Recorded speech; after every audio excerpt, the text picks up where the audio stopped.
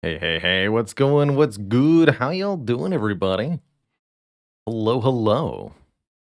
Hey there, Infidel Zombie. Uniquely Gay. Ghost. Lord Snow. Winter Parzival. Hawkeye. Ravenok. Monolith. Lave Lord Gord. Golyo, and everybody else, what's good? Feeling the mood for some Hades jams today, at least for the start of the stream. We recently started a fresh save file of this delightful action roguelite. And so far, we've had a very successful time trying to get out of the Underworld, at least once we unlocked Double Dodge, we were. How's it going, Kadutsa? Uniquely K and folks. So, 6 escape attempts so far on this save file. There's so many things to unlock and achieve in a save of Hades, but it's been cool to kind of start fresh and experience that.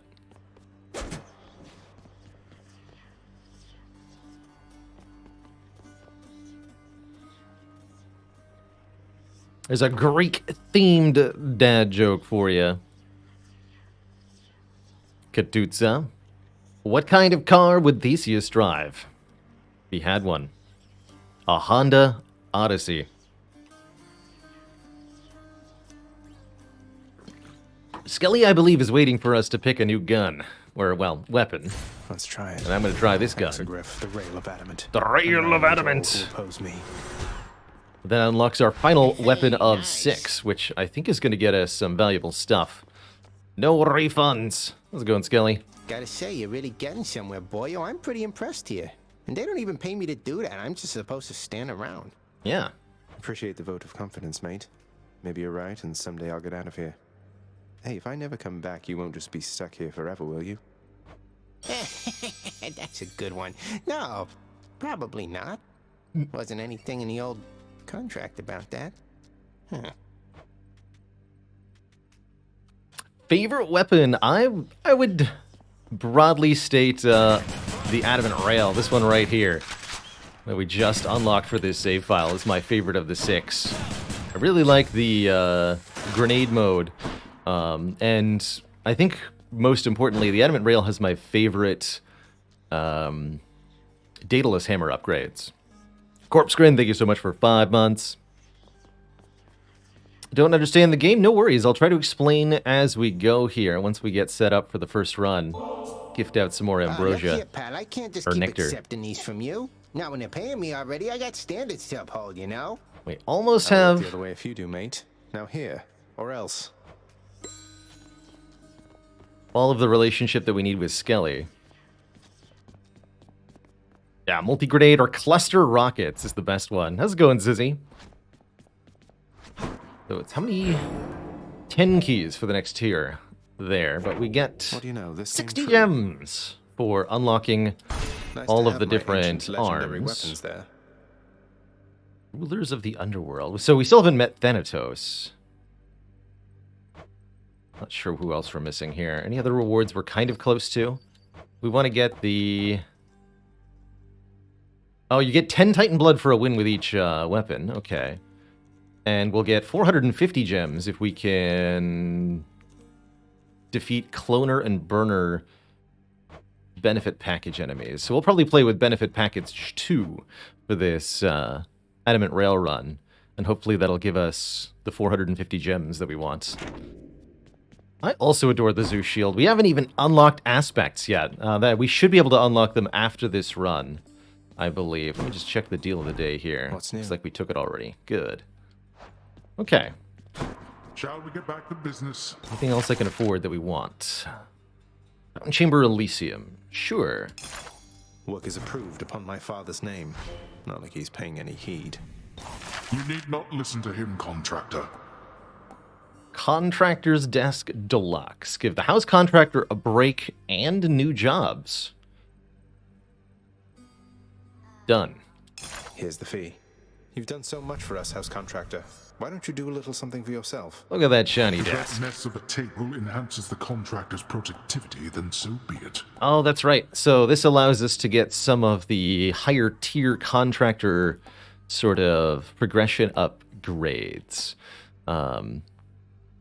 Small bonuses during each run. For example, picking up gemstones will give us gold, or picking up nectar will give us a level on one of our boons. Award gems after vanquishing underworld bosses to give us gem input, gem production. Or the ability to unlock Erebus gates, which are special challenge chambers. Still need plenty more gems for all that, though. And more No diamonds. sign of Cerberus for now. What's the conversion rate for diamonds? To get a diamond, you must pay 10 nectar. AKA 50 keys or 500 gems for 1 diamond. Okay, not a great exchange rate then. Noted. Let me just go lie down. Hold on. Hey, I'm back. It's time for a well-earned nap, apparently. It is the dead of night, or the approximation of it in the realm of Hades. Prince of the underworld Zagreus rises from a fitful slumber, with much mischief on his mind. Mischief? Me? I was just going to have a little look through Father's stuff. That's hardly mischievous, right? All is quiet at this time. Ever-dreaming Hypnos put a spell upon the house, as willful Zagreus had asked of him. All are fast asleep, save for the prince. It is exactly as he planned. Lower your voice, old man. I'm trying to be sneaky here.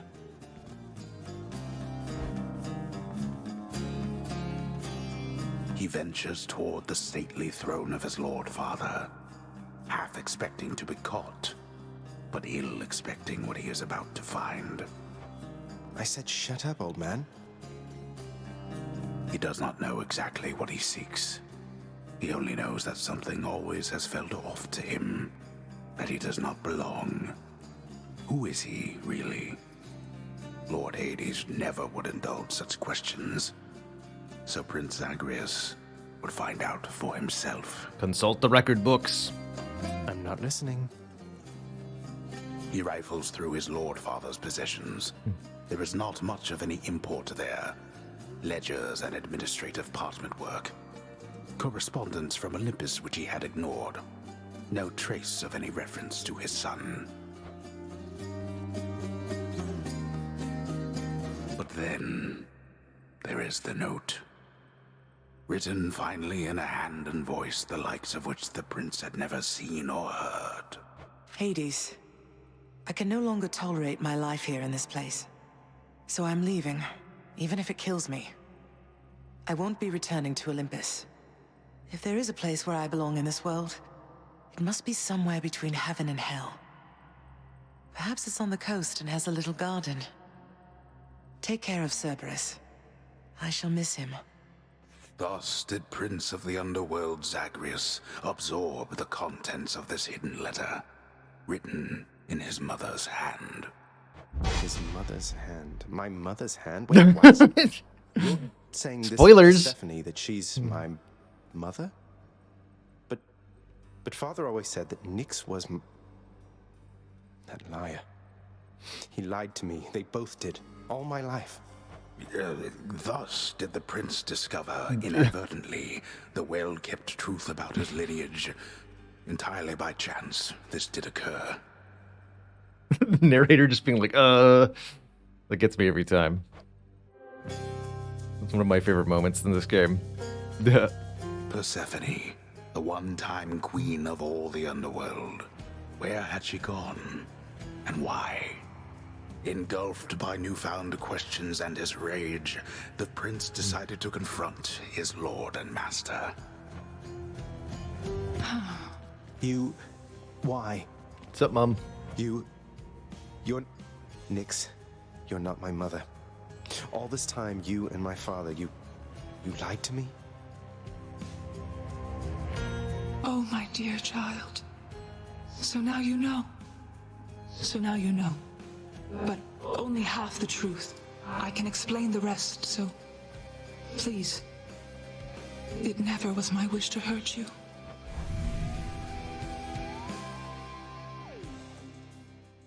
Father. What a nice rest.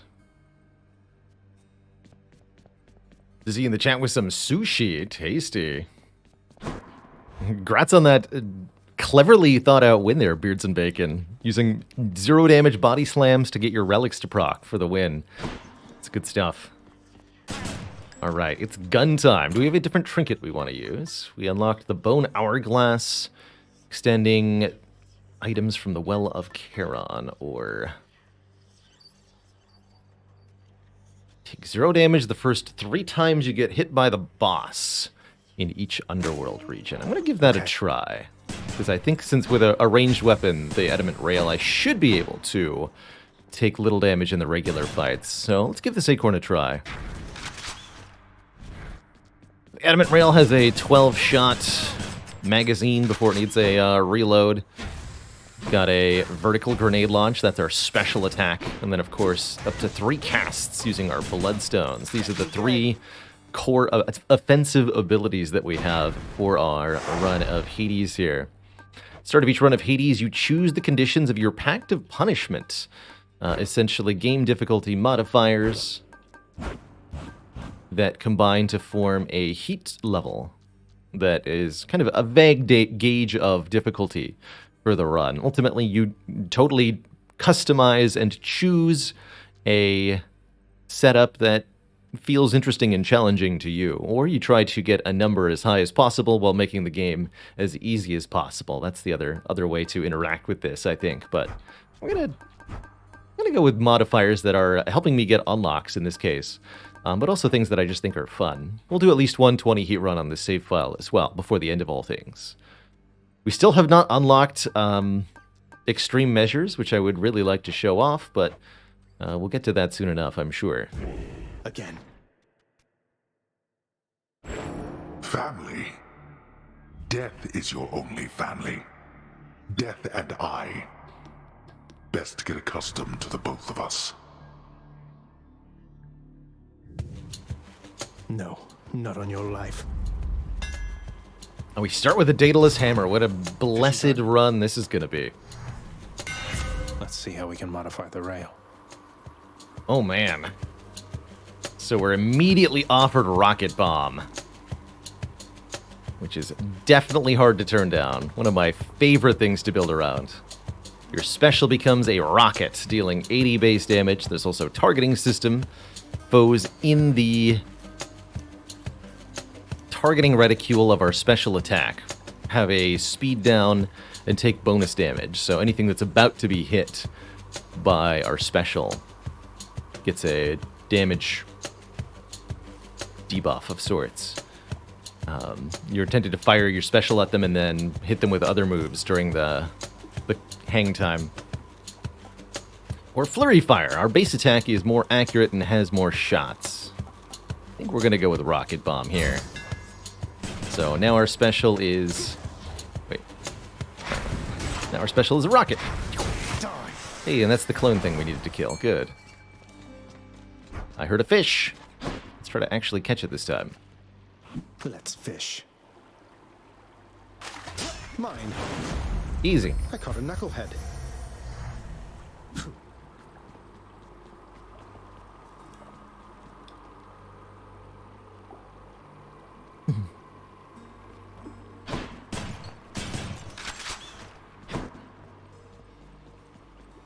Neurort says, with the highest heat that I've cleared, on our other save file, I've cleared 32 heat. Using one of the bow aspects. So I was able to get the 32 heat statue. On this save file, we have only played on heat 5 so far.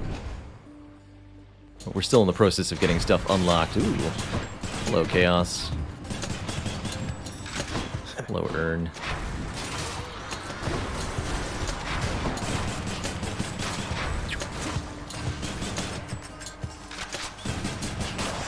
Reloads. So I can take max health or money, or I can descend into the Gate of Chaos and take a boon from Chaos.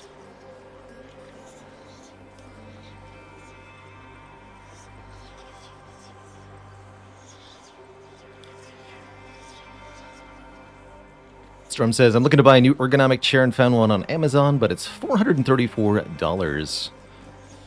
I would say that's a reasonable price. I'm not knowing the brand, of course, but if you're getting a reasonably well-made ergonomic chair, I spent considerably more on that than that on the chair that I'm sitting on at the moment, for comparison's sake. I can take it. We also have to pay most of our health to take a boon from Chaos, but that may not be a problem.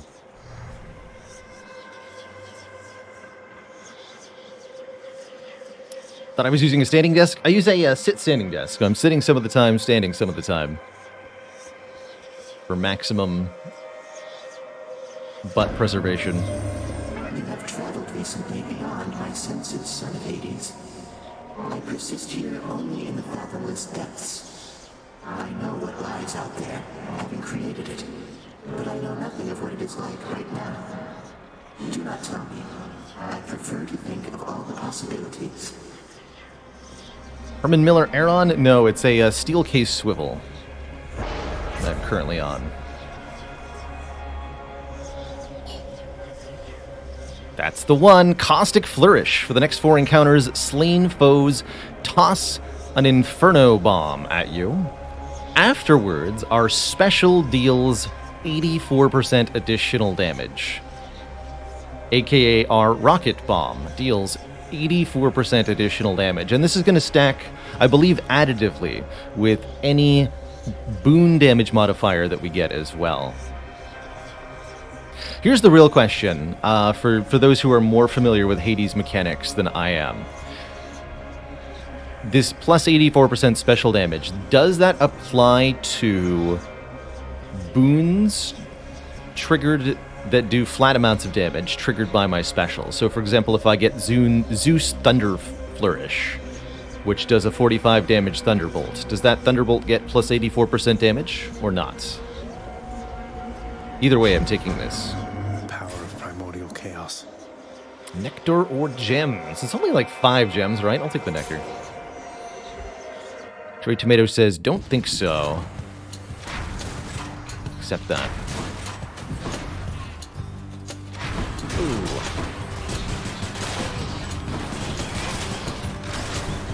That's a lot of bombs. Please don't fire all those bombs. Back to dust.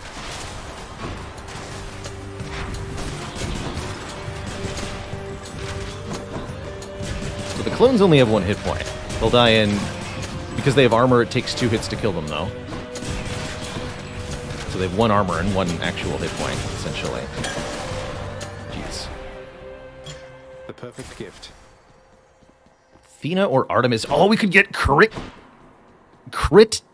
specials. Crit rockets. Or deflecting rockets, but I'd much rather have crit rockets. Zeus would still be base damage, they said. Only works with percent base boons. Got it.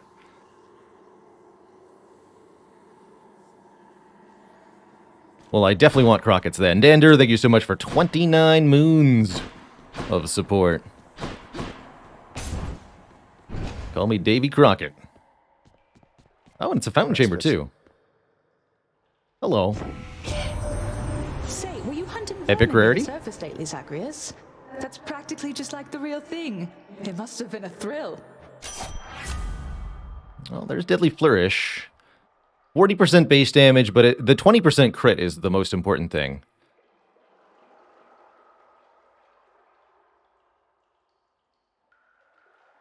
Yeah.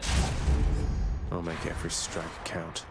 Now we have green exploding rockets with a 20% chance for triple damage.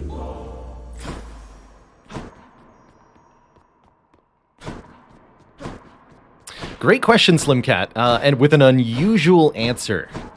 If you doubt what I say here, feel free to test it yourself in Spire with the console and modded, or trying to get the circumstances together. So, multiple copies of Master Reality will not stack with each other. It's either a status you have or don't have. And so you can't use multiple copies to create further upgraded Searing Blow. However, as Frozen Fox in chat says, any amount of Master Reality creates a +2 Searing Blow when created because of some kind of odd glitch in Spire. I'm not actually sure why exactly this happens, but even with one Master Reality in play, if you create a Searing Blow, it's a Searing Blow +2 for some reason. Go figure. So yes, you can make a Searing Blow +2, but you can't make +1 or +3 or 4 or anything other than +2.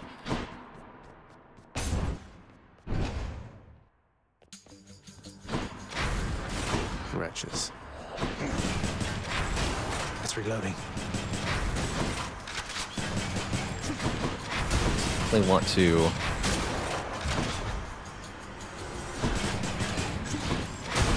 $370. Don't forget, our Chaos Boon has not kicked in yet.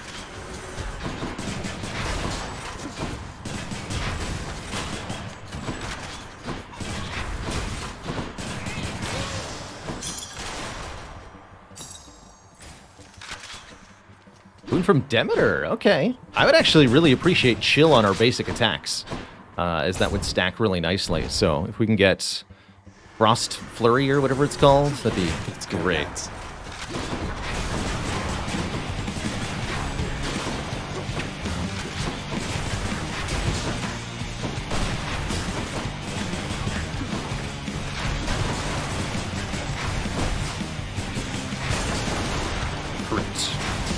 Dang. Oh, I gotta make sure they're backstab crits for the real damage mod. My daughter to a base-born farm boy, why, little sprout, I wasn't very kind to her, I think. Certainly not once her father passed. It was her mortal blood that made her weak. Born to mortals, taken by mortals, I suspect. So now they pay.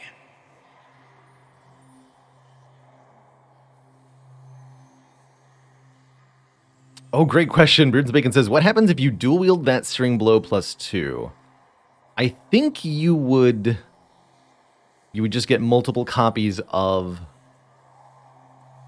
+2. I don't think dual wield will increment it. If it did, then the original quote-unquote copy is also upgraded because dual wield is another weird card with a glitchy interaction.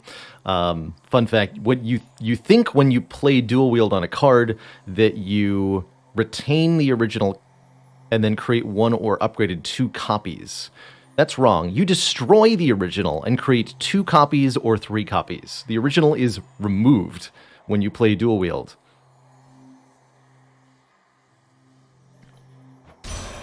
And that means that... Oh, man, we even got Epic Rarity Frost Strike. Perfect. Cool, I'll take it. That means that when you... Oh, that's right. But if there's only one valid target, you retain the original because it's the selection screen that does it. Oh, man, Spire Spaghetti Code. Why do you do this?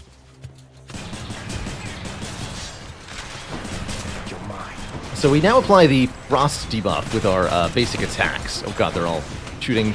Ah! Oh no! And that means that we apply a stacking 4% slow with all of our bullets. My Chaos Boon switched to a new effect. Okay, well, that was mildly painful, but now our crit rockets are actually empowered properly. Gods grant me strength. Can also add another 16% base damage to the Flourish with a Palm of Power here, which we will happily do. So now our special is rocking serious damage output.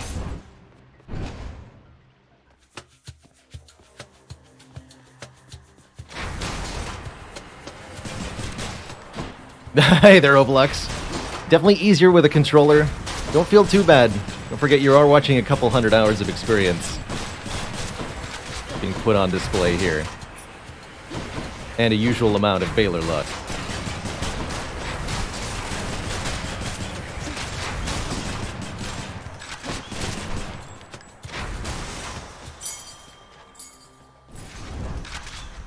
Max health, that sounds grand, because we only have 50 right now.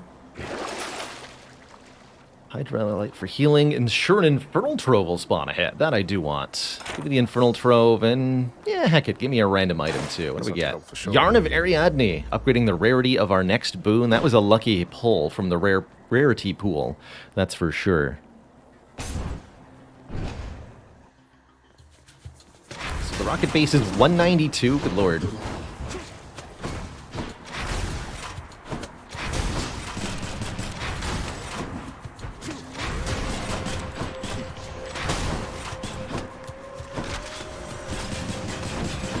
What?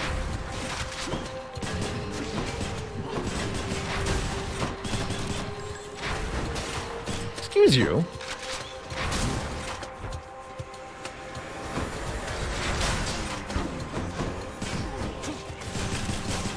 Chaos Gate? Ready.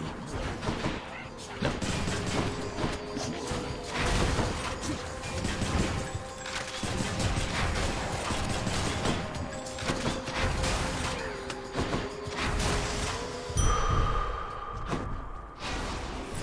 Is this a... Oh, a gold one. Earn up to 100 gold. Well, if I can earn 50 gold, I'll earn back the money I spent on creating this trove trial. Hooray? Whatever, let's try it. Yeah. You shall My sentiment regret this. exactly, Zagreus.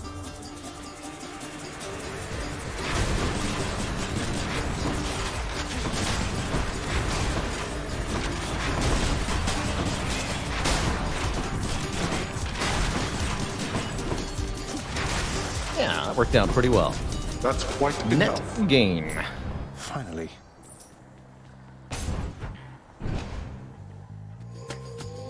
So our heat modifiers, currently we're just playing with 2 layers of benefits package. So all elites have two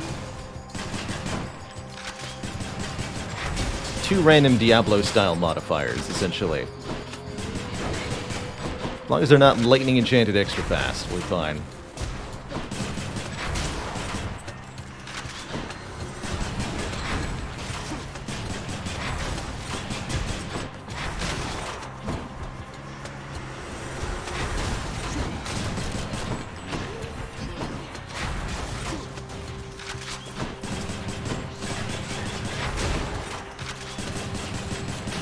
At least they're not immune to physical.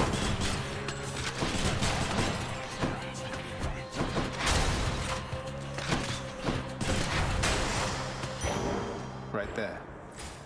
Money, cool. We'll have a decent amount of money whenever we run into Karen's store. Ooh. Oh man, we can take this Yarn of Ariadne into the Chaos Gate.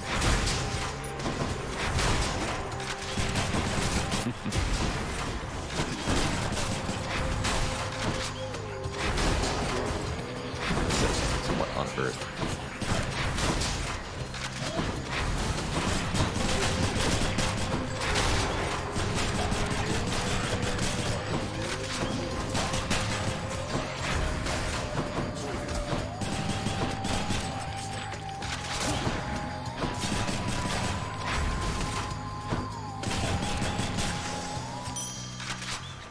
Shiny.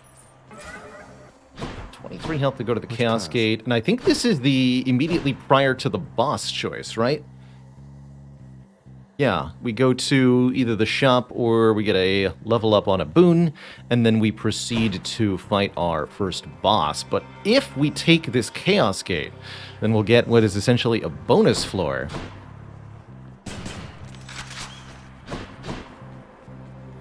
Because we'll get the bonus from the Chaos Gate, and then we'll again get to choose something like this again.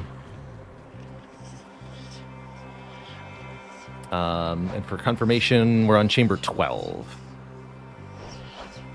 Which I believe is the right number for that.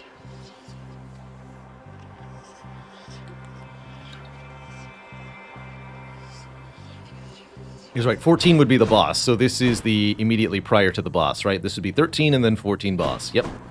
So yes, we'll have a Chamber 15 boss this way, and we'll get an extra floor of rewards. In addition to using the Yarn of Ariadne on this Chaos Boon selection.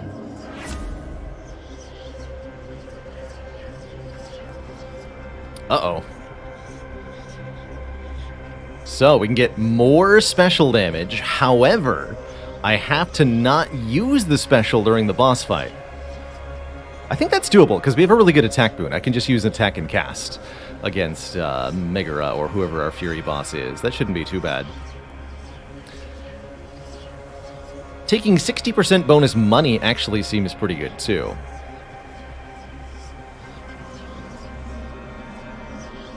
But I'm going to stack the special dam. Oh man, we can take a boon from Hermes? Deal.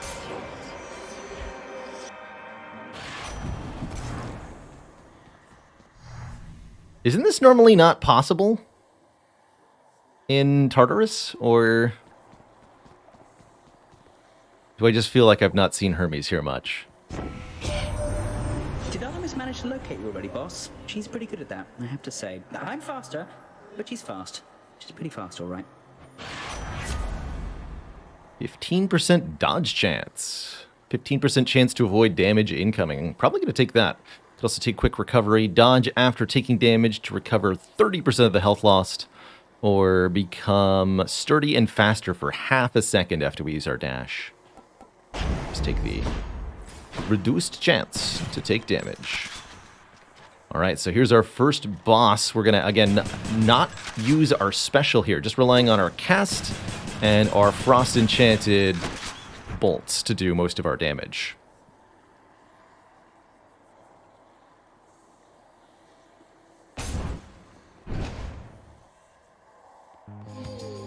Hello, Meg. Your mother, Zacharias. You really think you'll find her once again out there? Even if you make it out.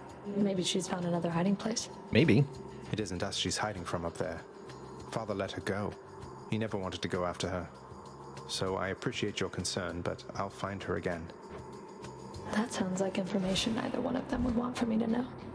You know the punishment for spilling secrets, don't you?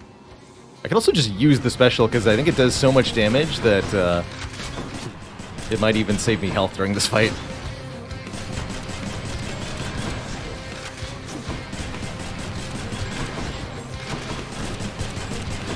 What a waste of time. Oh, that hit me.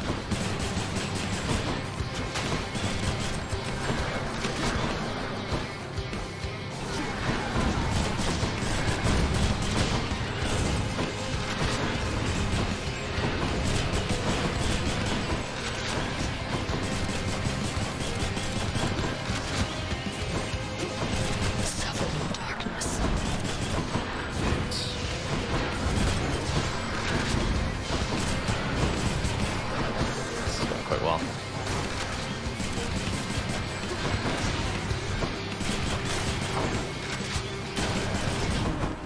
Oh, she got me there too. But I've got one more hit that I get to ignore.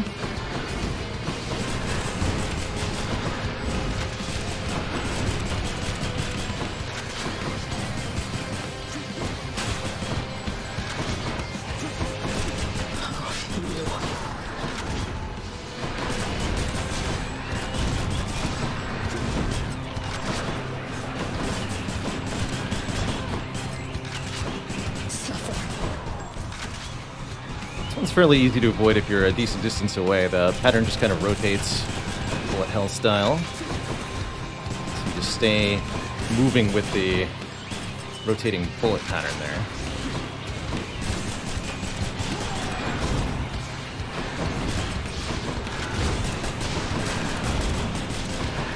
Shield's Oh, down. there's my shield. Okay, lost a couple hit points at the very end, but the acorn absolutely did its job, shielding me from 3 real hits that would have hurt quite a lot. GG. Did Exegriff just shudder?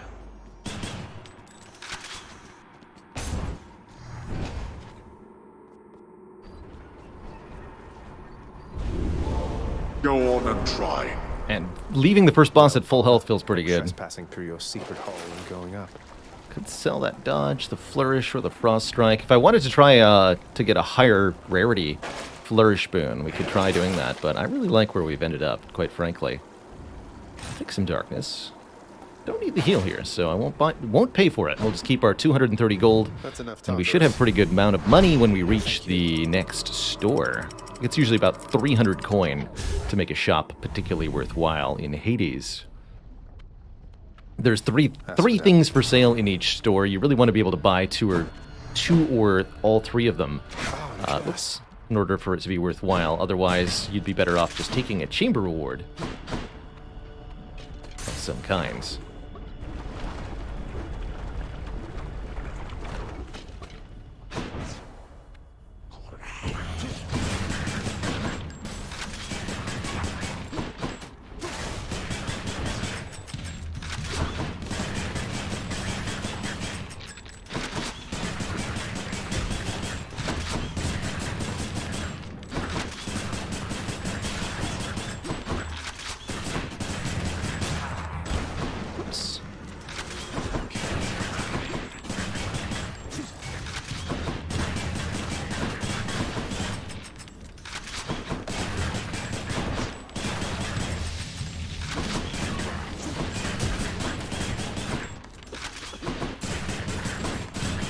Capitalize on our backstab bonus damage.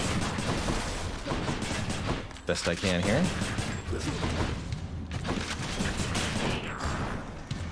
Just a bit longer.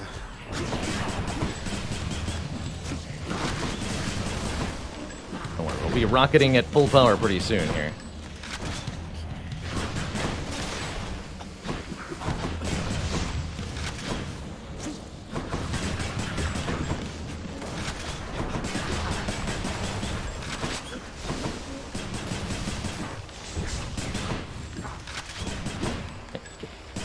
Over here.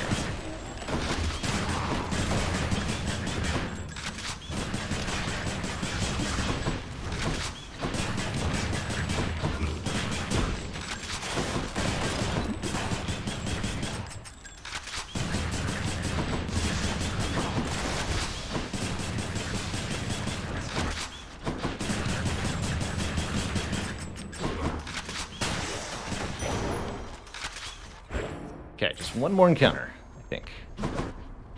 Key room. Elaine VD, thank you so much for 4 months and the Prime sub. Keeping it cozy. All aboard.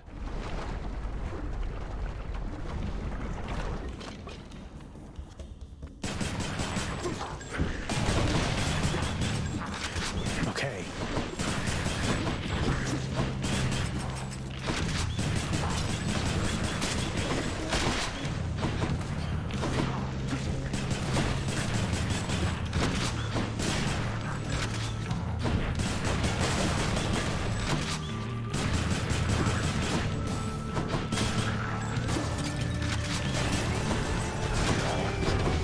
Okay.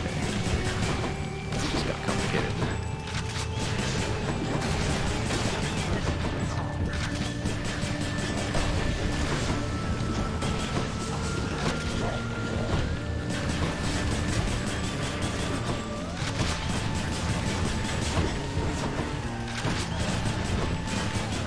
Run!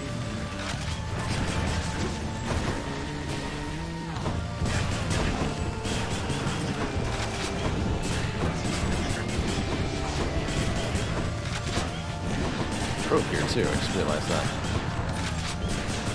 Make sure I don't miss that on the way out.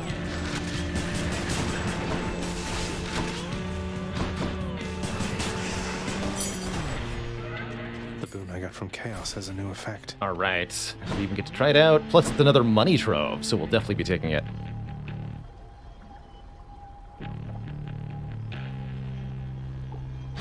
Alright, if you thought the damage was whack before, I'll wait until you see this. You thief.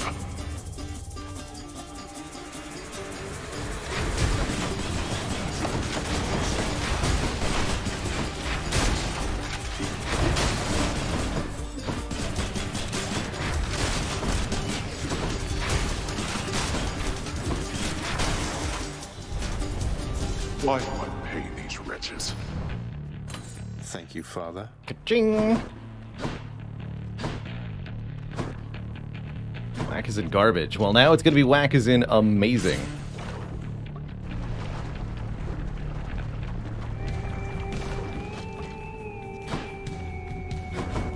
Who's those favorite shoes. I don't remember what happens when you anger Artemis. Let's find out. I'm grateful. Here we gotta choose a boon from one god, then the other one is upset with us. Oh man, I love Killing Freeze, although I don't think common rarity Killing Freeze is particularly good. Killing Freeze says when all foes are chill affected, they are even slower and take damage over time. Good shot there, Zagreus. I guess you got me. Now why don't you go take a shot at this? Sorry, Artemis. Oh yeah, I remember these. That's right.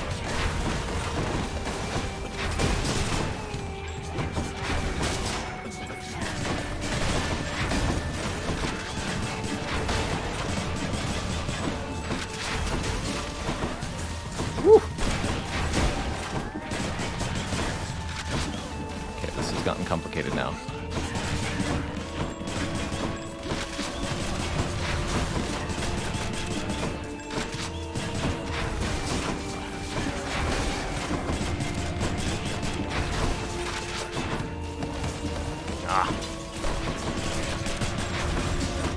So they're creating damage shields for themselves. Every blue heart ignores one instance of damage. But to hit them in rapid succession here to kill them. While avoiding all these crazy projectiles. There we go.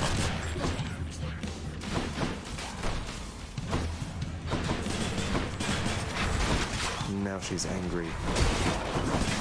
Oh, jeez.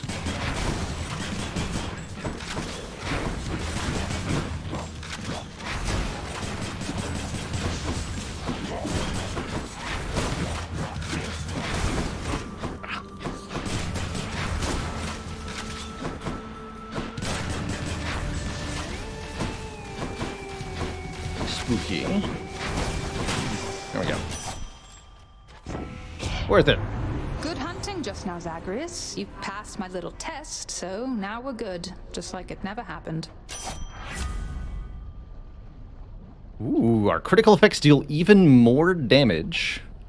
After we critical a foe near it gets marked, taking higher chance for crits, or replace our cast with a seeking shot that deals crits. I think I'll take the mark. So now our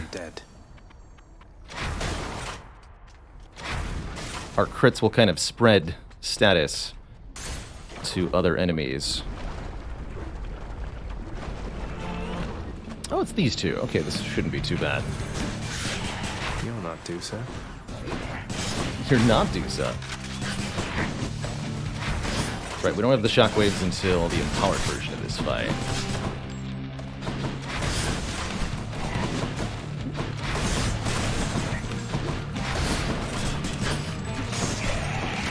Set. Just killing his damage. There we go. Those two are pretty Farewell, tough. Gigantic Gorgon head. In the name of Hades. Critical effects deal even more damage, or even more critical damage to armor. Anything with a yellow health bar. I definitely think is the enemies that we need the bonus damage against. So I think Hidebreaker over Clean Kill, but not 100% sure here. Big difference is Clean Kill will work on bosses, whereas Hidebreaker won't. What does armor even do? Armor is the yellow health bar on enemies. Enemies with armor cannot be stunned by attacks. Yeah, it feels like there is no wrong choice. I agree. Let's start with the Hidebreaker. Oh my. And I'm happy to see this lady. She can level up our boons for us. Must be Eurydice. Or upgrade the rarity of the future boons, but I think we'll just take boon level up here. That should level up Hidebreaker, Killing Freeze, Deadly Flourish, and Frost Strike all.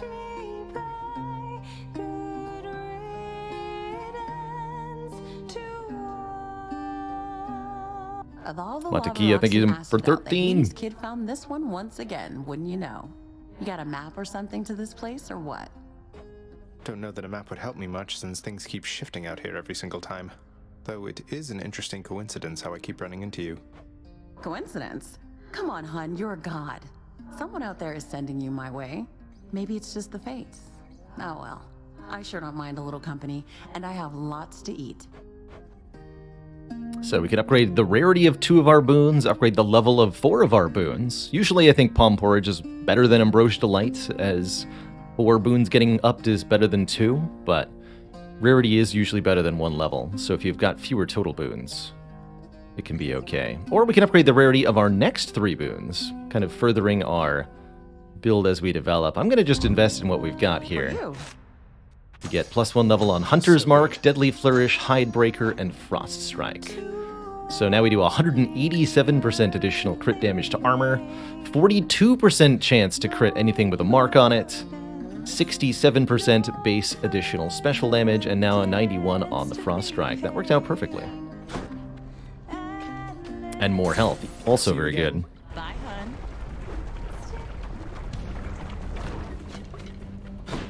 More slam dances?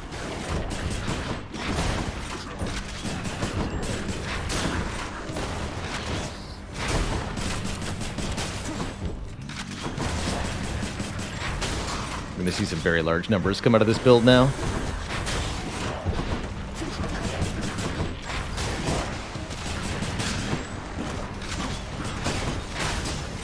Like that one.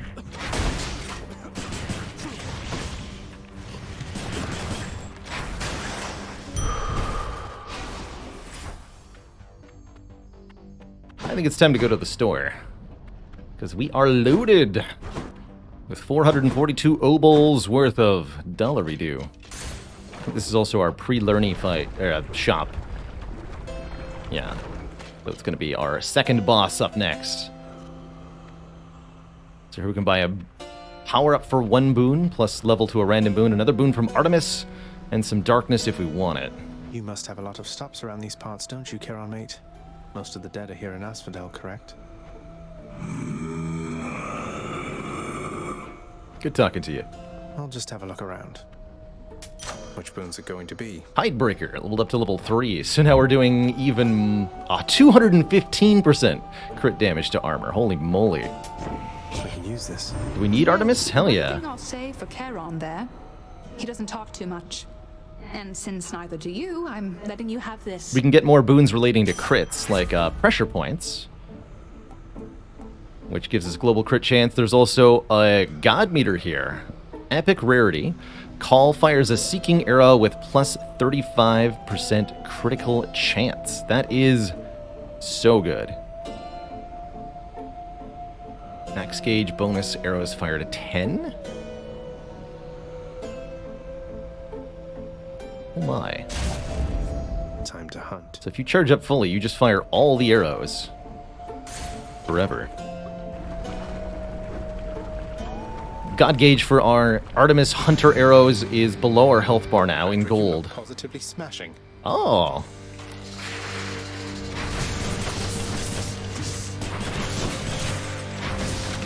Good. Different variant of the Bone Hydra. Yeah, these things have armor, right? Yeah.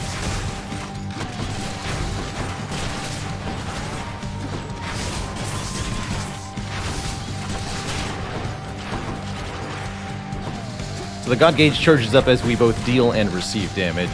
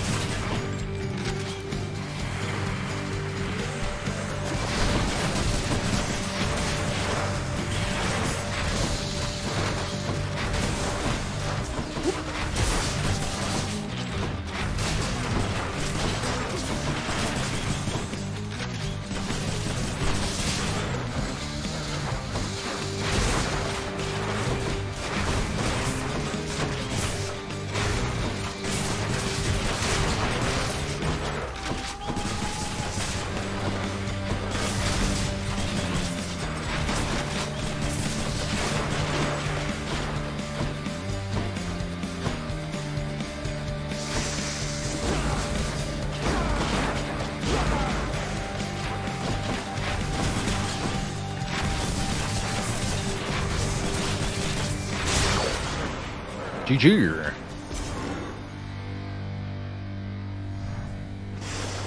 Got you. It's beautiful. Well, that went perfectly. I think we only used 2 of the 3 shell charges there. Great stuff. I might swap out to... Actually, no, I want to keep this at least through Elysium. So we have the King shell equipped for Theseus is eager to see you again soon. Theseus. But I'll probably swap to the Max L Trinket for Temple of or Styx. Could try a different one.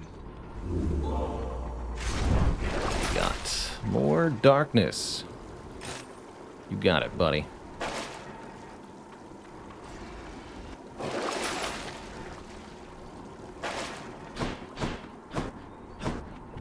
Onward then. Don't usually sell boons. I think it can be a valid strategy, absolutely.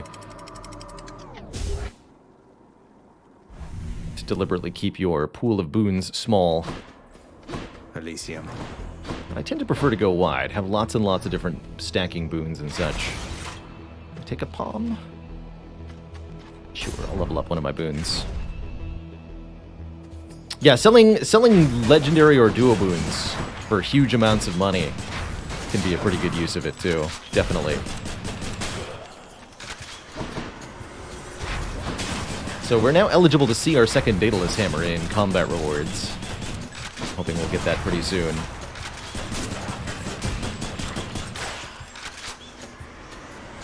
And then if we're lucky, we can double down on another special modifier. Hello, please don't do that.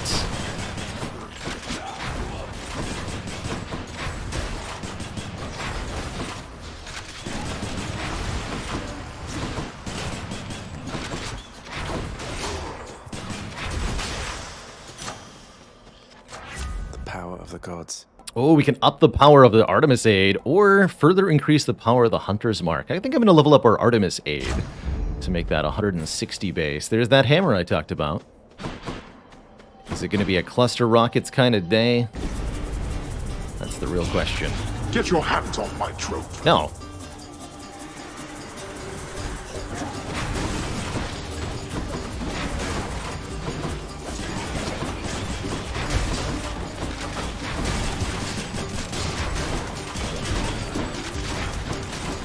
Excuse you. Worthless.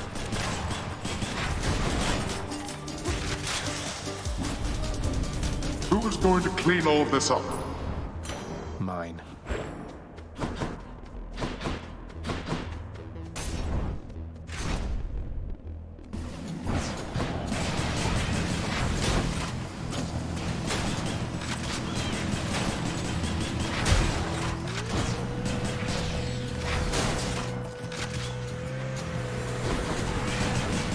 No. Away.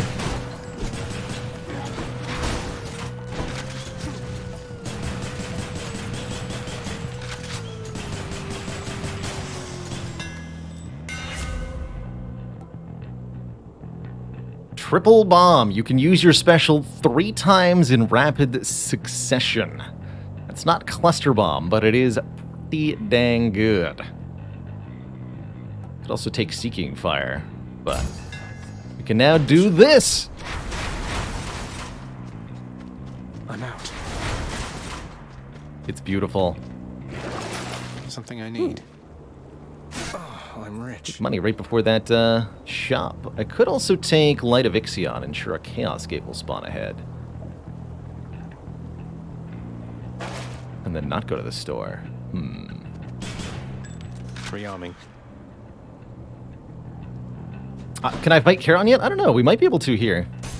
I'm going to not take that Chaos Gate, and we're going to go in here. Ah, there it is. Yes. Borrow 300 O-balls.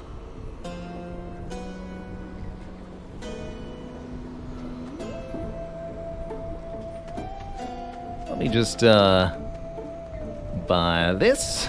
Here's the fee. And this. Ooh, Festive Fog. Currently, actually very need our cast to lodge into things. So let's take Positive Outlook here. Not a very good positive outlook, but oh well. Hey there, Charon. I hope you don't mind if I just help myself to some of this. Wow, thank you, Charon. Sorry.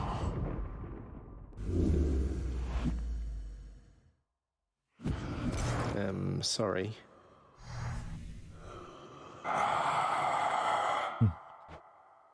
Charon, look, I can explain.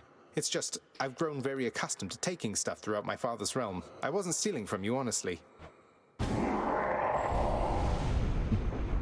That was not an understanding sound. Wait, why are you brandishing your oar in such a menacing way? Oh, it's because you're going to kill me. Ah! You did so much damage, I forgot about that. I'm out.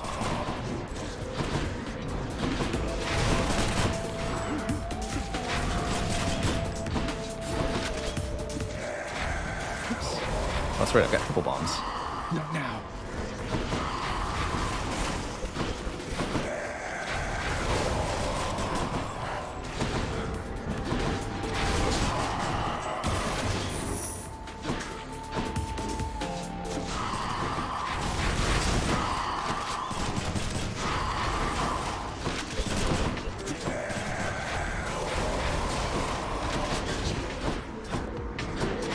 Also, apparently he doesn't count as a boss for the acorn. We just learned this. Don't kill me! Ah! Don't do that.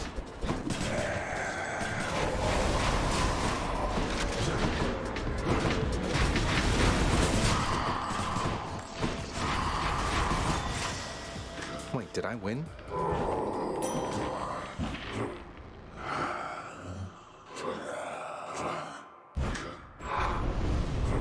No way, a membership card for me? Yay! Look at these savings. Oh, I'm supposed to do the lore before I click that. Oh well. More long spears? Ah! Out of the frying pan into the fire without even missing a beat. Yikes. Please no. Not yet.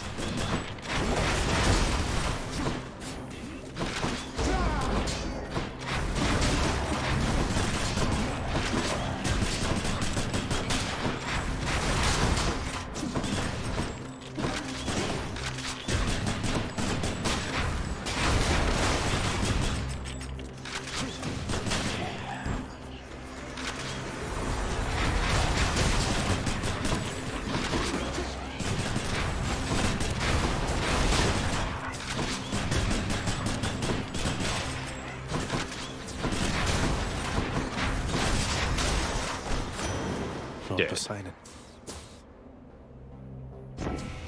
Oh, I wanted to gift him, Why, actually. little Hades, there's a certain chill about you, meaning you received an ice-cold blessing courtesy of Elder Goddess Demeter, correct? Now, personally, I think water's best in liquid form, but who am I to judge? Ooh, Flood Shot would be nice. We could also take Tidal Dash for knockback. Bastard God Gauge charge. That could be very, very useful against Hades, especially. Let's go with the Flood Shot, though. I believe the Flood Shot still lodges in enemies. Proper-like.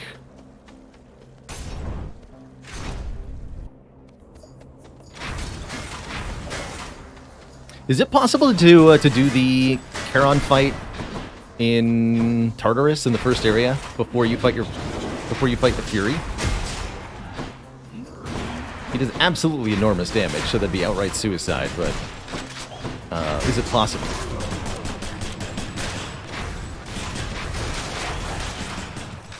Yes, but it's dumb. Okay. As expected. Ow!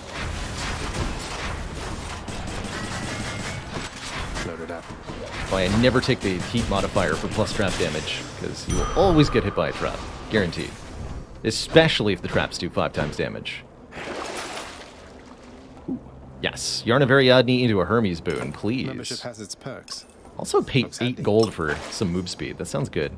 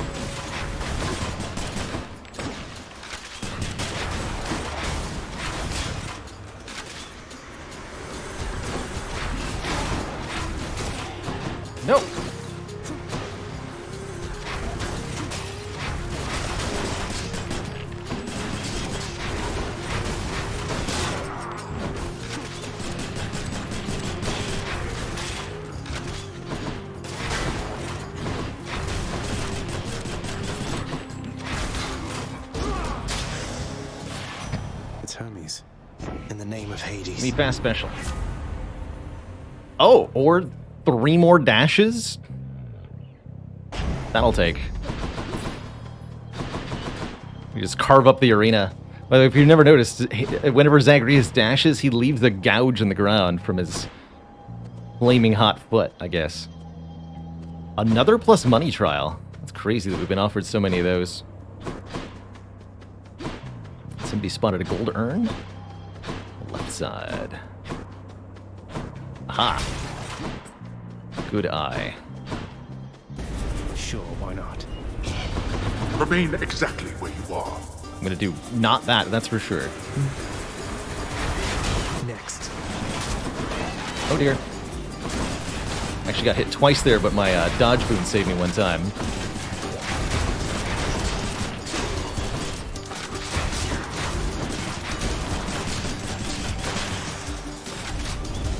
Ah, that's enough.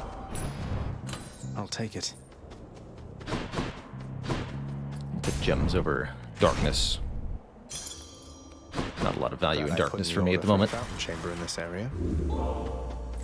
Definitely happy that we're at full health. Another shop. Interesting. I think I'll take the max health. We are going to get to use all of this accumulated money and discounts when we arrive at the Temple of Styx.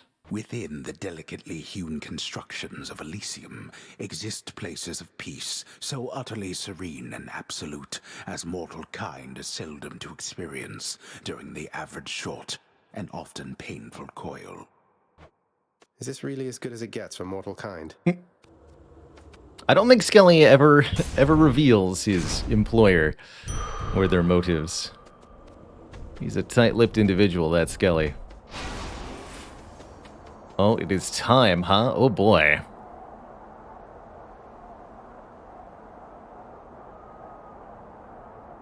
Oh, in the late game it is revealed? Cool. I don't think I ever got that. The magnificently ominous facade of the Great Elysian Stadium looms tall above the rabble-rousing prince, as if to goad him into such a competition which he cannot hope to win. Cheers for the vote of confidence, old man.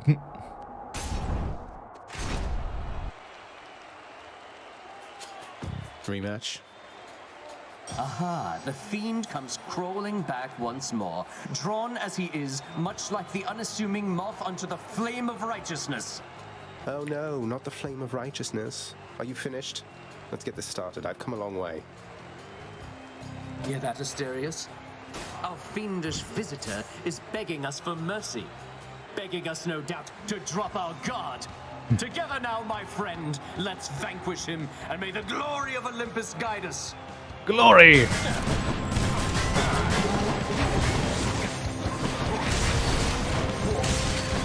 Face me! You are unwelcome in Elysium, and I shall happily escort you out.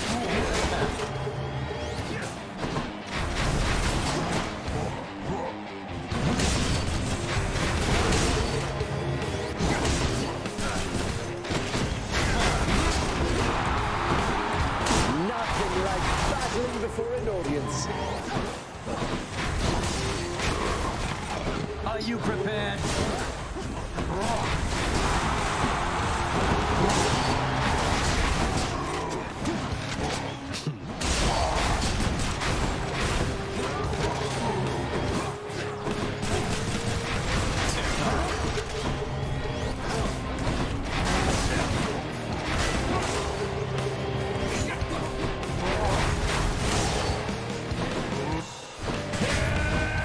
On high, attend me!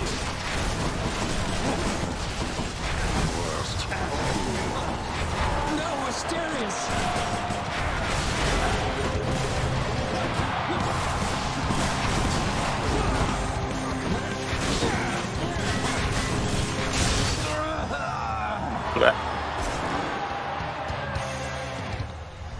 What a loudmouth. Well, this build seems very effective. You are my biggest fan. Onwards. I shall stop you by my own hand if I must. All right. Which to choose? We have to clear one more encounter with the Evergreen Acorn to rank it up. Maybe next time. It's time for some more max HP as we prepare for Dad. None of these seem useful at the moment. What about... let's sell this crappy positive outlook. Otherwise, I rather like these boons. So close. Clear. Keep them coming. We're going to buy a lot of stuff here. Don't think I have enough money to afford the diamond or blood or anything. But there's possibilities. Fishing point there. Let's see, 960 for a Titan blood. I don't even think I even need that, so we'll take a bunch of boons. Definitely going to take that Hermes boon. We've got fish. We've got lots of tunnels. Probably going to explore all 5 tunnels with this build, too. Fishing time, then. There. I caught a scuffer. It's adorable. For an early side hustle. With me, are you, Charon, mate? Oh yeah, there it is. 13 money per chamber. Or more call... more dodge and move speed after using call. That'd be pretty good, too. But yeah, this will pay for itself pretty quick, actually. 13 money per chamber. That'll let me buy out the store, probably. Especially with the 200 gold from this. Let's start with another boon from Demeter. This one, I guess. Eesh. So side hustle will give me 13 gold per each of these little Styx rooms. I want to say there's 5 in each tunnel, so whatever 13 times 25 is the amount of money I'll be getting, essentially. Mostly just pays for the 400 I put into the boon.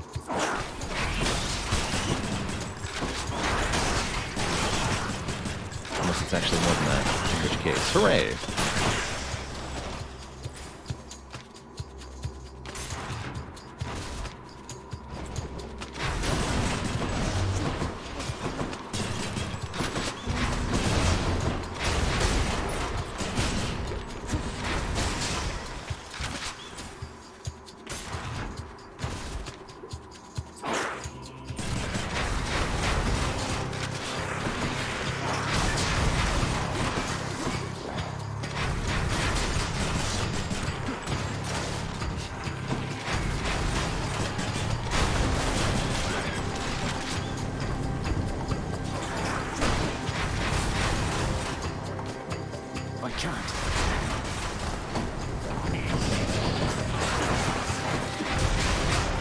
I saw a 1400 crit there against the armored guy. Ouch.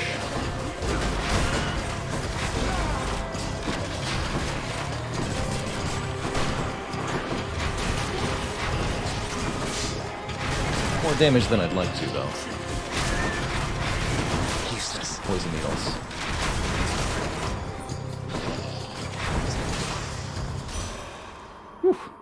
Hear me. Debald, thank you so much for 9 months of keeping it cozy.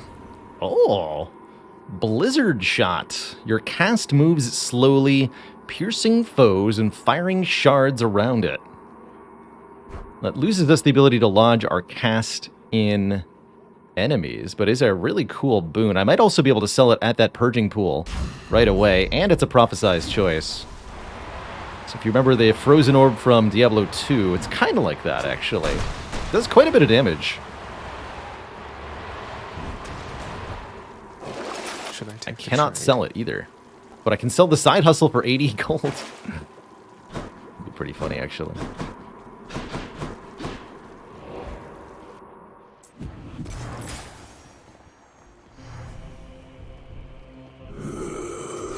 I'll take this one.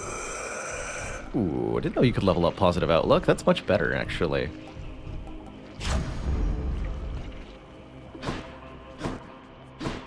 The vast temple of Styx and its innumerable dangers now are all that separate the Underworld Prince from the land outside, which he so desperately longs to see. The Purging Well boons are rolled before the Chamber Reward. That makes sense. Made it. A crudely hewn network of tunnels grows from one of the cold temple's flanks, containing vicious denizens unwelcome in this realm, even in death. Yeah, that makes sense. Satan markings.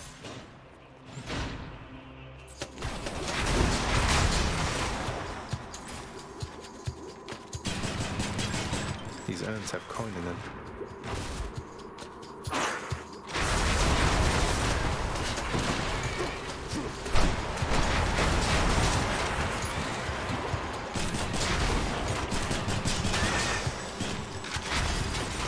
That's a lot of coin. Money.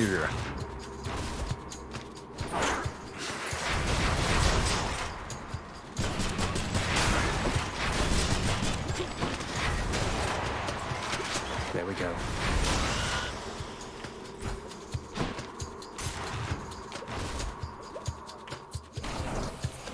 That's one of their layers. Whoa, that's rude.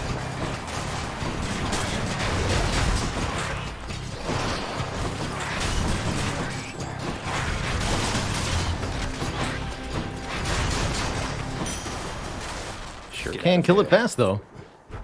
Dang. Leetnanas, thank you so much for the 26 months, 20 more than the current number. Completed attempts.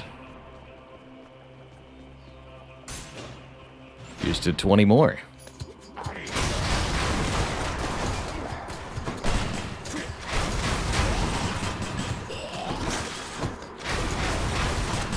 Please give me crits, thank you.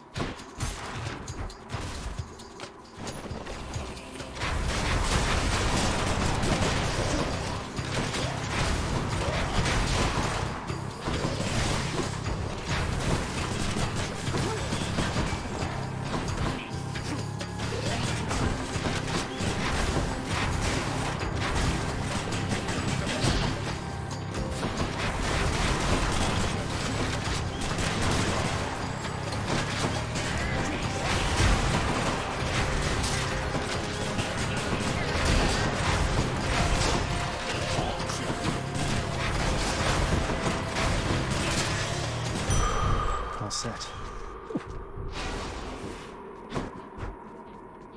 Okay, everything's going well. Let's just go down this Sata hole. Am I actually going to want that Titan blood? That's my question. Deeply unclear.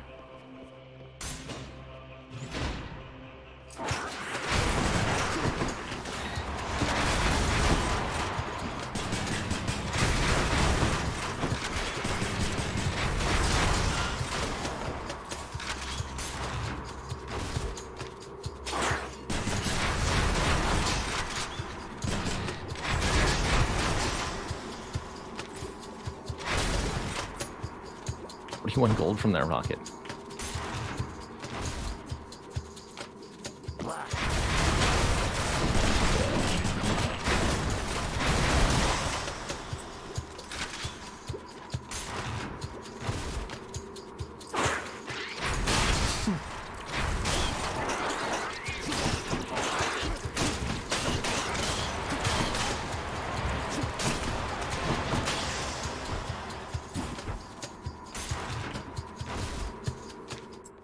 Support fire. It's been a while since I've had that.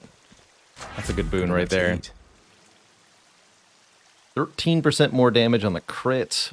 Dramatically improved base damage on our cast. Or even more crit damage to armor. Let's upgrade our flood shot here.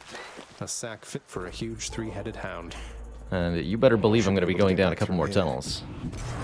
Could check the other passageways. Well, the last tunnel. Give me the remaining money I need. And if there's enough money left over to buy the max health, I'll probably do that. Let's see.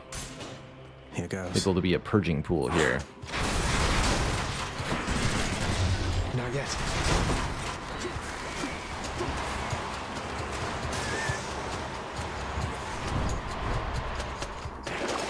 Let's see here.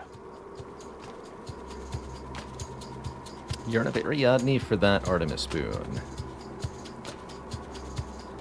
Can also gain 20% move speed for the Hades fight, actually. 8 encounters will last until then.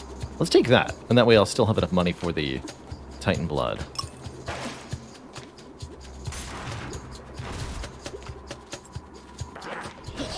Look who.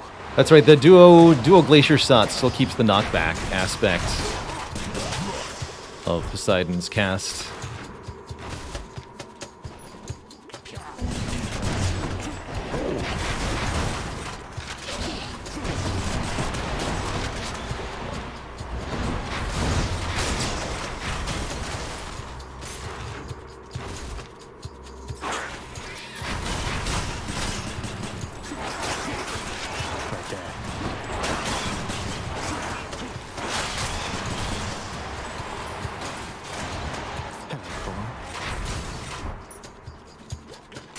All that cash.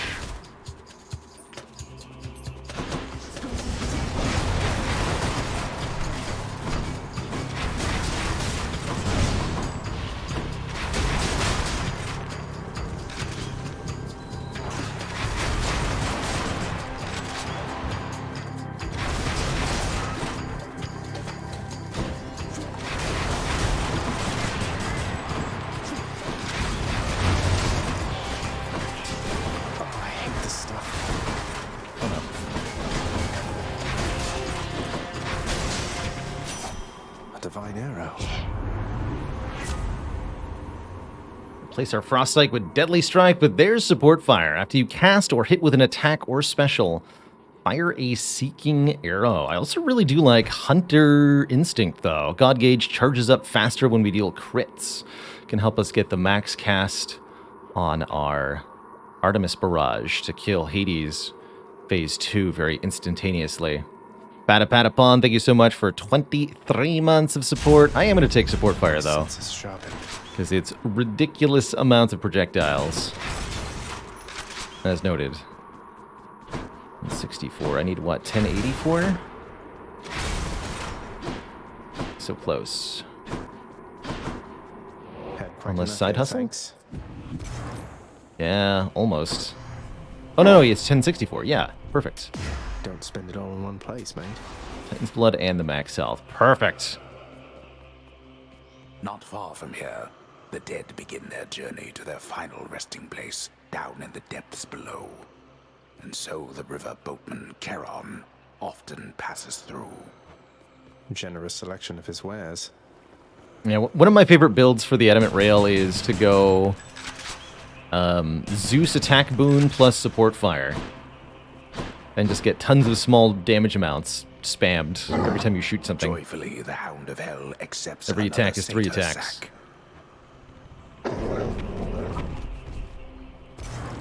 Thank you, boy. Cerber is left. He was hungry. Onwards to our family reunion.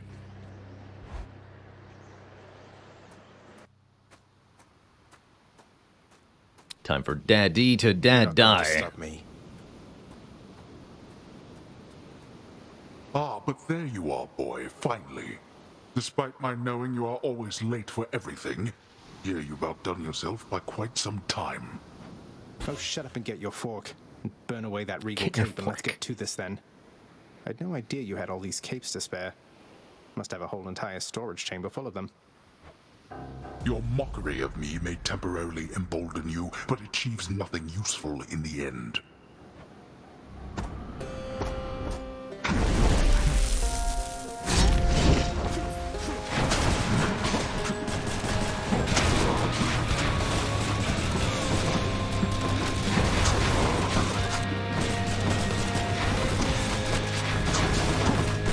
Darkness. Observe.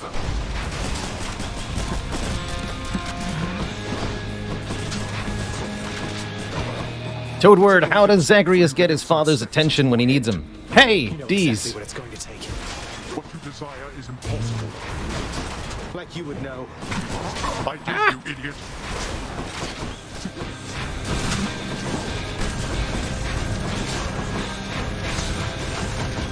No refunds.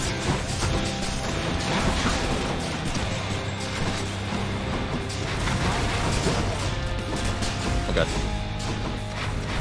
So you can stop these shockwaves by just killing the skulls, but didn't do that.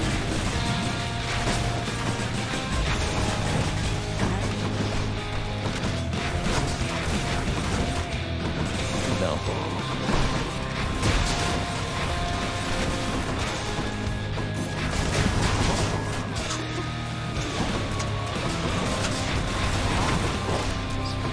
Set up phase 2.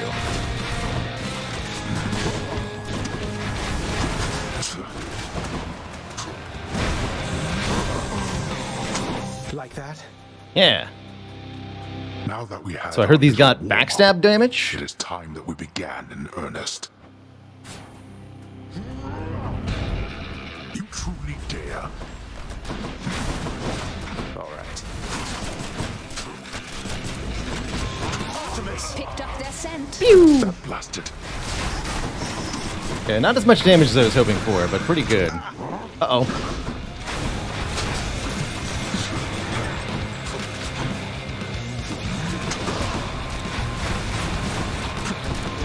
Now this.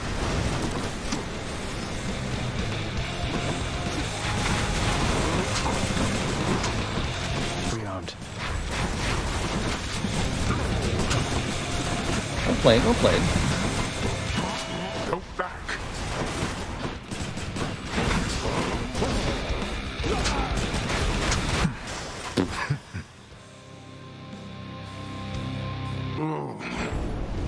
The world you seek out there, it's even crueler than the one you know. I shall GG. remember this.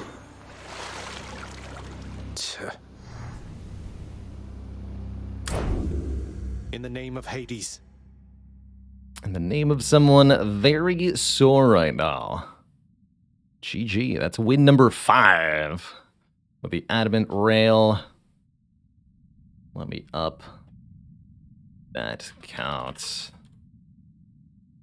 5 wins out of 7 attempts. Not so bad. I think we're only going to get better from here. GG.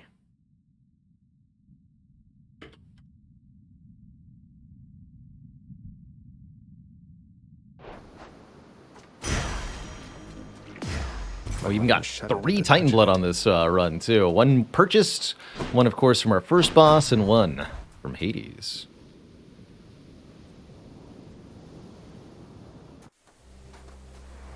Beyond the frozen overlook and all that.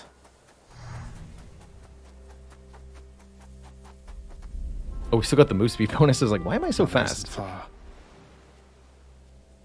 The Ichor.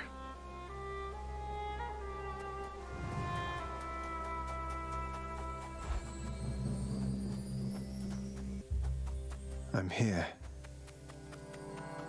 Is that you, Zagreus? It's me. Check for fish. What does Titan Blood do? Titan Blood is used for unlocking the different aspects of weapons. We should be able to do that after this run, actually. Son, I have to ask you, how much do you know about your relatives upon Olympus? Allowing you to get much better versions of your weaponry, essentially. A little. I've been in contact with Athena, Zeus, and other members of the family ever since I first left Father's house. They've been assisting me in getting here. No. Zagreus, what have you done? You've let... No, they think I'm trying to escape from Father so that I can join them on their mountaintop. At least I think that's what they think. Most of them, anyway. But trick then, 'em. does Hades know of this? That Olympus is involved? He does. Both he and Nyx. In fact, it's Nyx who put me and Olympus into contact.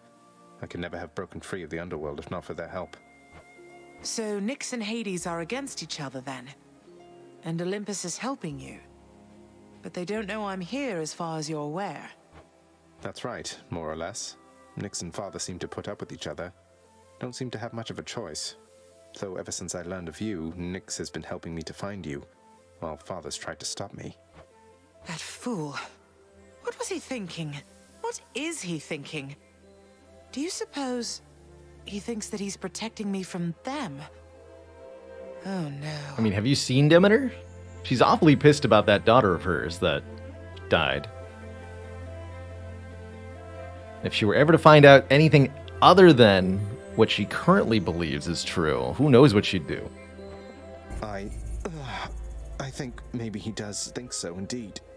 Because now, having met my relatives upon Olympus, I can definitely see that they can be a bit vindictive about things. Yeah, the lady who's causing eternal winter, that's right. If she ever realized that her half-deity child was not, in fact, killed by mortals, who knows? Vindictiveness runs in the family, my son.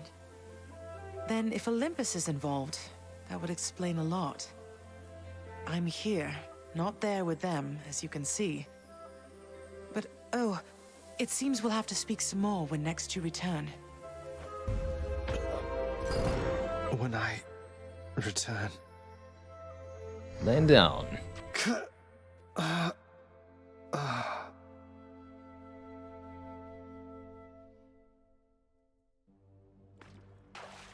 Well, this is going to be awkward.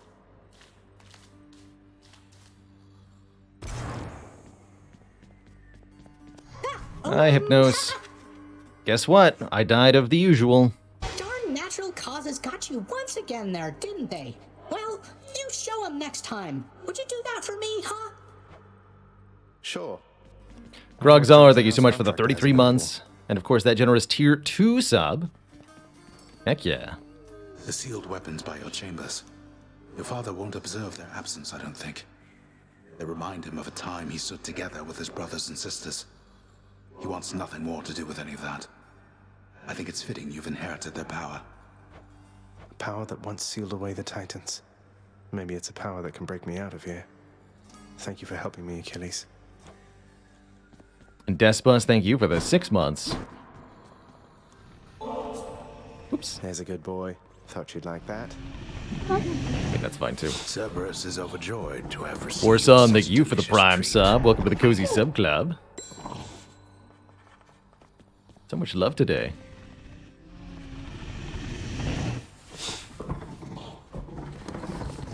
He's a good boy. Yeah. I told you, boy. I told you. There's no escape from here. Learn that the hard way, then. You could have told me more important things. Mother left because she never even knew I was alive. Thanks to you. She's got a lot of questions herself, as you can probably imagine. I'm headed back to her. You going to cooperate? Nonsense. Listen to me. If you have any sense remaining in that head of yours, I caution you not to discuss this here and now. Let me go. Let me find her. She demands it. No. I'll hear no demands from you. Thanks, Dad. What's the deal of the day? Give me the best deal you've got. Ambrosia for 10 nectar, huh? We did catch some fish. Let's see what that turns in for. Do what you will with these, my good chef. 60 gems. Good. Totally worth it.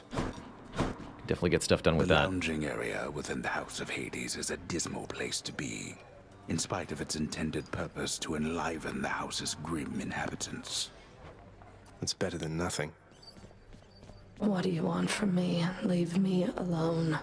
We've nothing to discuss here anymore. I was just checking up on you. Just let me know if you wanted to talk for any reason. I'm not interested in having company, especially from you. You stay the hell away while I'm off duty. I never doubted you. Nyx, my mother was quite concerned to learn Olympus has been aiding me. Haven't you put her in danger by involving them? Was there no other way? No, there was not. She has been in danger all along. I concealed her, yes, even from me. But it is not enough. I do not think that you could have found her without the Olympians. And if I did not reveal your existence to them, if they discovered who you are, it would be worse. Ugh, what a mess. How are we going to fix this? We're not. The Olympians maintain belief that you are trying to reach them. I trust we can sustain this understanding for a long, long time. Perhaps not forever, but long enough to discover a solution. Perhaps with your birth mother's help.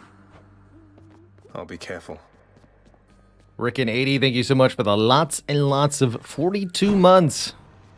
3 metric years plus 1 imperial year equals question mark, question mark, question mark. Oh, hello, Zagreus. I was just wondering if you had ever heard of any other court musicians who had lost the will to sing? It wouldn't exactly be court musicians if they had. Honestly, it has been rather difficult. If it's any consolation, mate, I'm certain every single undead court musician serving in the throne room of the God of the Dead has been through everything you're going through. Yeah. Hi. Hi. I hope you're having a nice stay. Even though you don't want to live here anymore, Your Highness. And there she goes again.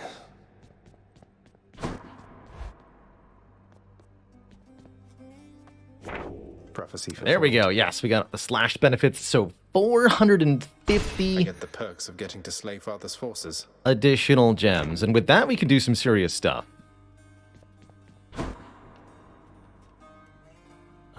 Because we can convert those gems into other resources. What's all this?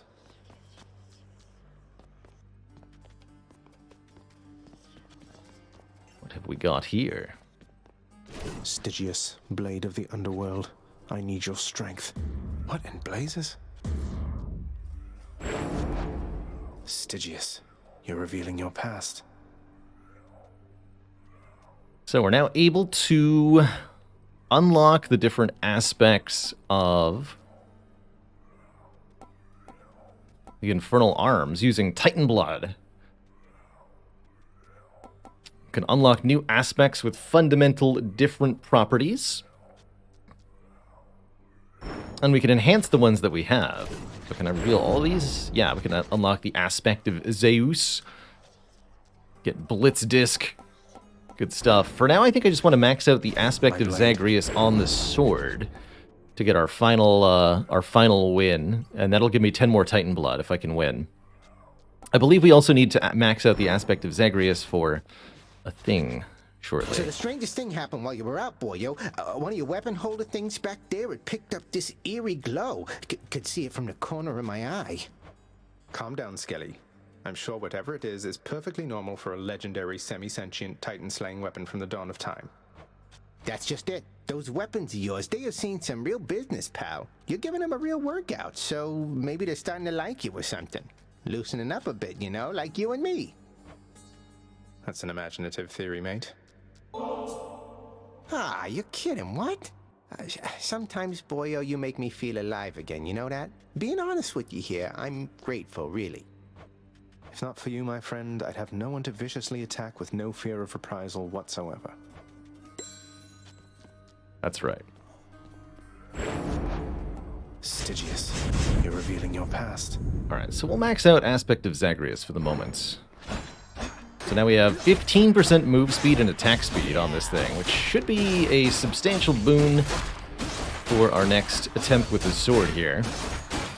And if this fails, I'll use the cast sword of Poseidon. I am slain. That's right, you are. All right, I'm back. So before we go for our hopefully 6th victory here, the only weapon we haven't yet won with, the sword. Customize our difficulty for that momentarily. I'm not going to do benefits package 2 anymore. It should be Skelly. I'm going to switch back to the acorn as well. Oh, and we've got more things to unlock too, actually. We have 500 gems to spend.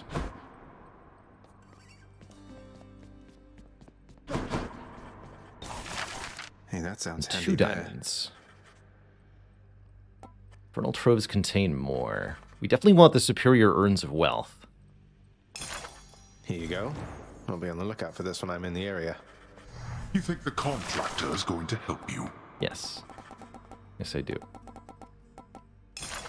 Contractor, I would ask that you pursue this job. I'll be excited to see the result. Anything good? More keys for me.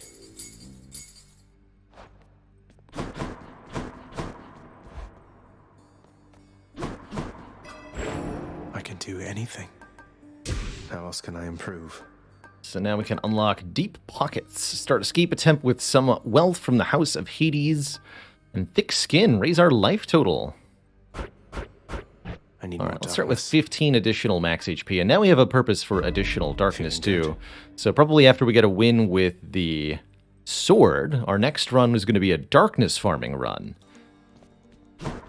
To farm up as much as we can in one run.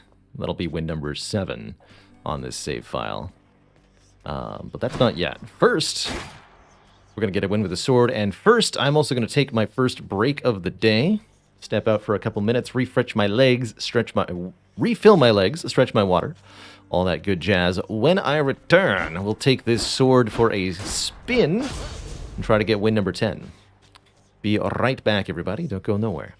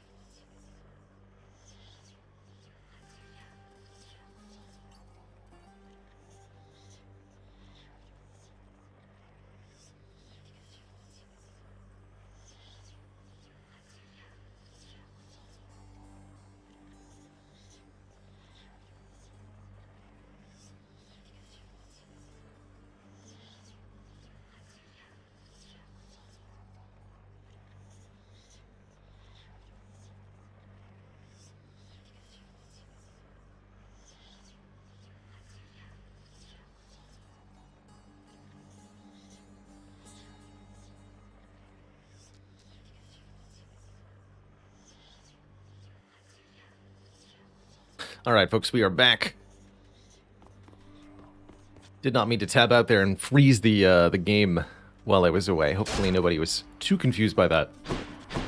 But apologies, even though they can't hear me, to anybody I lost during that time.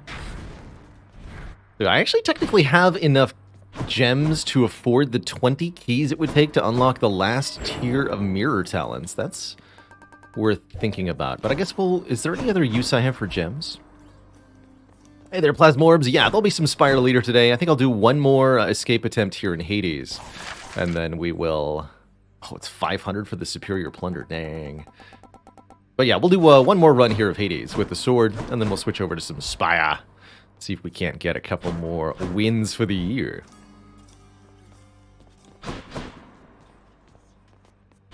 Alrighty, here's our Pact of Punishment. Do I want to play on Heat 5 still? I think for this one... Still don't have hacking.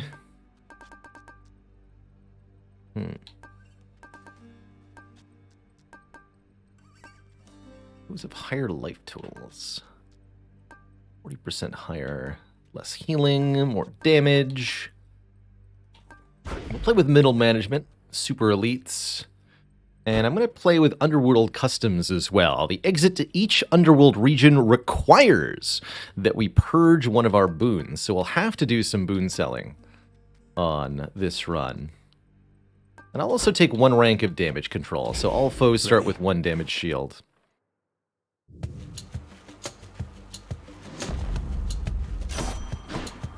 All punishments are definitely not created equal. I'd say some of the hardest Pact of Punishment modifiers are any of the ones that make enemies tougher to kill. And that's multiplicative with each other. So the damage shield Pact of Punishment modifier and the plus health modifier, these stack together to create really tough to kill enemies that are very, very difficult to deal with. You've become a right accomplished vermin hunter, Zagreus. Maybe you'll get to use those skills against worthier creatures soon enough. I also wanted to switch to standing here. Rise, my children.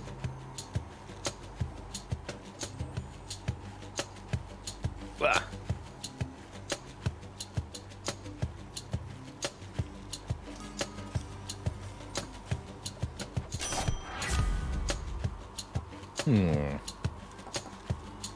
It's a pretty crappy Deadly Flourish modifier. I suppose True Shot could work, though. Just give us the Artemis cast. Never seen a wall that can be lowered before. Got it special made. Sure, we'll go True Shot. Better hide.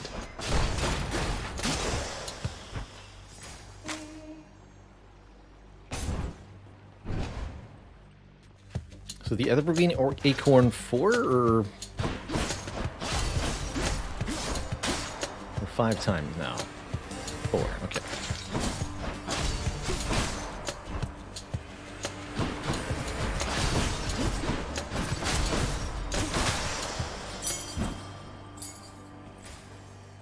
Stabby, stabby. Definitely appreciate the movement speed boon on the aspect of Zagreus' sword here.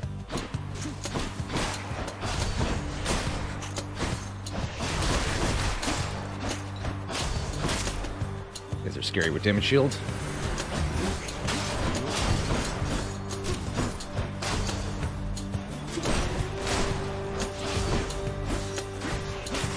Boop. Time to collect. Keys or nectar? Bows, I'll take the nectar? Guess it doesn't much matter. So we have plenty of each currently. Well, I guess I only have 2 nectar. That's not really plenty.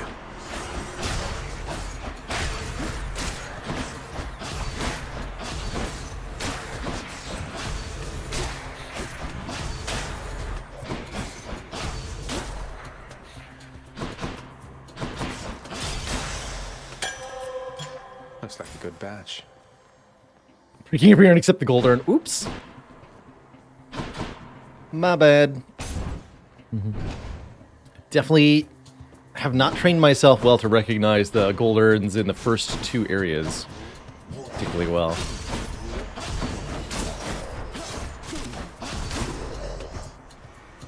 Come meet my blade.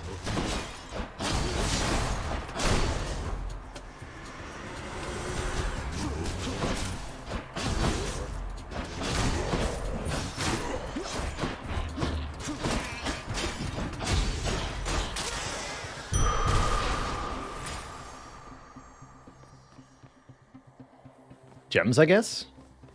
Even if I could fight Charon here, it would be a foolish choice.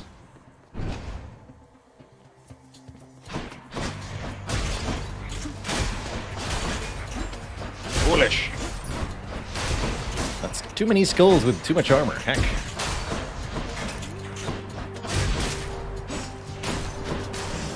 Got him with the trap. Easy. Max HP or nothing. All right.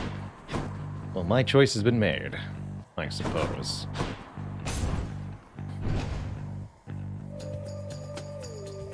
You wretches.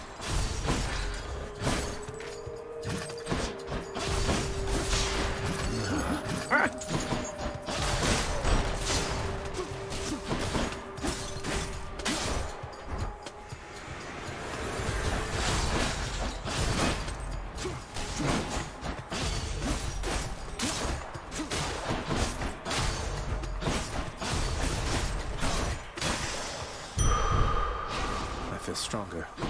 Where to? Poseidon, just the man I was hoping to see, actually. What do you have for me today? I'm trying to sneak.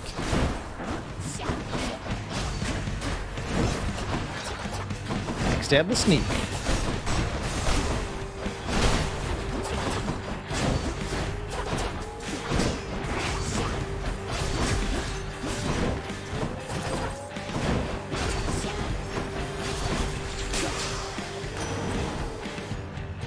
Laughing now. Uncle Poseidon, it's been excellent to know you, sir, so please, this is for you. Oh, I am positively moved by your affection, little nephew. Though I think I've just the thing for you in turn.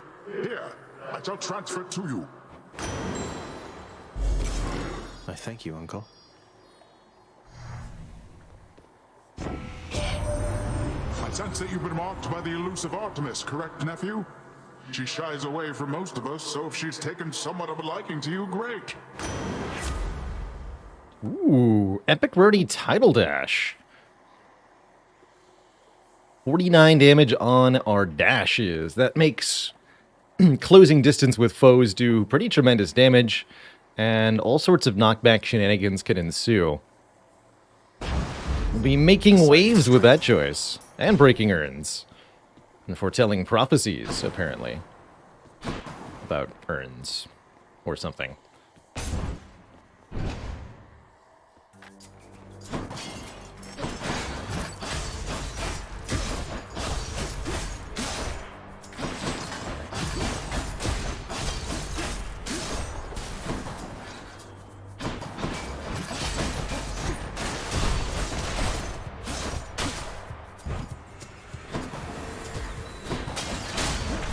Oh, it's also a really good way for us to break the damage shield everything has. Although sometimes we'll have to chase down enemies as they get repeatedly knocked away from us. I wouldn't say that's necessarily a bad thing. Ooh, force a Chaos Gate to spawn. That's probably going to be a yes from me. Yeah, that is going to be a yes from me. We're on Chamber 9. Okay, so... the penalty will apply for our first boss. Current issue.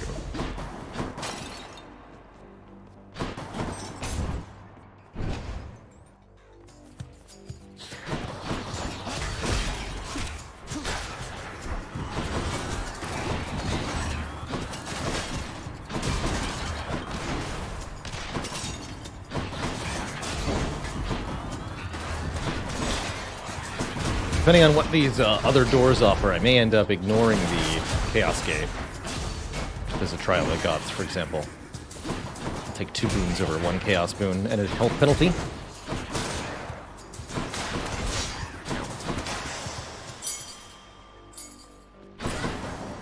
Ooh, Daedalus Hammer. Also an interesting possibility here.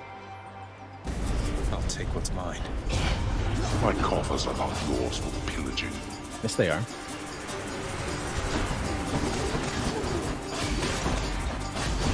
You lot, huh?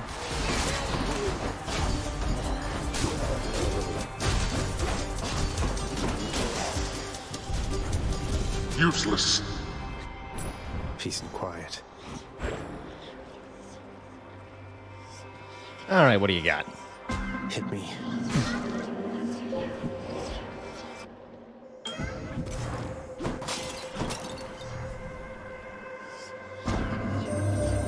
You move in darkness, practically unseen, son of Hades. It is quite difficult even for me to sense your presence at times. The Olympians catch their glimpses now and then, but you are always in a shroud. Thus is the influence of Nyx. For 3 encounters, our dash has reduced range, afterwards gains some max health. For 4 encounters, can't earn money, afterwards our dash strike deals more damage. Or for 4 chambers, chamber reward previews are hidden, afterwards our attack does quite a bit more damage. That's our basic attack type. We don't have a boon on the attack yet, but it certainly could become a core part of the strategy with Enshrouded Strike here. Otherwise, fighting Megara with Halting Soul isn't too much of a problem, and the 33 max health will definitely be appreciated. Isn't Hammer like the best thing to pick up? It depends on the weapon you're using, actually, I tend to think. Different weapons have different quality of hammers, with the sword being, in my opinion, one of the worst, and the adamant rail being one of the best for Daedalus hammers.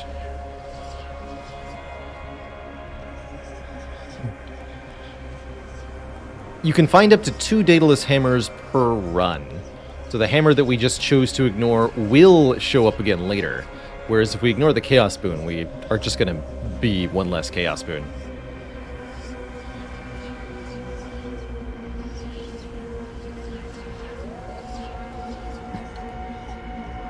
I suppose we'll take this attack damage up. Well, that means I can't choose where I'm going to from here, and that could be quite a penalty. Let's see what this one is.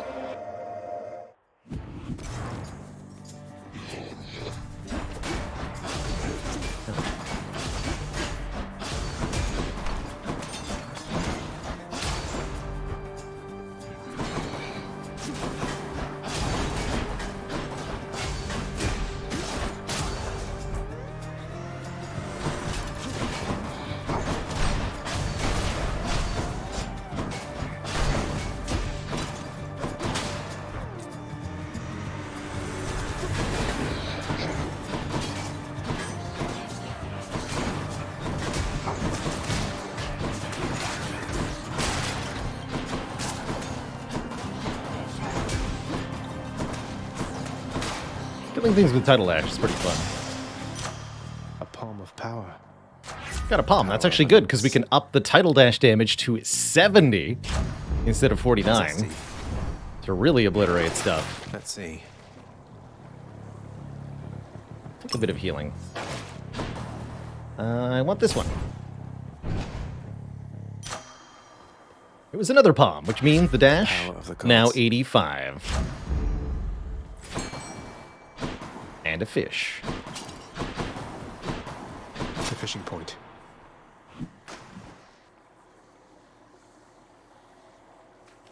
Oops. Too early. Got faked out by the fake Bob. Oh. Oh, hi. Hi there. You're new. Oh, finally. I've been waiting for this. Really.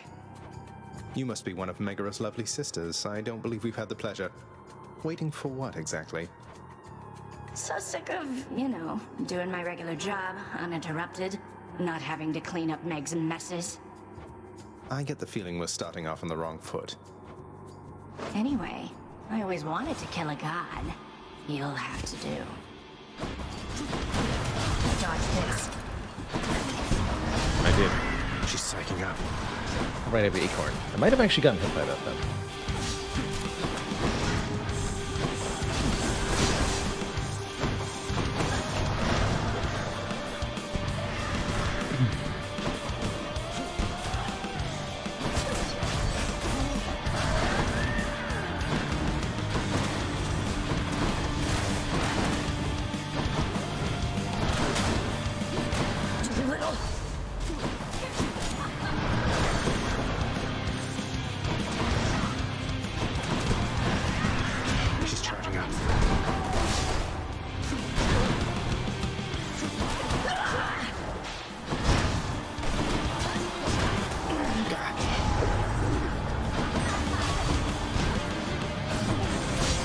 Corn time is over.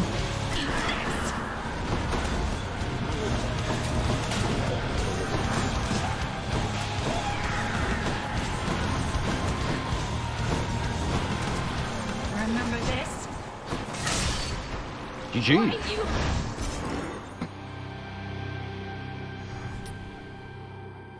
I don't like her very much. Stygius shuddered as I picked it up. Can't deal with the dashingly handsome Zagreus. My boon from Master Chaos has evolved. Well, Father. Well?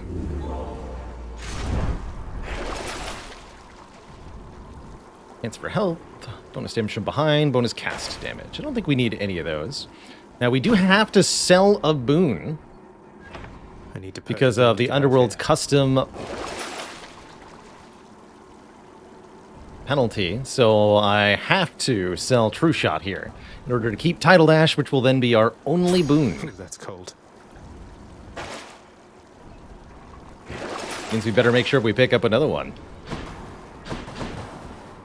Up we go. Or we will be boonless. Cheers. Like a fine chicken breast.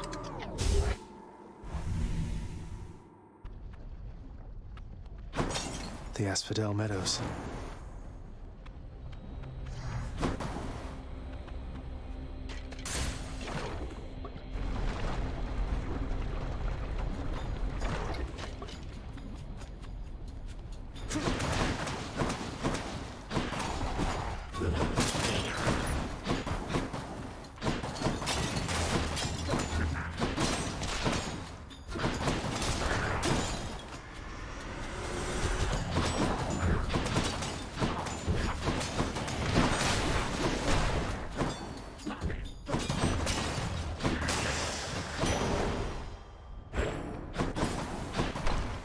Hermes? Yeah, come on. You got what I need.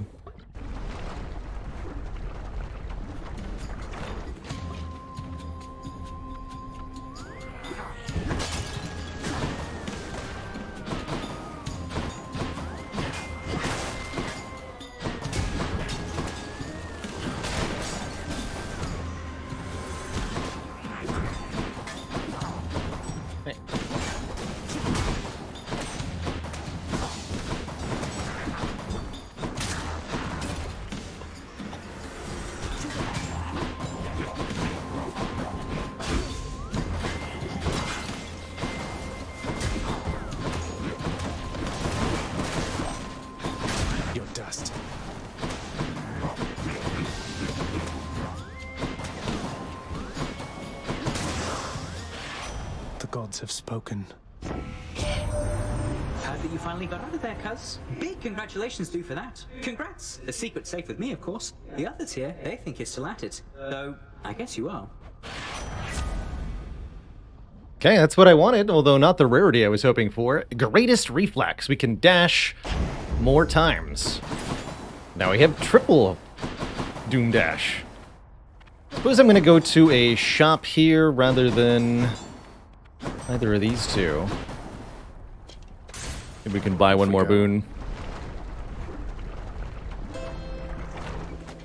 Charon's offerings ahead, I guess. Poseidon. Deal. Oh, and we get another Poseidon boon here. Hey, Charon, you're not angry with me after we had it out last time, are you? I mean, I figured since you gave me one of your loyalty cards, must mean everything's fine, but I'm just making sure. Yeah. Well, that is a relief. Actually, or do I just pomegranate the boon I have? Really hoping I'll run into Eurydice. Wait, we can get Rupture, though? Should come in useful.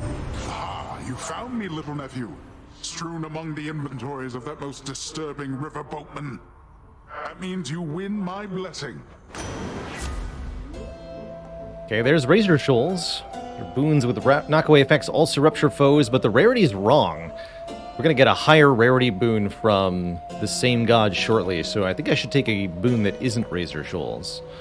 Could just take Sunken Treasure, get some stuff, but let's go Floodshot. I want something I can purge later. The ocean's fury. This is 20 gems? I'm not gonna bother. Yeah, you better. Specific challenge I'm going for here? No. Believe it or not, this dashing around nonsense is my most effective way to damage things. I mean that. So when I'm doing this... Oh yeah, we're fighting the super version now. I'm actually just trying to do damage as efficiently as possible.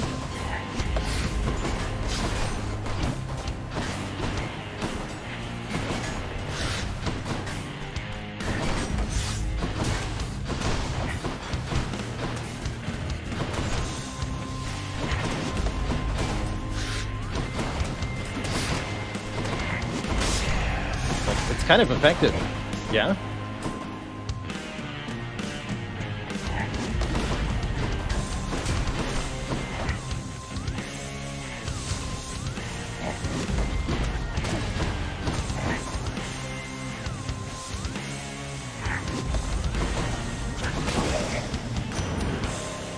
Enough of that. Razor Shoals.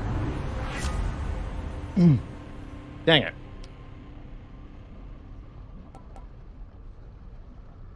Gem, Darkness, and Money Chamber rewards are worth more. Or an epic rarity sunken treasure. I guess I'll take Ocean's Bounty here. The power of the sea. The fated choice. But I can't say I'm too happy with it overall.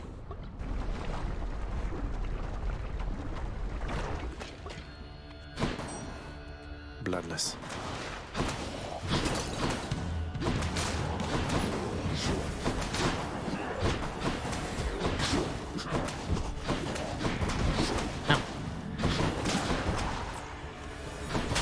Burn.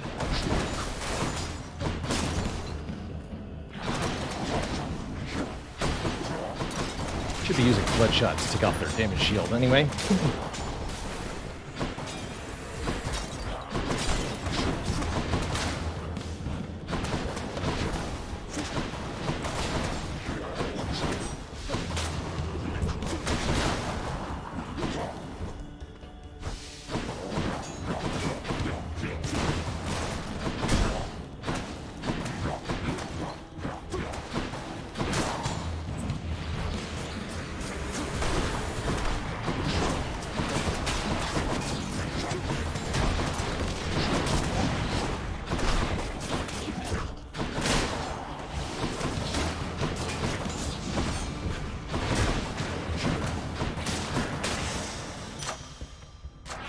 Power of Olympus.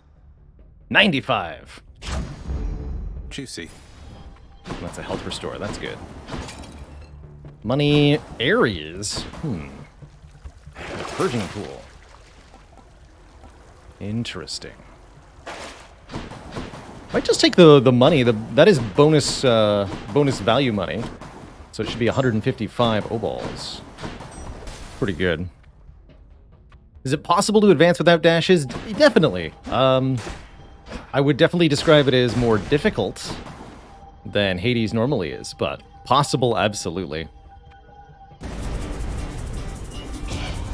You truly are an idiot, aren't you? But getting that one extra dash is probably the best thing you can do initially at the Mirror of Darkness.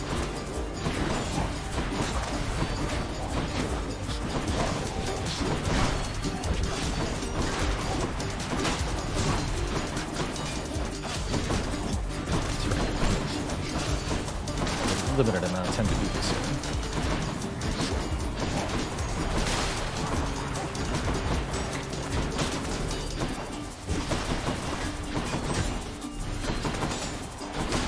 There we go. Okay, we got more health back than we lost, but wouldn't call that a great exchange. Am I playing with a controller? Yes, I play with an Xbox 360 controller. Or I think this might be an Xbox One. Xbox One controller. I don't remember when I bought this. Not my first Xbox controller.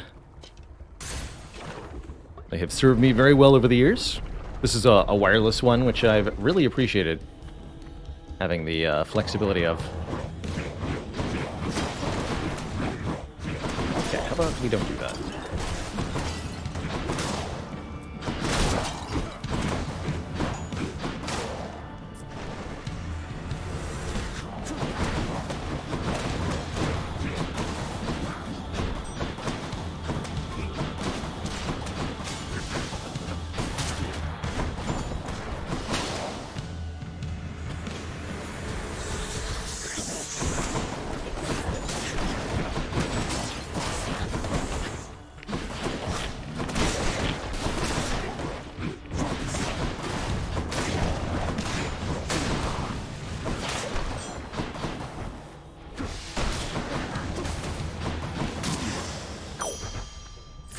Excellent. Ooh, a Chaos Gate. Interesting. Shop and a Daedalus Hammer. What exactly is the Daedalus Hammer going to help me with? This is Chamber 22. Is this the... This must be the pre-boss second chamber, right? Or a second shop, so I might even be able getting a bonus floor out of this.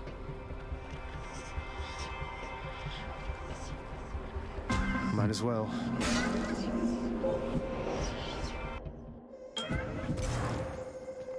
Within the underworld's quietest, most solitary, darkest abyss lies hidden evidence of the beginning of all things, of chaos, the most ancient sculptor that has shaped this world.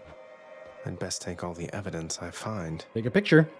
In the name of Hades.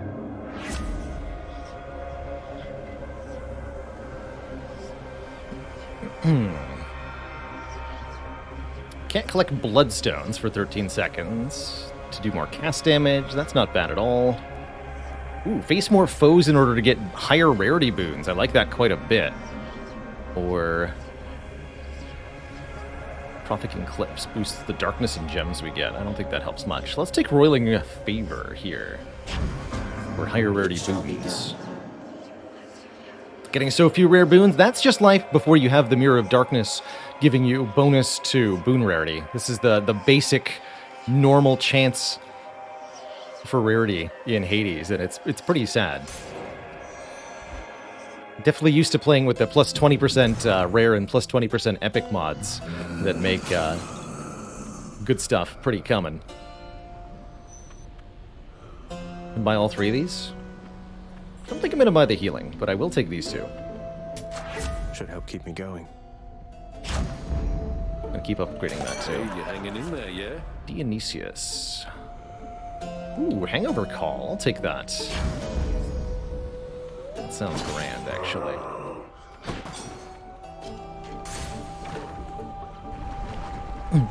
Yeah, the metascaling in Hades is extremely powerful, but then again, the difficulty modifiers are also extremely customizable, which creates kind of whatever gameplay experience you want to have. You want a game that's exceedingly impossibly difficult? Hades can be that.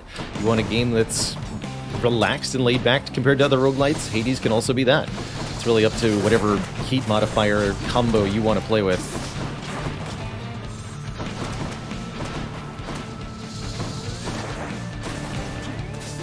I think there's some that will ascribe to the school of thought where if the game doesn't force the difficulty on you, then it doesn't really exist. And I can kind of agree with some of that, but if you know what you're in for, if you know what you want out of the experience, you can have a really good time with Hades. This game's great.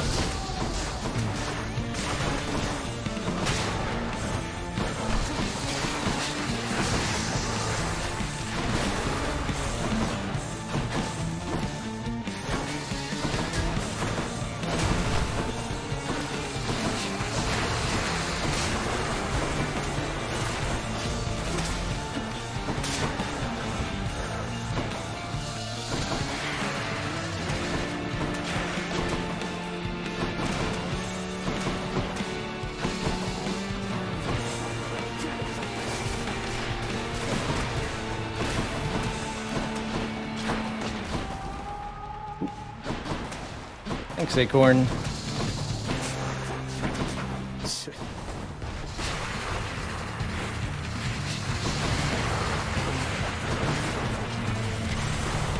Good boy.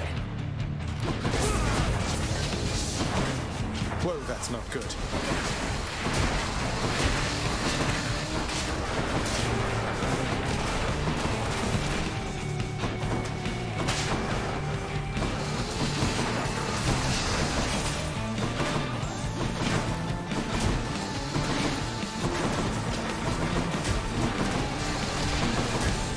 Oops.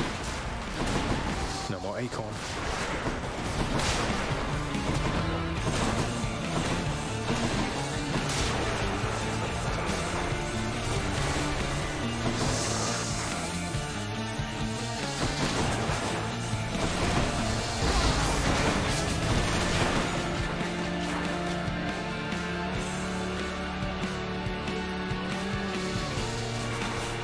Okay. Gonna come back over to where the ground isn't lava? Yeah, thank you.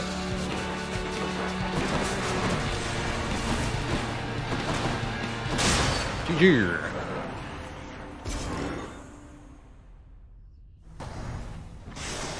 And clear.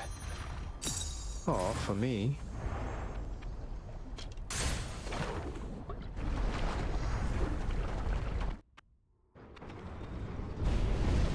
Tread lightly, boy. Thanks for the tip.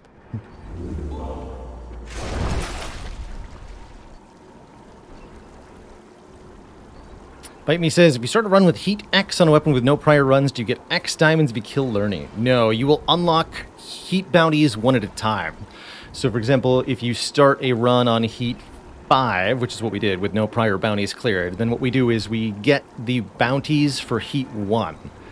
And we can then play up to 5 runs on Heat 5 and get full diamond rewards each time. And then after the 5th time, we'll start getting darkness, because we'll have to play on Heat 6 or higher to gain the rewards.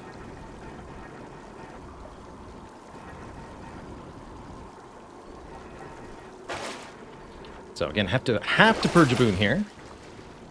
And we're going to be losing Floodshot again. Use the extra coin. Sorry, Floodshot. Just weren't meant to be. Oh, it only affects a chamber where it applies. I was thinking we'd get a free room on the curse, but I guess not. Onward. Check.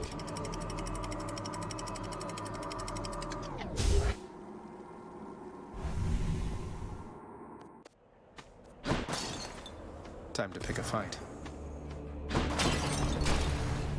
Keys or darkness? Take the darkness.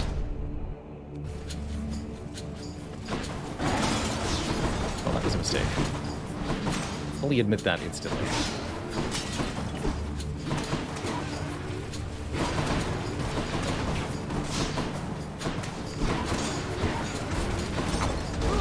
No! Dash build versus giant chariots. Bad matchup. Very bad.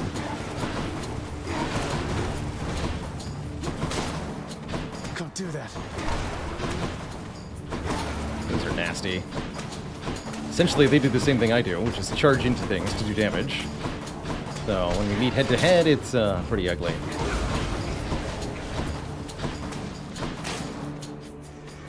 Oh, great, man. There's more of you.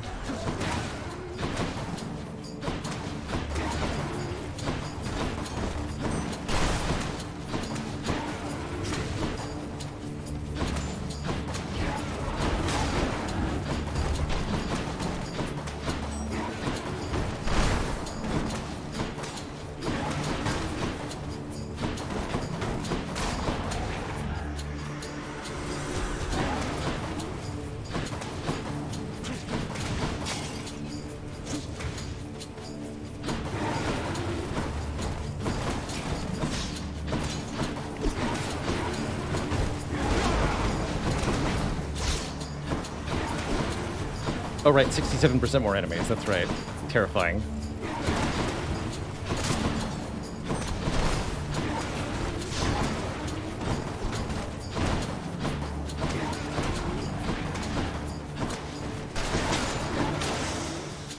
Whew. Nyx's power.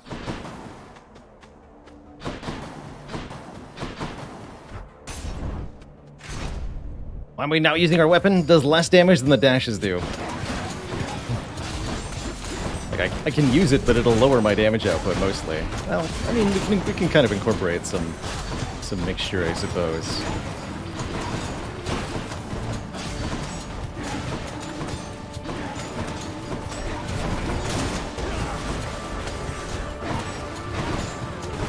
This Chaos Curse has been so bad.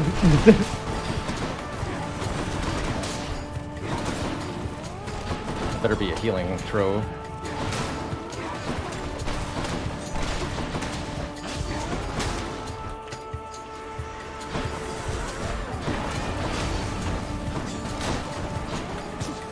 Thanks, I hate it.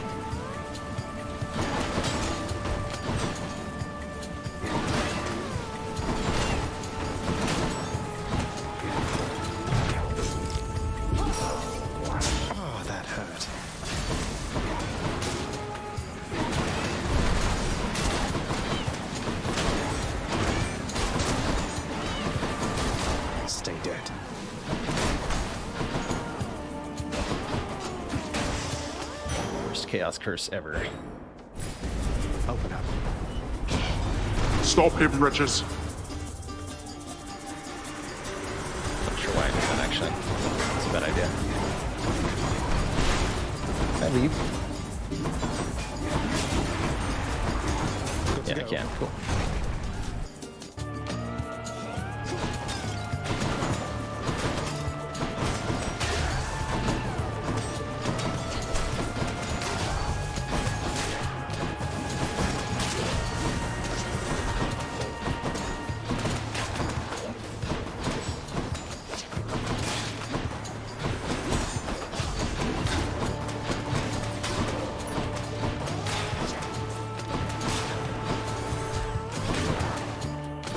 How much better things go when we're not fighting chariots.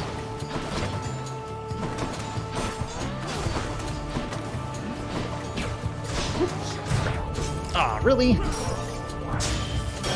Close call. Shouldn't open my mouth. Blah. And then chariots.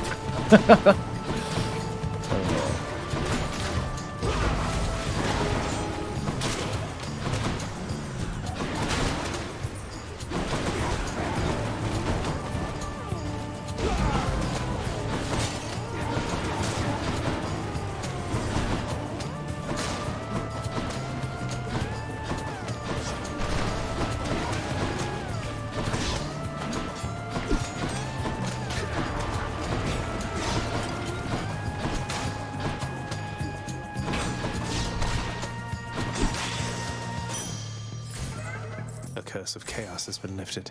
Okay, Chaos Curse is over. And fishing is here. Come forth, fishes.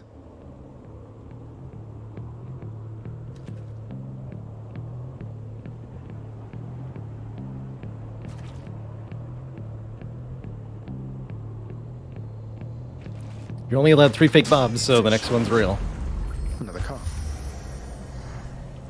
But it interrupted me trying to say that. Wasn't a perfect catch. Oh, cool. So we have no death defiances and 58 health, huh? That's, not ideal. I'm trying to figure out if I should take a hammer here. I guess I will. We'll see how it goes.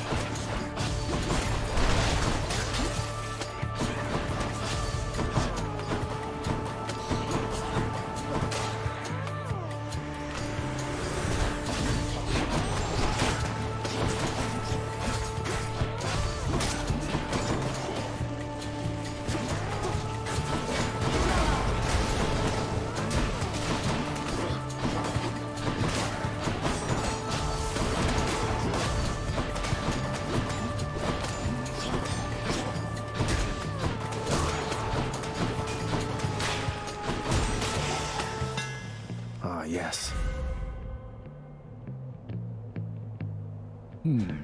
Could take Cursed Slash, or attack restores 2 health per hit, but we have way less health. Double Edge, Dash Strike hits twice and deals more damage, or World Splitter. Our attack becomes a big chop, dealing 90 base damage. And Cursed Slash should be very spooky.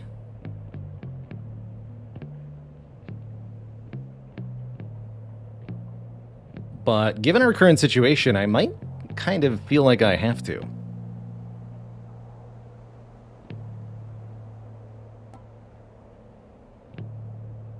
It's like getting bites, yeah. As long as I can dodge consistently, Curse Slash... There it is. Can be pretty good. Oh, I was thinking we should get Zeus involved in this. Cursed Dash. Well, I can do a Cursed Dash attack. See how it goes. Maybe Asterius will just kill me, though. You bested the champion himself, which means that I have little hope of vanquishing you here. So then why bother fighting me? You don't have to do this. That Theseus has a highly questionable influence on you. I see you playing, short one. I too was born of darkness, but I chose the path of light. Even in death, it was not too late. Not even for a monster such as I. I trust your deaths will likewise be enlightening.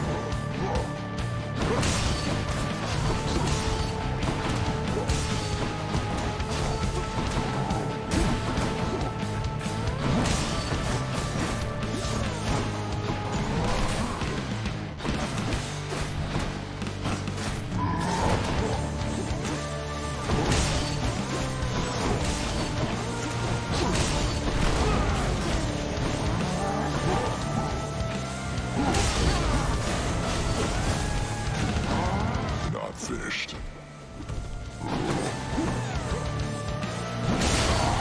You're quick.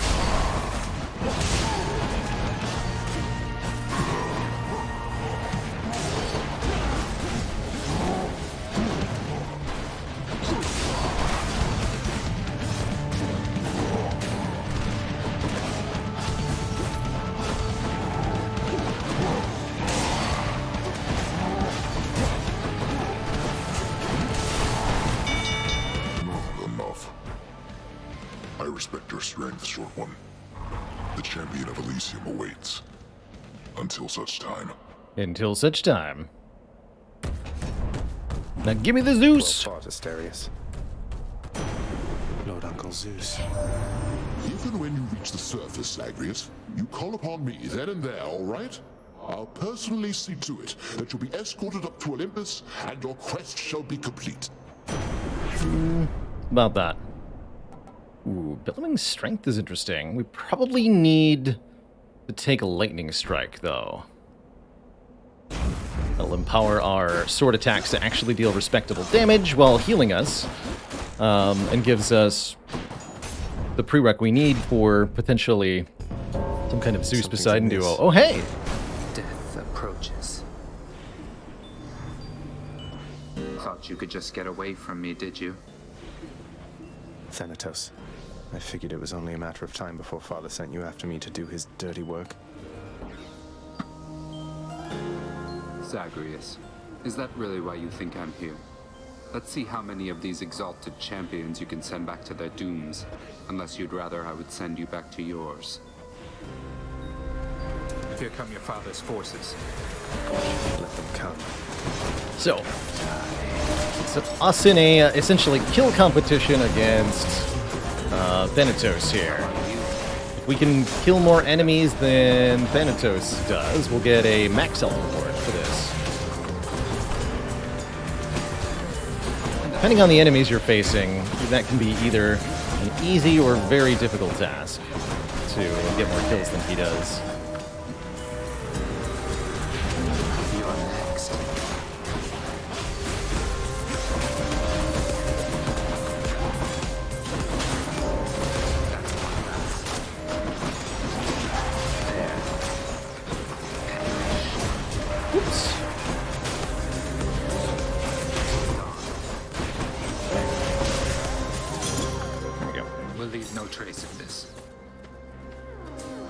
It down.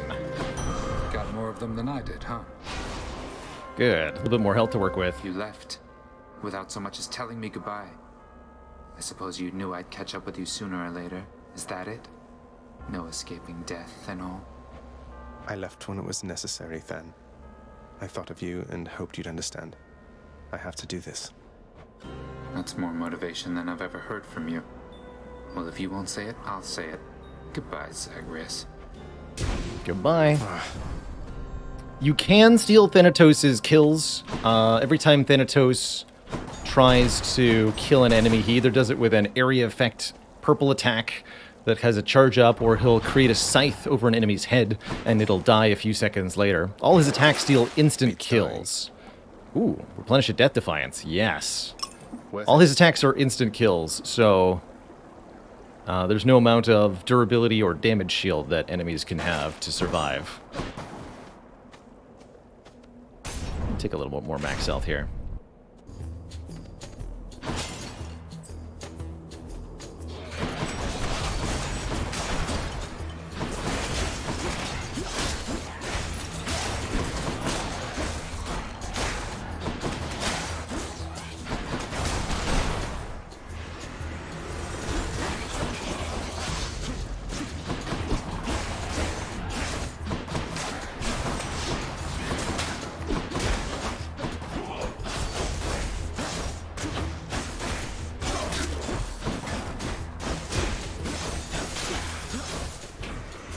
Finished with these.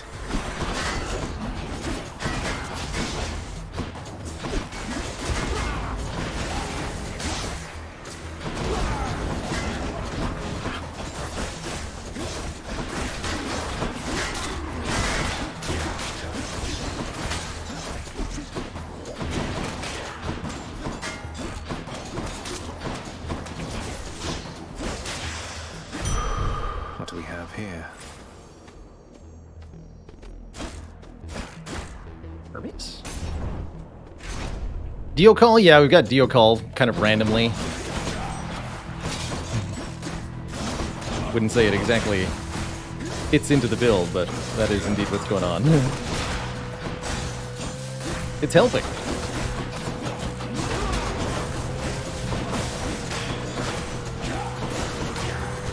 Apparently we're just looking for damage in whatever weird ways we can get it. Titans stopped showing up, so I haven't been able to get Razor Shoals like I wanted. It'd be so much easier if we just had Razor Shoals.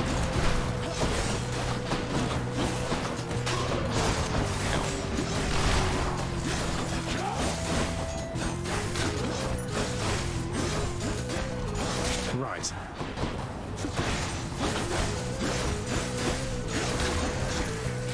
Damn it, one's come back.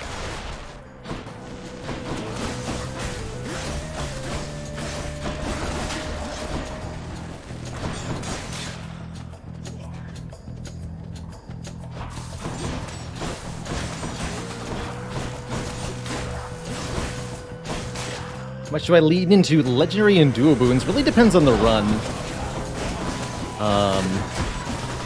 Certain duos and legendaries are extremely worth trying to make sure that they happen and building around them.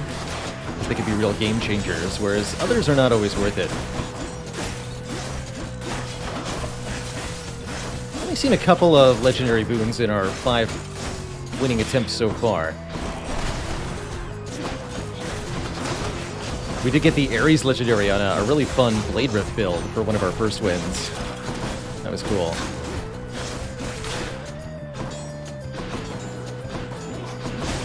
Ow. Definitely gotta say I'm appreciating the Cursed Slash at the moment. We would definitely have lost a lot of health if not for it. You want to tangle with us?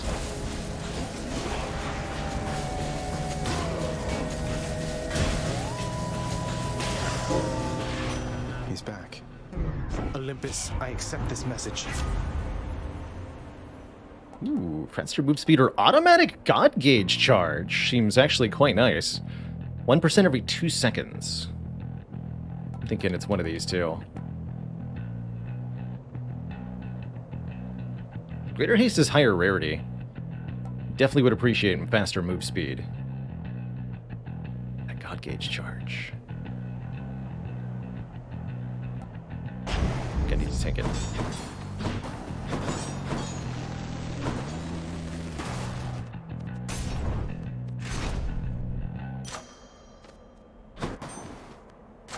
Delicious. That's such a minor increase. Instead, we should upgrade the call so that we can actually do real damage with that. 15 to 21 is real big. Should be a very interesting fight. These two. Well, Hellspawn, you stained my honor last we battled here. But as you plainly see, I have returned, as has Asterius. And we've no shortage of honor left to spare. Shouldn't I be the champion of Elysium now that I've beaten you? Isn't there someone else around to challenge me, say Heracles? Someone less chatty? Ah, very clever, fiend. Invoking Heracles' name in an attempt to drive me to a jealous rage. It shall not work, but you shall dearly pay nevertheless. Show me your honor. Generally go for Asterius first here. What now, Finn? Are you prepared to be sent screaming back to the Although Theseus has lower health. Asterius is the one who's up close and personal. Stop hitting me, sir. audience?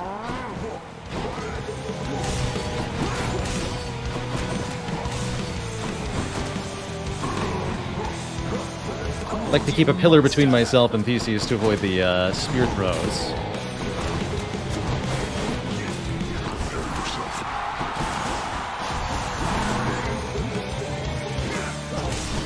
Dang it.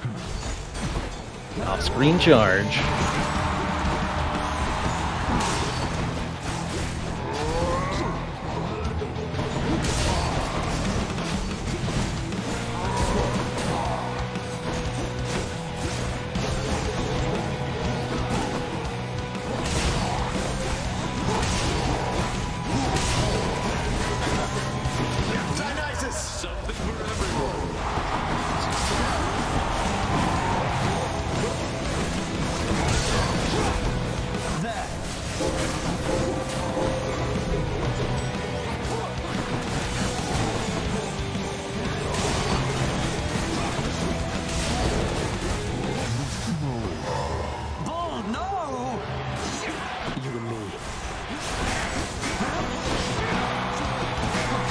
That wasn't bull, I took him down fair and square.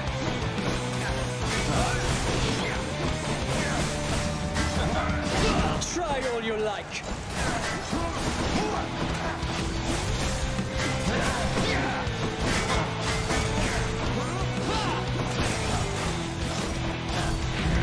Goddess Athena, I need your aid now.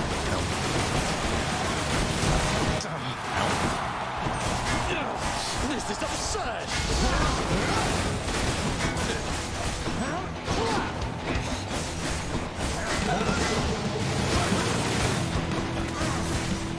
You have insulted me too many times, blackguard. Wow, Athena really got me good on this fight. Got him? Ow. Shall return. That's one champion unseated. Cool, we made it through the fight. We didn't lose the Death Defiance. Ultimately, we have all our health, because regen. I'll take it. A disappointing show from Theseus. Let's see. Gain 20 more max health, or a third Death Defiance. I'll take the third Death Defiance. All set. I have to sell here, right? Oh no! Rip quick favor, I suppose. We either have to sell our leveled Title Dash or Dio's Aid. Gonna have to be quick favor. Again, that's the... Oh! Well, hello there. Coin goes in, that comes out. Now we have 3 Death Defiances. I'm out of here. So we're being forced to sell by the Underworld Customs Heat Modifier.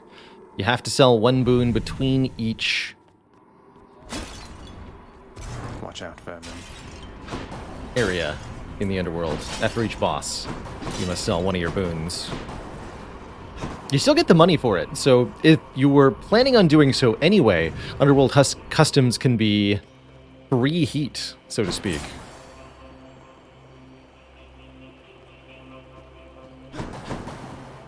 Let's see, no boon from Poseidon or Zeus. So I only have 1 chance at Rupture. It's gonna be tough.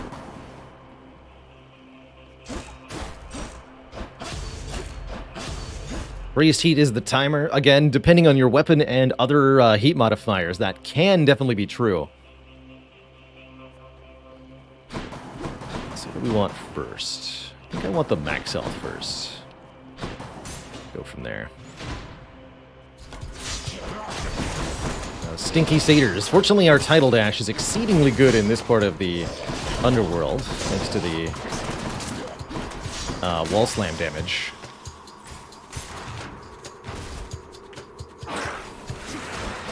Alright, who's next? And that's the thing, right? Because it's ultimately it's really not about any individual heat modifier. What creates the difficulty is how those heat modifiers interact with them. Timer on its own, not a problem. Timer if the enemies have 60% more health and 3 damage shield, huge problem. And ultimately, all of the heat modifiers kind of interact with others in a sort of multiplicative way somehow. You know, if enemies are tougher to kill, then making them do more damage also becomes more of a problem because they have more opportunities to hit you. Or making them faster is nastier when they do more damage because then they're faster and hit harder, so they can hit you twice as often for twice as much damage for 4 times as much total damage. So on and so forth.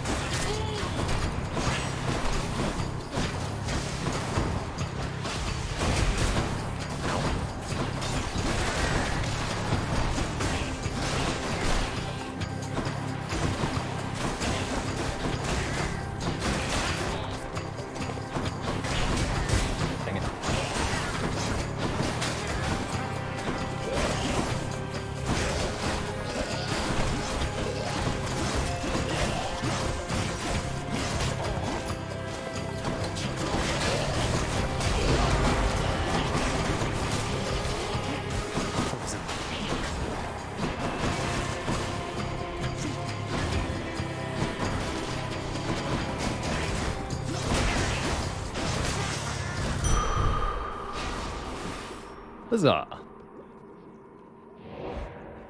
Thought the trap damage one was free until you actually tried it, and ouch. Yeah, I believe you. I've had a similar experience.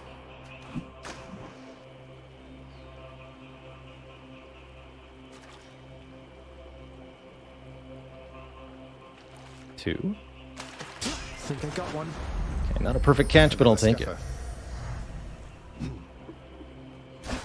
It's usually best to buy at the pre-Hades shop. There's a lot of really good stuff here. You can just get a ton of boons and power in general from buying all of the stuff there.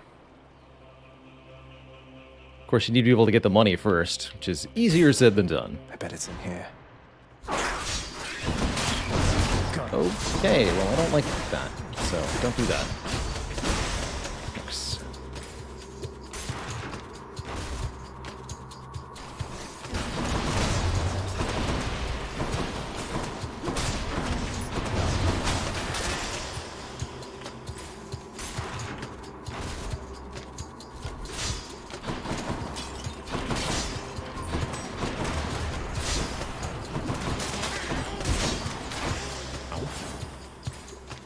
Do 30 damage.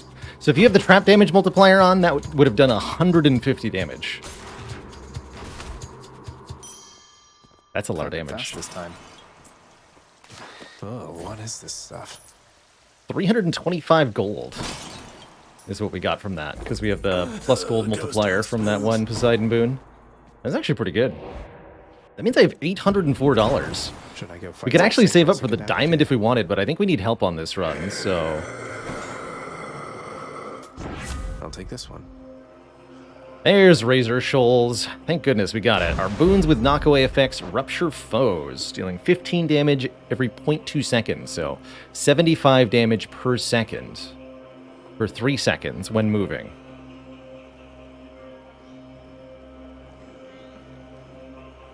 And yeah, we'll be taking that Hermes boon next. I'd like to buy everything if I can. We got more money to get in 3 more chambers.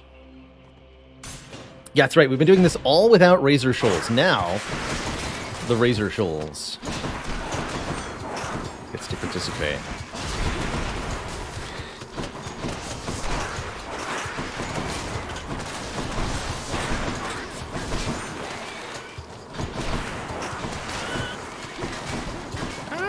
escape.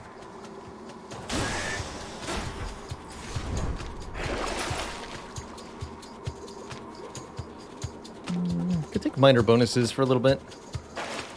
It's gonna matter much.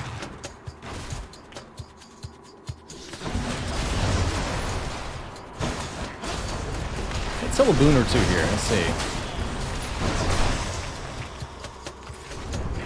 Let's think about Dio's this. aid. Oh, I can sell Ocean's Bounty for $80 more.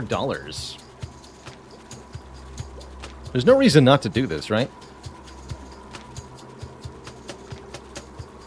We've gotten through all of the plus money. I don't think it works on earns. Just chamber rewards. So I'll take $80 more for that. Thanks.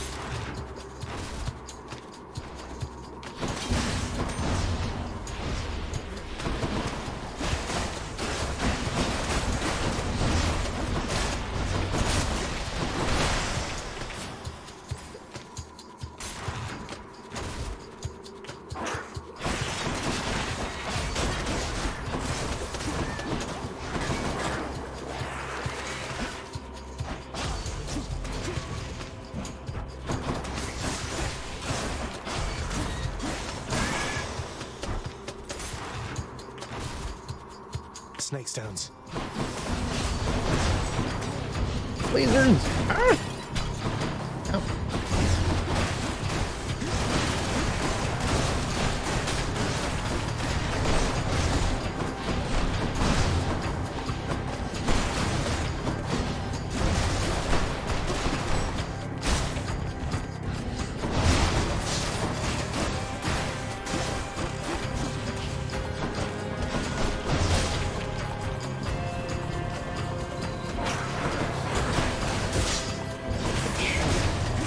Myself.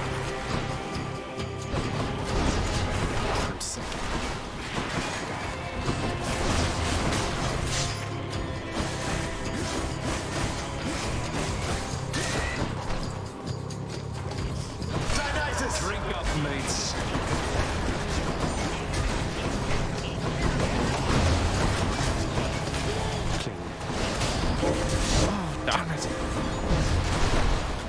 The movement pattern just like takes me directly into that guillotine every time. Probably why they put it there.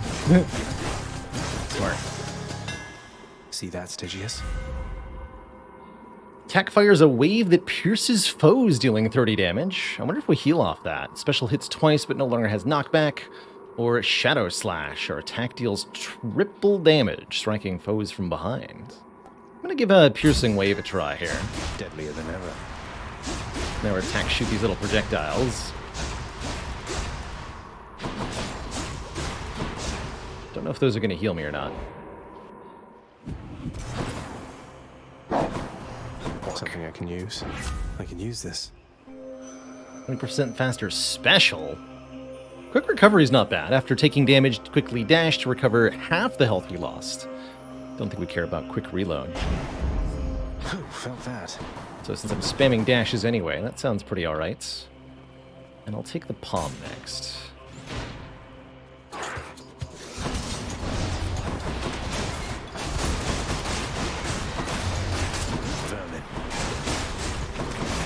It's also a lot easier to recover the health with the Cursed Slash if I only have to recover half as much health.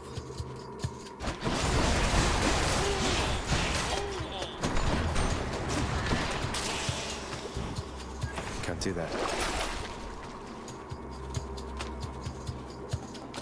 Could take one of these two to try to bring it to the Hades fight by not going down the last tunnel, but I'm not going to do that.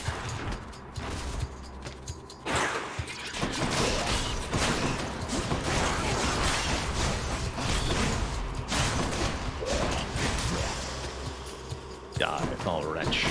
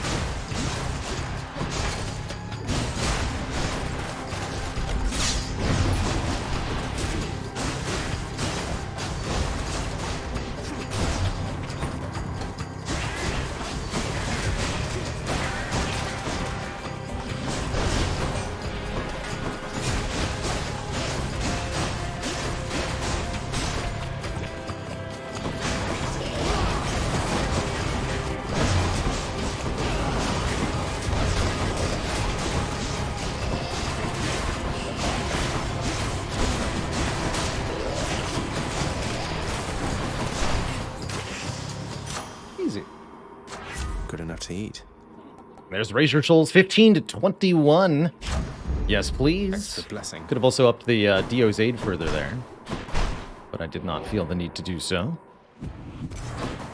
Just want to save up for that $300 palm.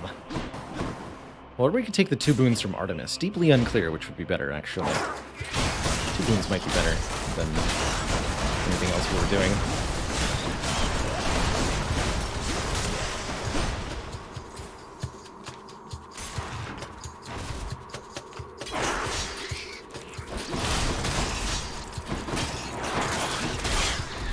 There's the 300 we needed. Good.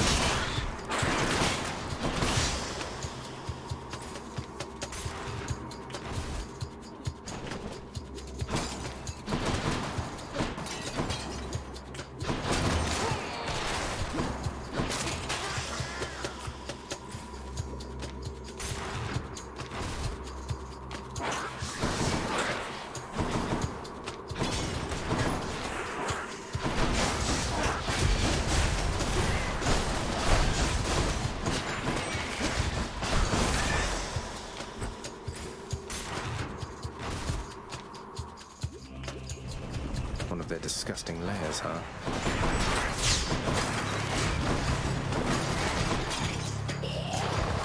Poisoned again.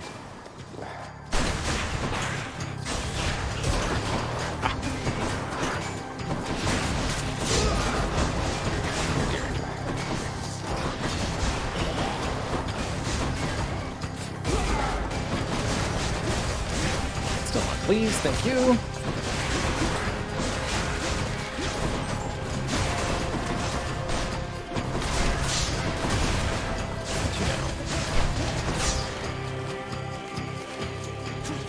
Throwing poison everywhere.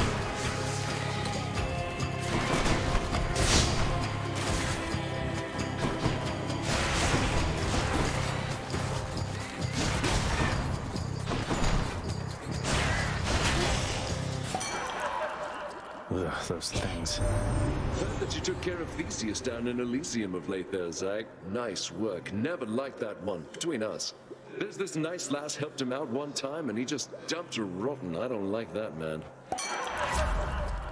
Ooh, Hangover on the special, actually, could be very helpful. Allowing us to apply Hangover with our AoE attack. I wonder if that can allow us to extend the duration of our call's Hangover, or how that works. Not sure how Hangover from different sources stack. Oh, Cerberus. But we might be able to put something to work. Oh, we can actually afford 1 Artemis boon and the palm. That might be the best option of all. So we ended up with 460. With the palm first, then. Which should be 2 level ups. We can make that 10 damage per half second on the Flourish, 2 more levels on the Tidal Dash to level 7, or up the Lightning Strike so that our attacks do substantially more. 7 more per hit? Not that much, I suppose. Further upgrade the Hangover. Can swap our Lightning Strike for Deadly Strike. Oh, or we can get pressure points. 3% chance for critical damage on everything. That's not too bad.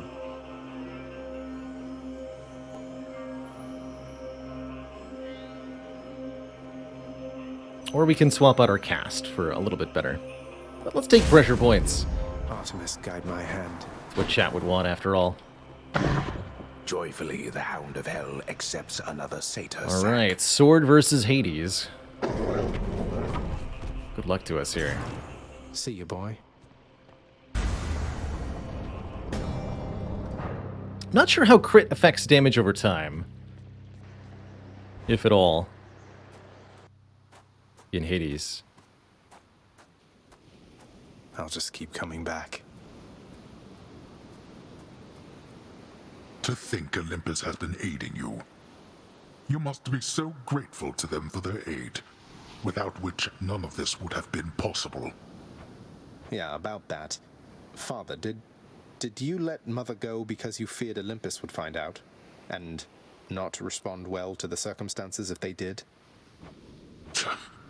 Be grateful they have not found out as yet for all your meddling.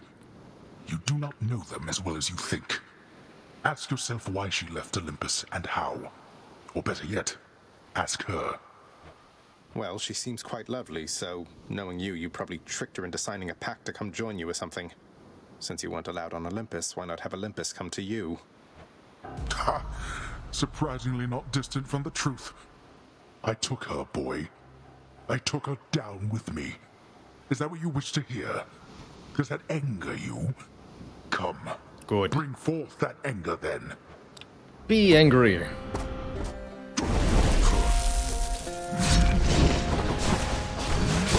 Oh, darkness.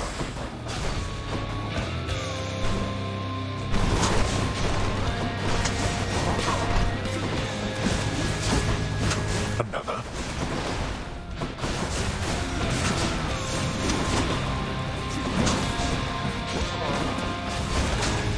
Heal off those skulls too, you fool.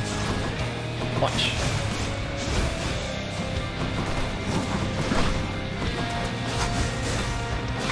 Boy. To me, wretches. Destroy my kin and an eternal torment to you if you speak of this. Dionysus! Oh, absolutely. No less. How dare that?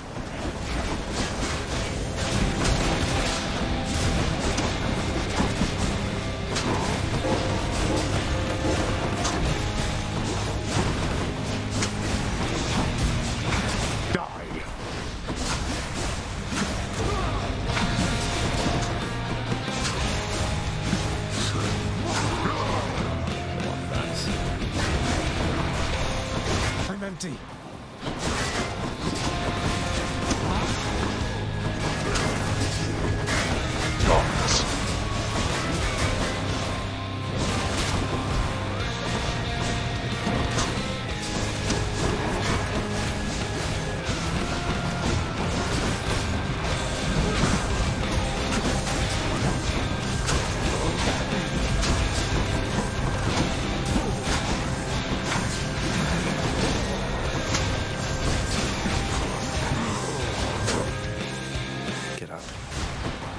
Such contempt for your own father.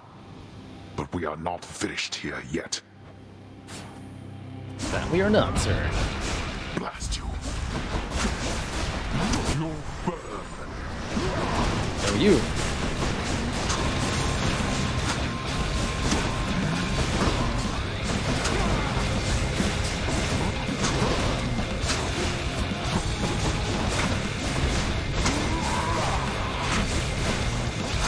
I think the stacks wear off individually. That makes sense. You got it, man.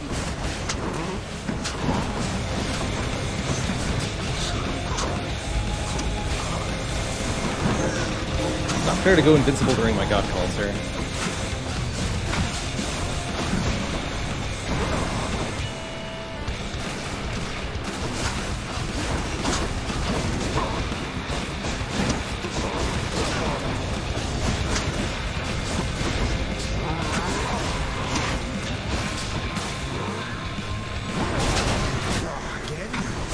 You're stuck.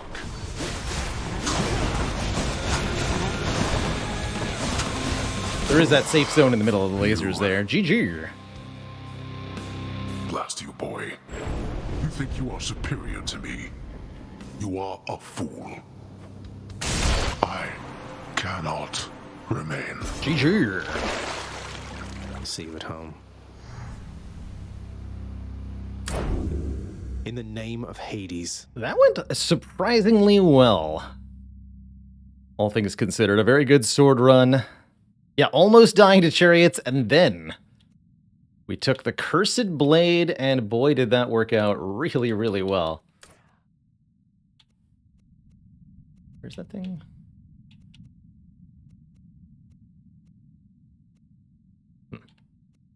Can't seem to find it in the boon list. Not sure why. My weapons can grow. And Razor Shoals also really helped a lot there. Both the dash with the boon, surprisingly good source of DPS. Especially later in your meta progression, you can get some very, very, very silly builds going with a couple Poseidon boons.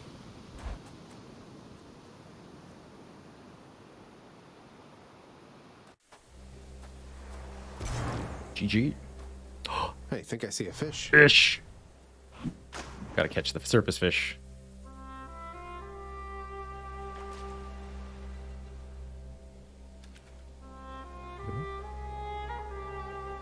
Okay, next one's real. Now. The trout! Is this a trout?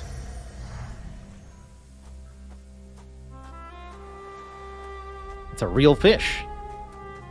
Huh. Even spelled correctly. Each day.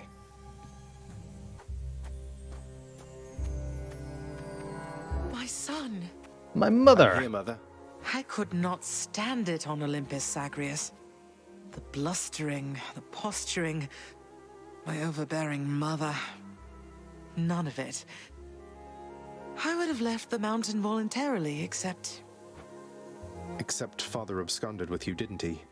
Dragged you down with him into the underworld. So if Olympus were to find that out, I shudder to think of the consequences. That fool is trying to protect me even now. It wasn't he who absconded with me, my son. And it's more complicated even than that. I was content to leave, willing to make my life within the underworld, with your father. Yeah, more better. It makes sense. They waste no time with introductions, given that Zagreus only has fleeting moments on the surface. And we've been making regular trips up to see Persephone to just pick up the conversation where it left off last time. Makes total sense to me.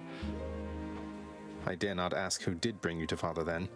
So essentially, you ran away from home to live with him. I mean no disrespect, but did you realize what you were getting yourself into? We have a tendency to be impetuous when we are Yeah, we younger, do. Zagreus. I heard all about your father before we met. Admired paintings of him. It was very awkward at first, but he had a bluntness I fancied. A sense of principle. I much preferred him to his brothers, I can tell you that. So, then you secretly left Mount Olympus to be with the god of the dead in the underworld, and Olympus never found out. What do you suppose would happen if they did? Eternal Winter Part 2. I think there would be war between Olympus and your father, Zagreus, if they found out. Especially now, after all this. And after all this time. They slew their parents once. If the Titans could be wiped from this world, so can we all. So it makes sense. If Father, he agrees with you and thinks that leaving you in hiding here, that it's the only way he can prevent that war. I can see how your father, shrewd but also single-minded as he was, might have followed such a line of reasoning as that. Oh, Zagreus. What have I done? No.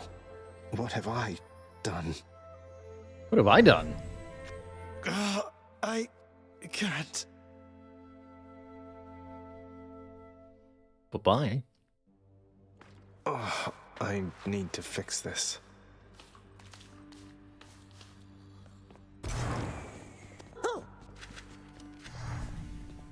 Hi, Hypnos. Hey, did you see? My brother. He's come back. He's here, somewhere, I think. Good old Thanatos. He's so busy all the time, he never talks to me. Kind of like your dad with you, I guess. Indeed. What's up, Dan? What are you doing back here, Zagreus? I risked everything by helping you out there. So that was all for nothing then? Not quite. Far from it, then. I got where I needed to go, and if not for your help, maybe I wouldn't have. As for why I'm back, as Father would say, I have some business to attend to here. Well, don't let me stop you then. Always happy to risk my station for your sake.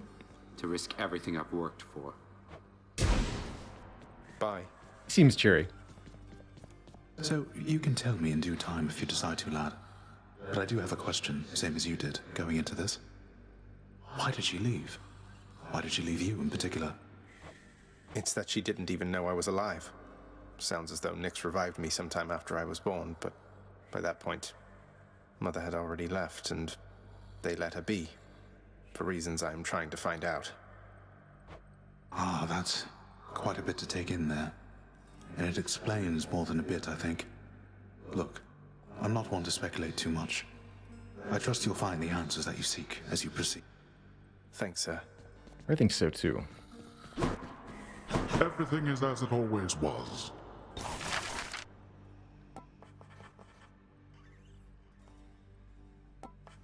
I don't remember if this works even if we don't have Fated Authority unlocked. But we should take one of these minor bonuses with our 3 diamonds here. Either gain levels on Nectar, max health on Darkness is probably the simplest. And we're actually going to do a Darkness run next. So yeah, let's take Pitch Black Darkness. This looks to be an excellent investment, contractor. Go on and make it so. Go practice your declaiming someplace else. Declaiming? What's on the old exchange? 50 gemstones for 300 Darkness. Yeah, that's not a good deal. This is not here. What's cooking? Oh, we got a diamond, 2 nectar, and 40 more gems. Till next Good time. stuff. Wait. What's up? Child, quickly now, before you go. I know how all of this must look. Know that I was true to her, Persephone, and that I think fondly on the time she spent with us. Of course, Nyx. Though, why did she really leave the underworld, do you think? Besides, because of me. So what if she thought I died at birth? She did not feel that she belonged. It was a very difficult adjustment she was forced to make. And she feared that she would inevitably end up caught between Olympus and this realm. That she might start a war. A war.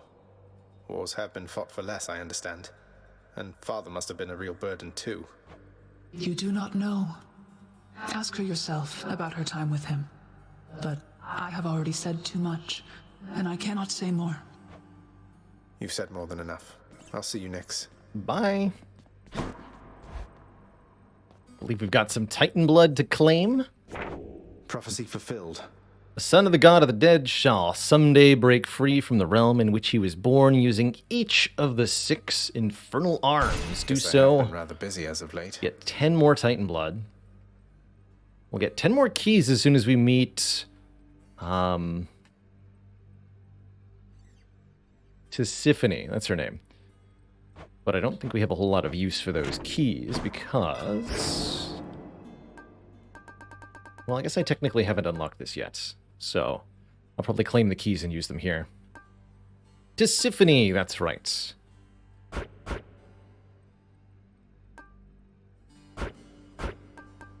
Take 20 gold and 10 more max health for the next run.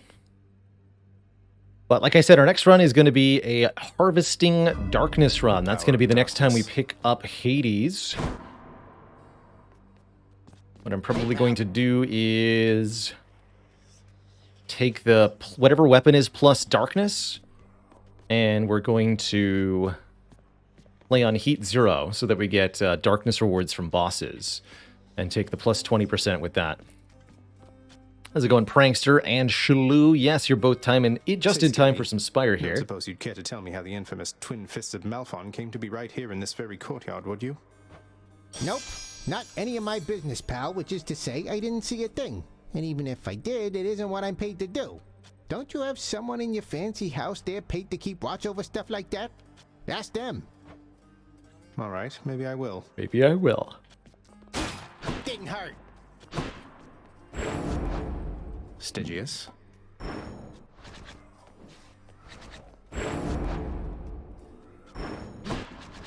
Can't give too many more nectar.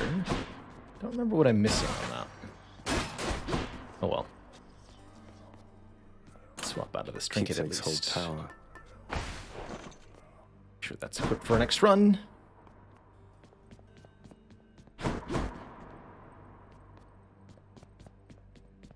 Hope Orpheus is okay. How goes your heated rivalry against the greatest king of Athens lately, boy? Your battles with him and the Minotaur must be the talk of the underworld of late. Admitted, father. Theseus was the only hero you were able to recruit to stand against me. All the while he gets to boast about being the champion. Well, it was Heracles too busy for the task. Yeah. Speak not to me of Heracles. You know these heroes by their deeds, not by their character. Heracles is fortunate he's in my brother's favor. Else he would be in Tartarus where he belongs. The mortal concept of what constitutes a hero is absurd. That I do kind of agree with. The expert, I suppose.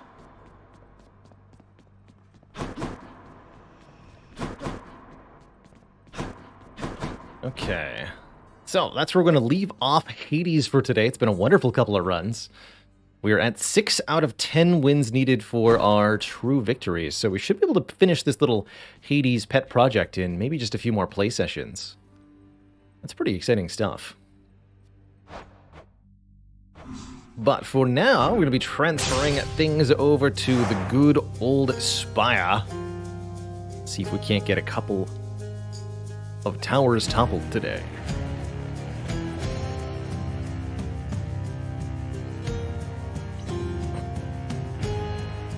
I'm also going to take a quick break as we switch games here, refill the legs, stretch the water and all that. Zuthis, thank you so much for 31 months. It's that prime of the month. When you renew your sub, thank you for being here. Thank you for the continued support.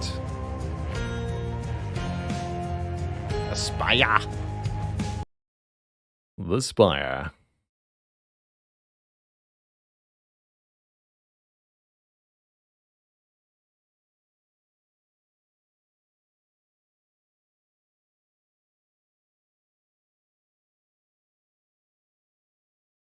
Ooh, definitely need some coffee though, man. Maybe I'll make a coffee on my break. That sounds pretty nice, actually.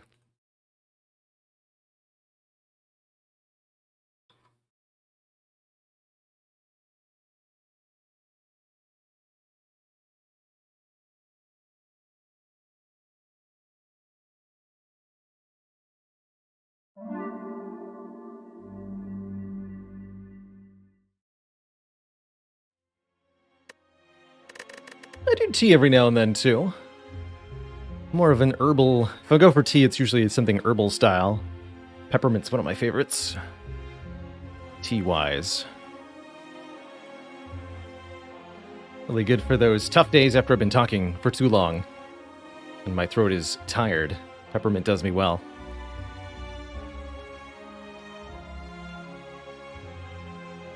Ooh, excuse me.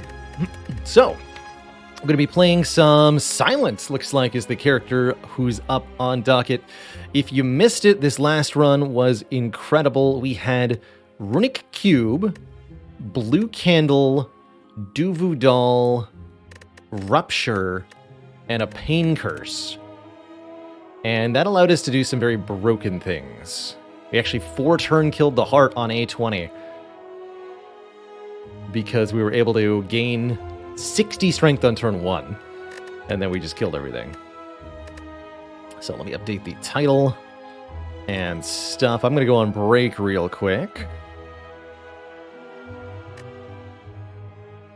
What is it?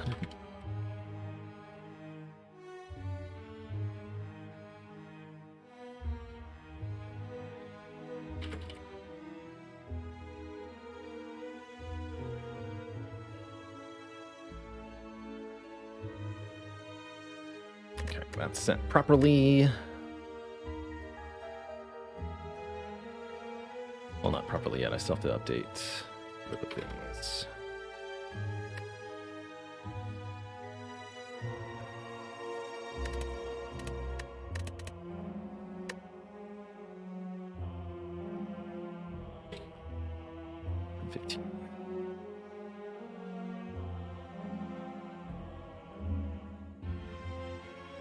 Okay, perfect.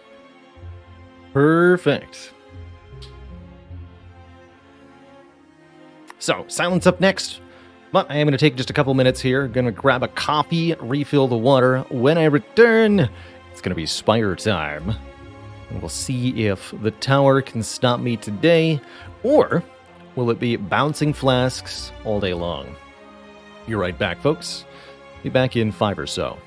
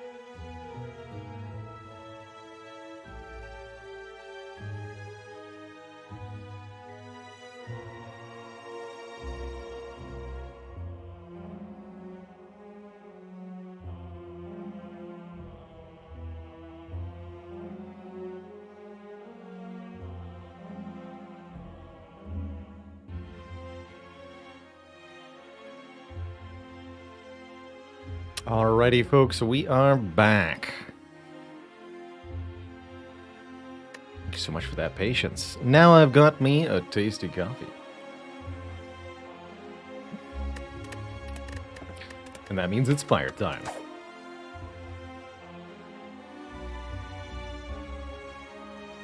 Stardew Valley is a game I've got a lot of hours in. I'd have to get back to that farm with Teak sometime.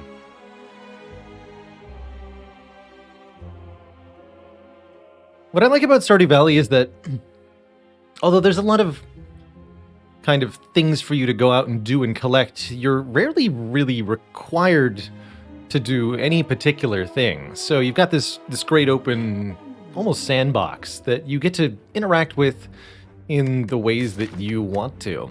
Don't like the farming aspect, the growing of crops? You can make a successful farm that basically grows no crops at all. Either by adventuring in the mines, or by raising animals, or fishing galore. There's a whole bunch of ways to Stardew. What an interesting Act 1 here. Really like what we have going on here. We could pair that maybe with an early elite, possibly visiting this store. With option to opt out, actually I really like making this elite a challenge path, such that we don't actually have to encounter them. We can get to this rest site, assess, are we ready for an elite? Yes, no. If yes, proceed to elite. If no, don't. That's that thing I like to call optionality in Spire pathing. Very, very useful.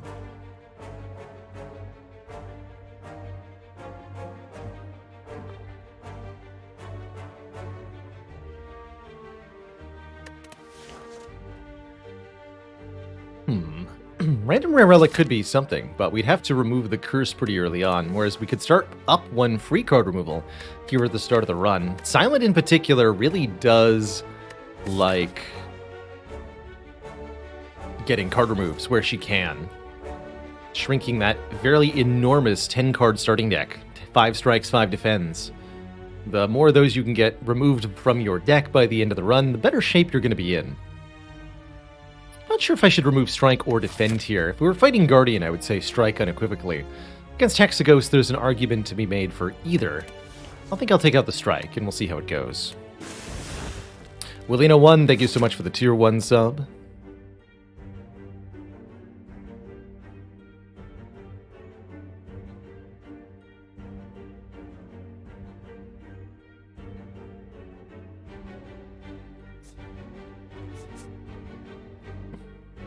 So yeah, let's hit that early shop. That way we can buy a potion if we got nothing. Just a way to gear up and guarantee that we can take this. And if we don't get, or if we do get good potions and we feel capable without the shop reward, then I can remove a defend or a strike or something at the shop.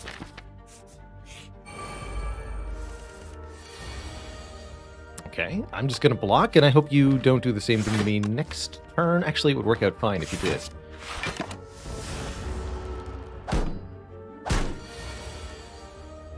Perfect. Strike them each.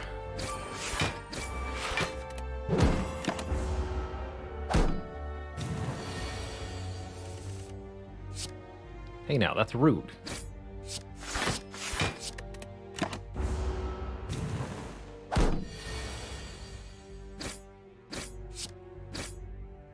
It's about as good as the first fight ever goes. We do get a potion, although not the best potion in the world. It is certainly a potion. And we're given a choice of Footwork, Concentrate, Sucker Punch. Given that I removed a strike and not a defend, I really like an early Footwork here, although Footwork notably does not improve our odds against this elite. I suppose the Sucker Punch doesn't do much either if I already have a weak potion. So I'm probably going to take this Footwork. Let's do it. That gives us a very, very early source of dexterity. Or does it? I'm fine losing this weak potion. It's a weak potion after all. And now we have a Pendib. Ho, ho, ho. Every 10th attack we play is doubled in damage. Okay. Definitely really happy with that as a relic this early.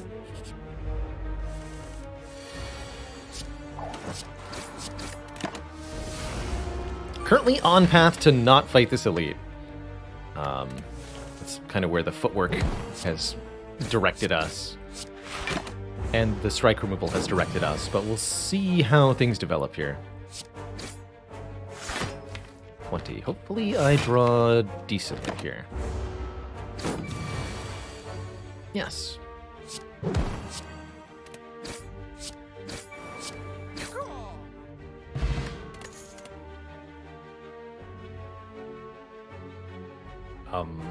Is that...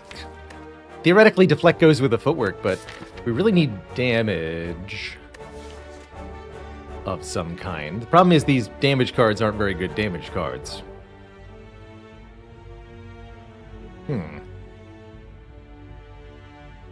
Riddle with Holes kind of combos with Pen Nib, I suppose.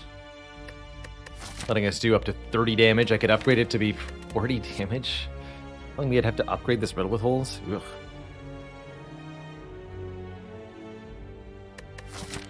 Can I continue to avoid elites? I have to fight this one, but we could go this way. Okay. I'm going to take the deflect. Is that a good idea? I'm not sure.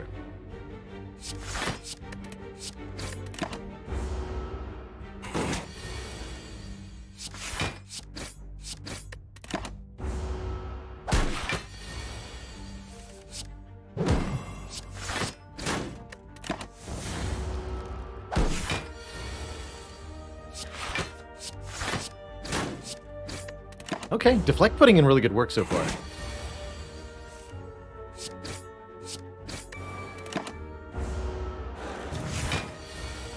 Currently no opportunity to set up the Pen Nib, we just have to use it.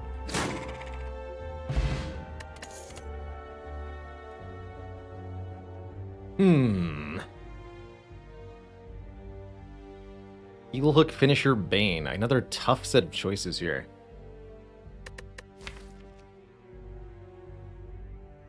Again, none of these are that good. I suppose the Heel Hook is fine if I upgrade the Neutralize.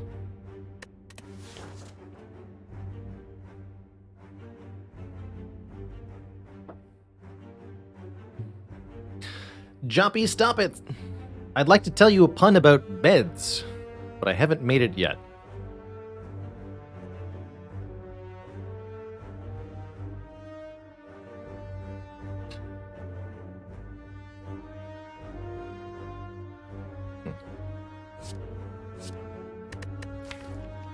Finisher could just be useless a lot of the time, huh?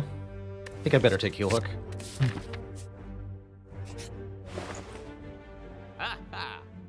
And then we took a slice on purpose? Real shame I can't afford the Sling of Courage. That would be really nice. I do think slice is actually pretty decent, though. As is Attack Potion. I can't Attack Potion card remove, so I'll probably just Attack Potion slice here. It's a pretty sad store. No additional sources of weaken here. I suppose Dagger Throw's not bad. We really want a big attack to double the damage up with a Pen Nib. Currently, we don't have one.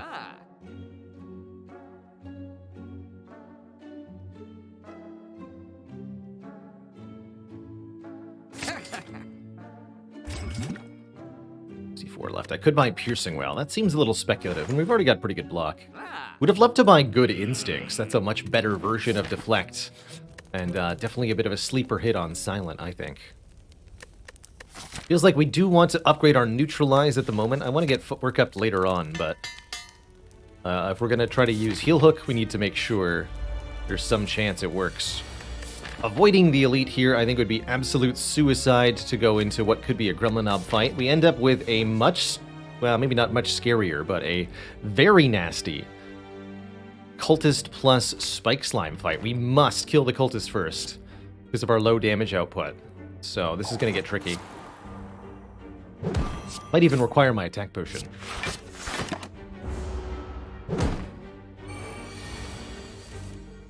Good. Alright, didn't whiff the Heel Hook. That's a good start. I think we're still going to take some damage here, unless I Attack Potion on this turn. Yeah. 666, the number of the beast. But we're 6 shy of killing the cultist, so this attack potion essentially saves me a minimum of 11 health here. And could be more, if I get dash. So, I think I'll use it.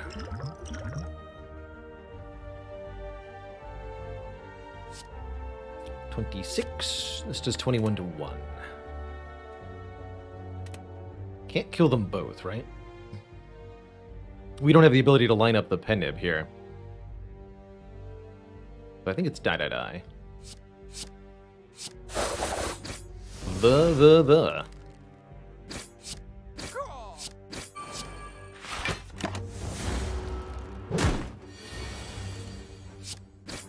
We should have neutralized first, but oh well. We get a fairy in a bottle, okay. And finally, cards that do really good damage with Penib. Actually, a very good flechettes. But I suspect Skewer is probably the better no-nonsense take. At least in this position. But they're both good.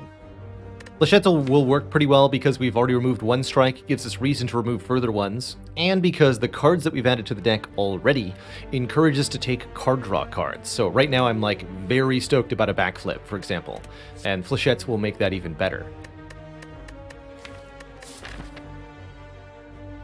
But it's a little unreliable, unlike Skewer, which is excellent damage output.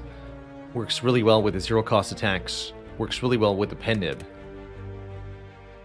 and can be played for 0 to increment the Penib. So I think what we're looking at is a take Skewer, upgrade Skewer here, and then happily fight 2 elites. Because thanks to Fairy in a Bottle, we know we're fine if Gremlin Knob occurs. Especially thanks to having the actual damage to kill them. Deadly Poison's also a passable take.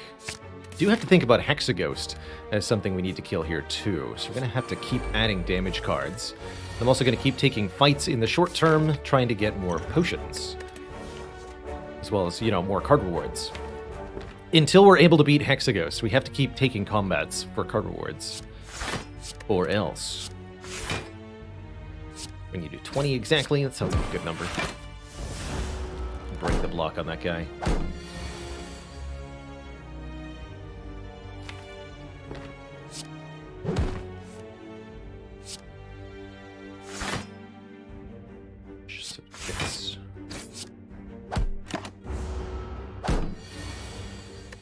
Next fight is an elite, so if I can land with Penib on a good number, that'd be nice. Accuracy setup, dodge and roll with footwork? Tempting, but I think we should not add block cards at this time. It's really criminal that we've seen 2 accuracies, a finisher, and a Penib, but no blade dances yet. Very rude.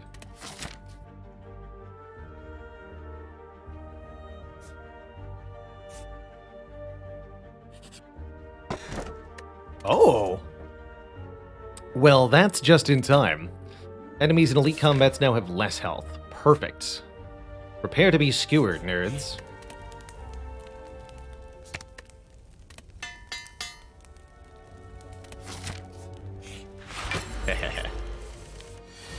Nice try.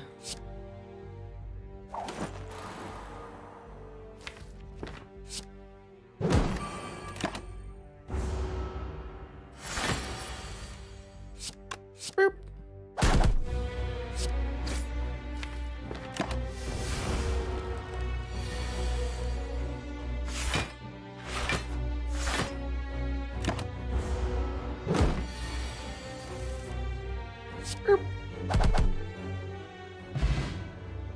Well, that went pretty well. Now we have more max health, now we have another potion, now we have a poison card.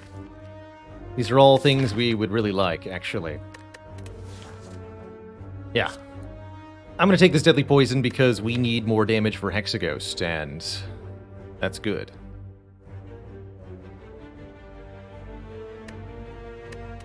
Yes. Get another combat, which means we can maybe Penib a little bit here.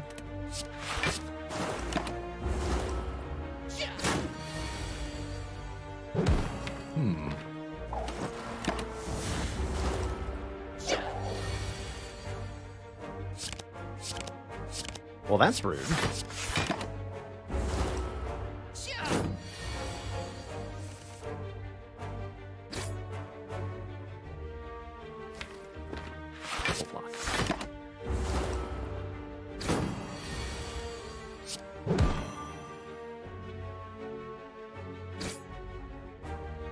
Okay, take a little bit here.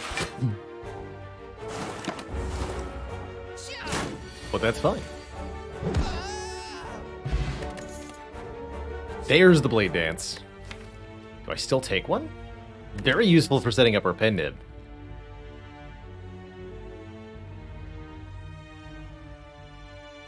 I have mixed feelings on it at the moment. Feels currently a little extraneous. Because we've already gotten damage from other sources that are pretty good. It's okay to hammer shell, that's true, but I'm willing to do that here. Not so much here. We on par for the course. I've been a little bit relaxed streaming-wise the last month or two, and we're still maintaining pretty good course with our challenge. I don't think we're going to have too much difficulty meeting or exceeding, and I do plan on potentially exceeding 400 by the end of the year.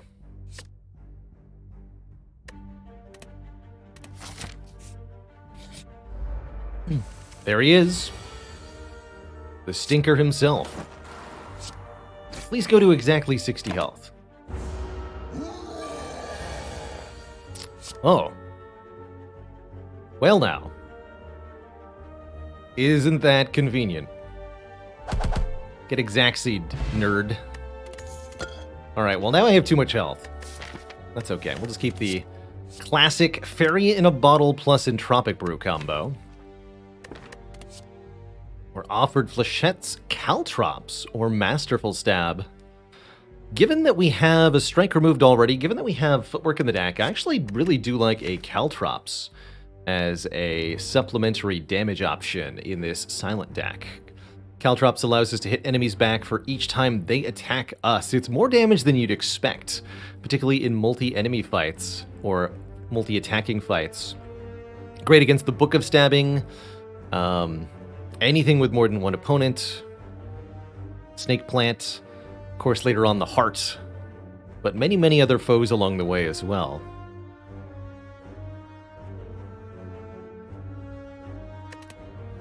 I'll take it. We got one more combat. I'm going to go here just to be different. Hello. Gentlemen.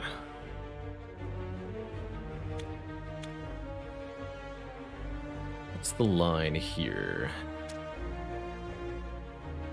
Can defend, neutralize, skewer. Kill one, take two. Strike, neutralize, skewer. Kill two, take six.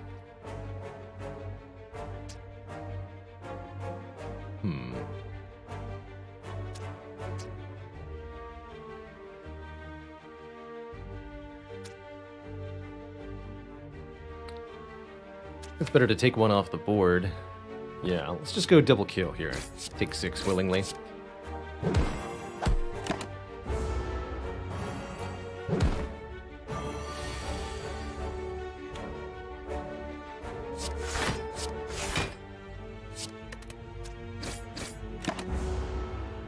I want to kill the gray ones first because they go, they attack every turn, whereas the green ones don't. Nice try, Caltrops. You turn on both torches, does it get dark? Does not get any lighter or darker. Tragically. Don't. Think I found a use for Caltrops? Question mark. Oh, never mind. Well, heck.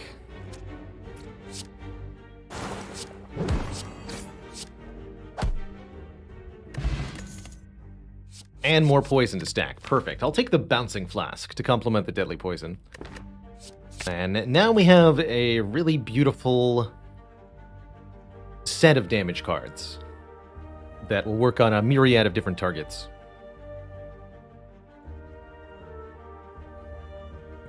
For fighting Hexaghost, I think we can reasonably either upgrade the Trops or the Bouncing Flask, and I think general purpose, I'd rather upgrade the Bouncing Flask.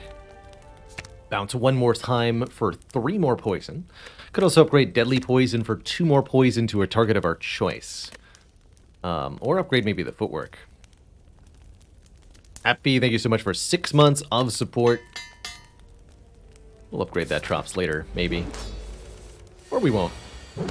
You know. Have some poison.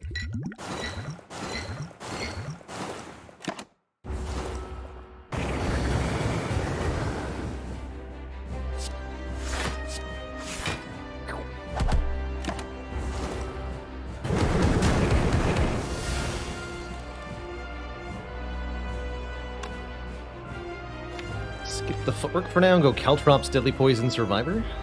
That's right here. Need to make sure that poison is increasing as much as possible. I guess we could have also skipped the Caltrops, gone Footwork, Deadly Poison, Survivor. That way I would have blocked a little bit more on this turn. But it is not important. What's important is killing Hexaghost before turn 9 of this fight, currently on turn 5. Because that is the turn when all of these flames are lit and the boss will perform the nasty Inferno attack. To win before then.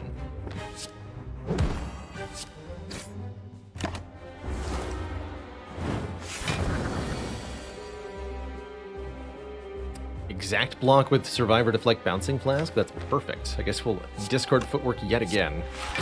See you later, Footwork. I'm sorry. This ghost is toast.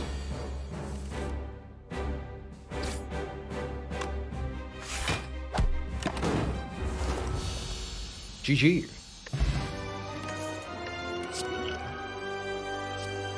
We're offered a Wraith form for intangibility. Grand Finale, letting us deal 50 damage to all enemies, if and only if we can get 0 cards on the draw pile. Very difficult to do. Our Burst. This turn, our next skill is played twice. Definitely have some decent burst targets here. Burst Bouncing Flask is juicy. Feels like with our offense settled, we're looking for more ways to be defensive. I suppose Wraith Form is definitely a nice way to do that. Although I'm not the biggest fan of combining Wraith Form and Footwork into the same deck. It could be a sort of either-or situation. If I had a Catalyst, I'd be a lot more easily sold on this burst. Or any way to retain skills, that is. Would be acceptable too. I suppose I'll take this Wraith Form. We might not always use it. Might be a dead draw in certain fights. That's okay. Oh my. Well, actually... No energy options here. Means we're going to be going forth with only 3 energy per turn and with fairly expensive cards already. That does sound rather difficult. Our options are the Pandora's Box, transform all strike and defend cards. There are 9 such cards, so that's a lot of transforms. Blackstar would double the amount of relics we get from future elites. Note that we have Preserved Insect to go with the Blackstar. So, and we have good potions. So I think we'd be able to start fighting elites in Act 2 without that much difficulty. We've got good cards for killing too.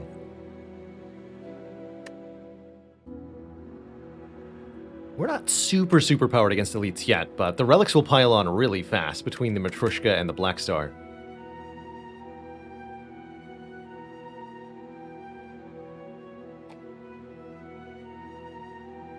There's also Tiny House for a bunch of stuff. I think I would always take the Blackstar over the Tiny House, especially since we have both our potion slots full, but 5 max health and 50 gold isn't to be neglected. It's always an option, always worth thinking about.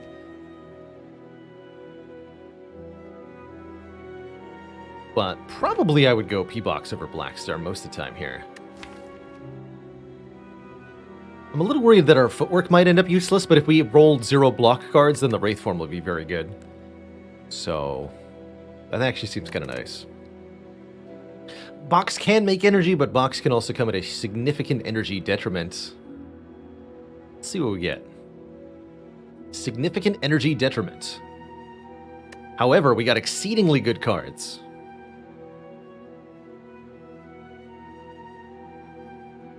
A really good mixture of defense and offense.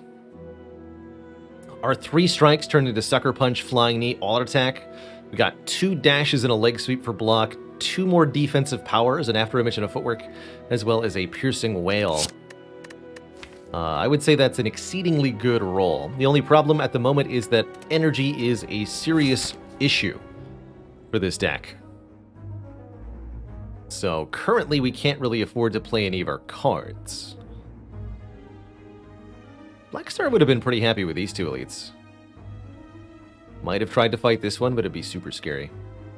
Would I take a concentrate now? Sad thing is probably not. Concentrate would not actually let me play any more of these cards.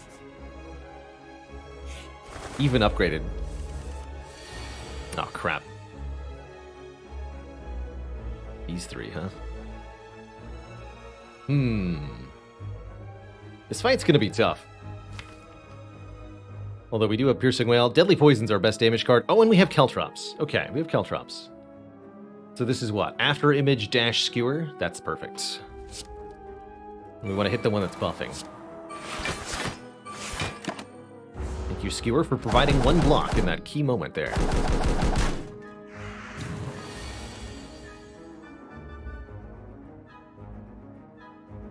Depended the Flying Knee, but there's not a lot of point in it. So much block. Actually, we're very good at blocking. That's what I learned here.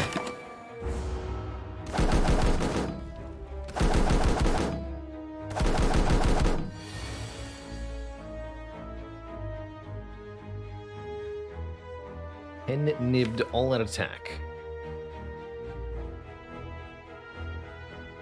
Did not draw the dash.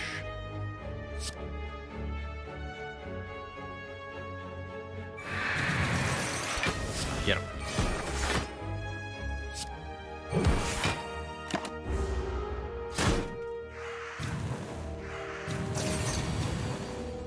Perhaps playing Caltrops was an idea. Oh, here it is again.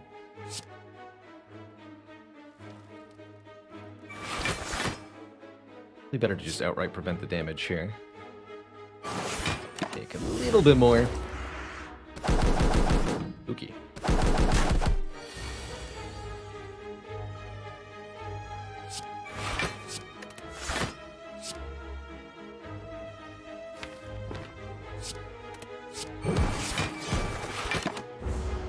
You're so tanky. They are so tanky. 3 + 4 would not kill. Is that okay, though? I think a little bit more, maybe. These straws have been spooky. Another option is play the Bouncing Flask, try to kill one of them, but I won't be able to get both of them, will I? I don't think so. Only got 7 damage. The total health, yeah, I can't kill them both.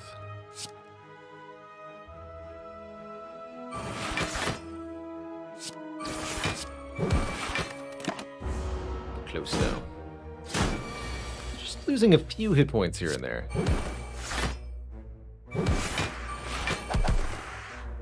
Do leave with the Pen Nib on 9. We get another Piercing Wail or a second Slice, both of which are actually pretty hot. Who's our act boss? Champ.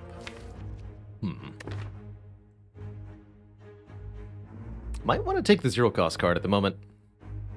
Especially with the After Image. It's also 1 block for free, right? It's letting me do damage. But they are ultimately like strikes. Tough choice. I'll take a second Piercing Wail. Go further into the defensive pool. See how that does for me. Ooh, Bouncing Flask versus Pen Nibbed Skewer. What a choice. Bouncing Flask would be reasonably 36 damage over the next 3 turns. Let's just Skewer. Maximum DPS. And now I think we Wraithform to be intangible this turn and intangible during the nasty attack next turn. Otherwise I have to take way too much damage here. Unacceptable.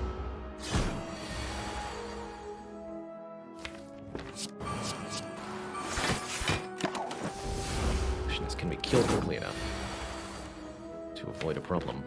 The answer is yes. Yes, we can.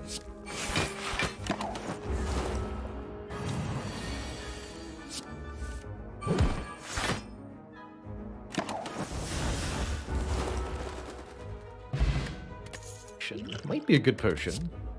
Ooh, a Crippling Cloud Plus, AoE Poison and Weaken with a free upgrade. Well, heck. Sign me up for that. Now I do wish I'd taken Burst. Do I want to drink this Entropic Brew? That is the current question before us.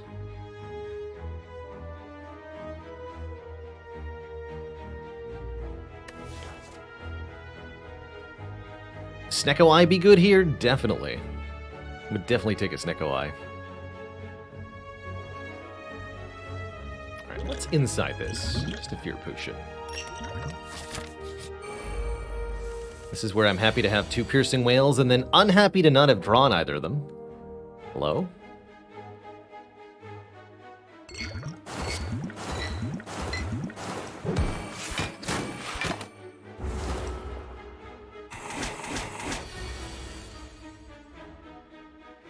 Just a 1x3 either way.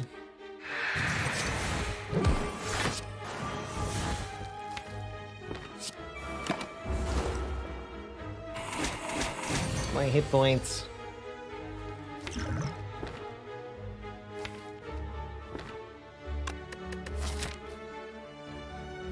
Be a regular fight next, okay.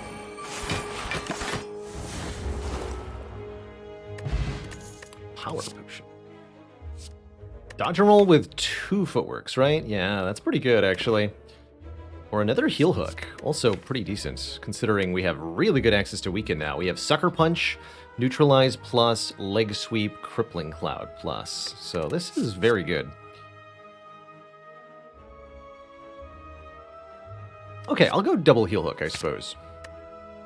I'm gonna keep the explosive potion for a potential elite fight. And we're gonna head to a shop with over 300 gold here. I think I'm gonna end up maybe resting here? We'll see, actually. Any cards I want to remove? Just about everything in this deck is pretty good, actually. Hello. Membership card is here. Panacea is very interesting.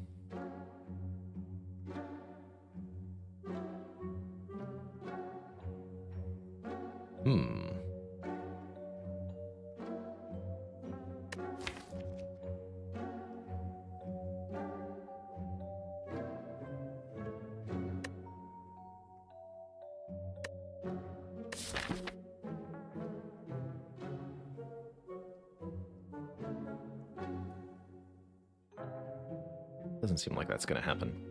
Probably a low elite act for us. Alright, well, we'll definitely take this, giving us a 50% discount on all products. Makes life nice and cheap here.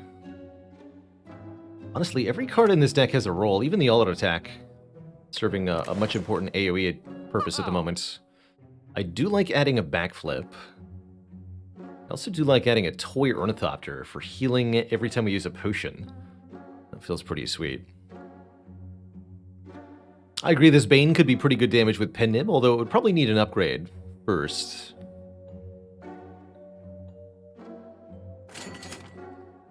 E6 plus 45. I can afford backflip and Panacea, huh? I think I'm going to do that. Oh wait, no I can't. I'm 1 gold short. Never mind. For backflip and card remove. As established, I don't actually want to remove any of the cards in this deck. So, yeah. Good to talk. I have enough money to afford a relic here. Maybe this shop isn't so bad after all. Alright, normally these two would be a huge threat to us. However, currently don't see a problem.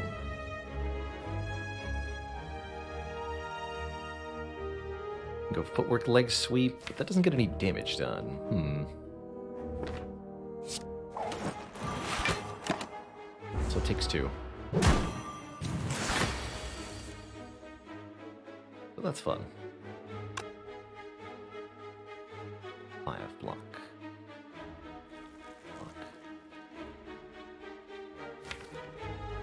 Definitely want to play this after image for future turns. Kind of sad for current turn, though.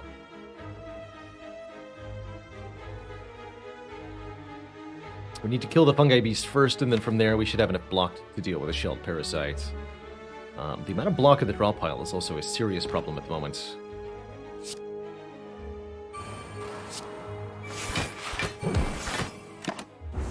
Currently concerned.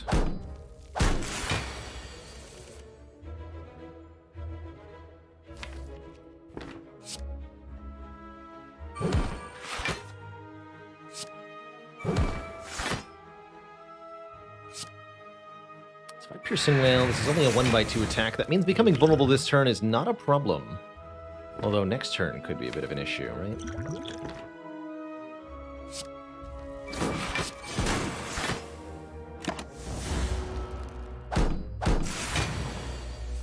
Not too bad. Work, Bouncing Flask. Deflect, Skewer. Take 6 more here. Really like to keep this potion for our elite. Pretty good potion and all that. Dang it.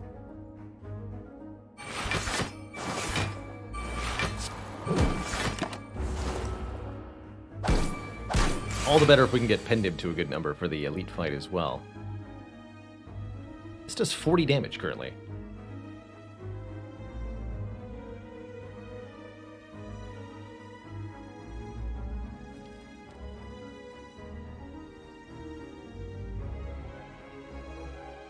That doesn't seem like enough.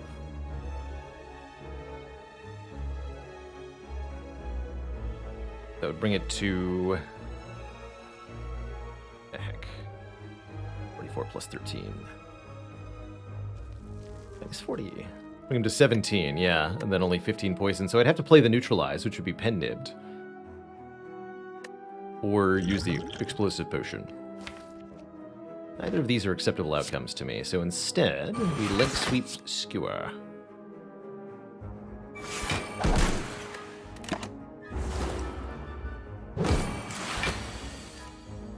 And then Bouncing Flask.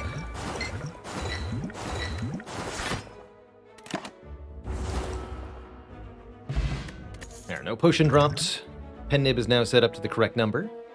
Could take a Dagger Spray for some additional area damage, but I think we've got that sorted at the moment. None of these are upgraded, so I can't say that I'm interested. Since I have a Fairy in a Bottle, I'm going to go into this elite fight with low health. Then we'll hit the shop afterwards. I'm going to upgrade our Wraith Form for a 3rd turn of invulnerability, and we're going to see how this goes.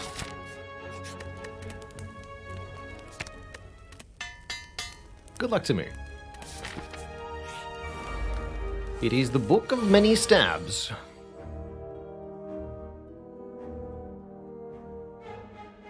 Good.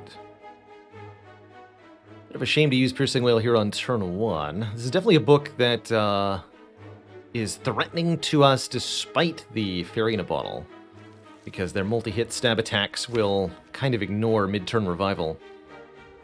Does Fairy in a Bottle work with the Ornithopter? Sadly, no. Book of Stabbing is very much a damage race of a fight, so we need to make sure that we're killing them quickly. Do I Pen-Nib this slice to avoid wasting? Slice. But Pen-Nib going to do more than 12 damage? I guess that's the question. 12 additional damage, and the answer is probably not. So I think I should just play it. Force them to get 2 wounds this way.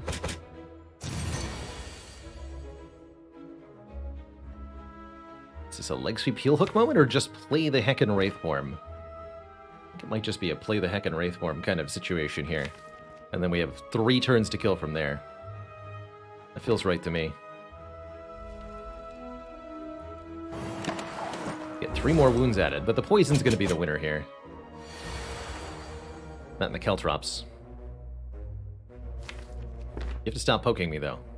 Please. Caltrops. Flying Knee, Skewer. Our last turn of invulnerability. We shall use it well. 5 poison or just deal 10? Just dealing 10. Also advances our pen nib. Good job, Caltrops. So we actually win the Book of Stabbing fight with relatively little health lost. No potions used, although I should consider throwing one for 5 health gain right now. As we're not fighting another elite. Yeah, I should just use this. Aha, I thought so. We get a mango, 14 more max health. Now we're chonky. As well as our potion replenished and another deadly poison if we want it. Could also take a reflex for card draw if discarded, but the amount of discard in this deck is essentially 0, so I don't think this is a very good card.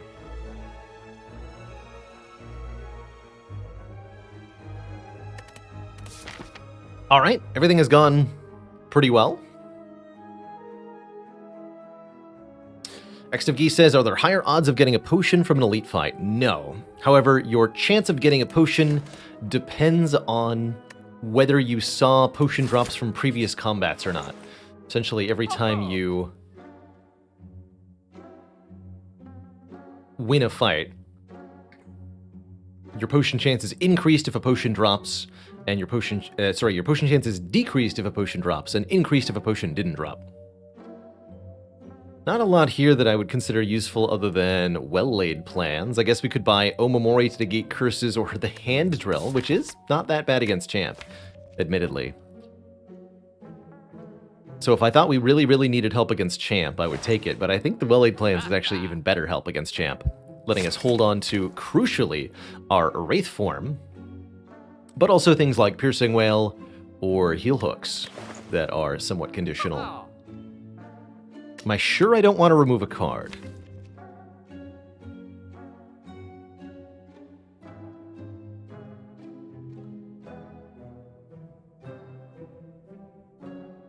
Yeah. I mean, it really doesn't feel like it's worth paying money for at the moment. Heel hooking infinite with the Purity? If only. I think we could reasonably remove one of the 2 dashes. I think that would be fine. But they are decent cards. I guess we could also maybe remove Sucker Punch, but currently it enables two heel hooks to operate better, so I do kind of like it. Alright, we get 2 relics out of this chest. They are Akabeko, making the first attack each combat do more damage, and Centennial Puzzle for excellent card draw. 2 common relics, both exceedingly good. Very happy to see those 2. And we'll get the well-laid plans. I wouldn't say these dashes need an upgrade. +3/+3 is nice, but they're getting a lot of defensive bonus from the footworks, which is probably my next upgrades, is 1 or more of these footworks. Or the Caltrops, actually, unironically. Should have bought that Omamori relic for a curse here. I think I'll say no. And we'll just go for more upgrades here. Come on, Colosseum. Potions! Can't drink this potion here. So I either get punched or I buy some potions. I'll take 1. Nah, not that one. Minus 20 gold. Okay, I can't say that was a very good pair of events that we encountered, but can't always be good. Getting Deadly Poison's also an interesting option for Champ.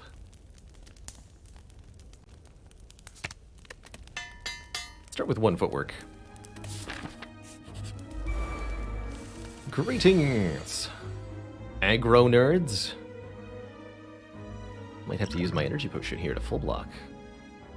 I can go after image, footwork, backflip, deflect. That's really not that much block, actually. The 9 plus 7. So I would definitely take some damage in that event.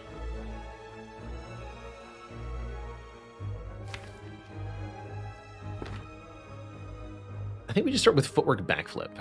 Let's see where that takes us. Doesn't leave me with enough energy to play the dash, though. I could go dash, backflip, deflect. That's only 19 blocks, so I'm still taking damage.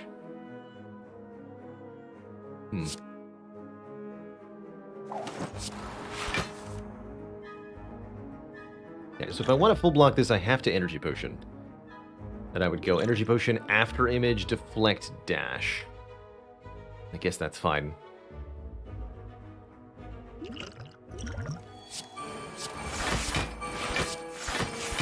Usually aim for the Armored Centurion first in this fight, especially if you have lower damage output, believe it or not. The Centurion provides block for the Mystic.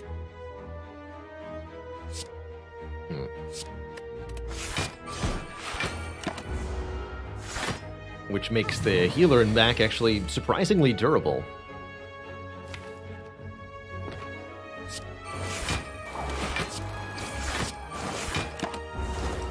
The Centurion will also go berserk if the Mystic is killed, forming a ×3 attack that becomes really nasty if any amount of strength has been accumulated so far.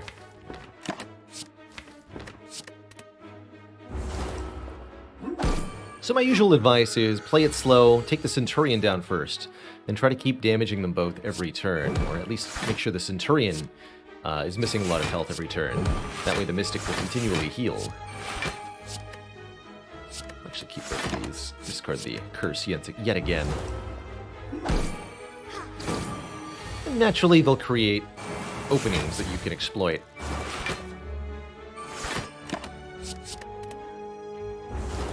Capitalize on some big damage.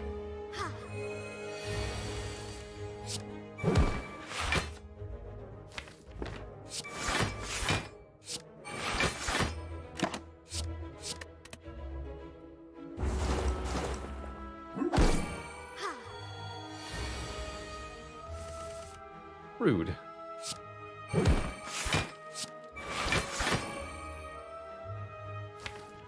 We'll cycle around one more time.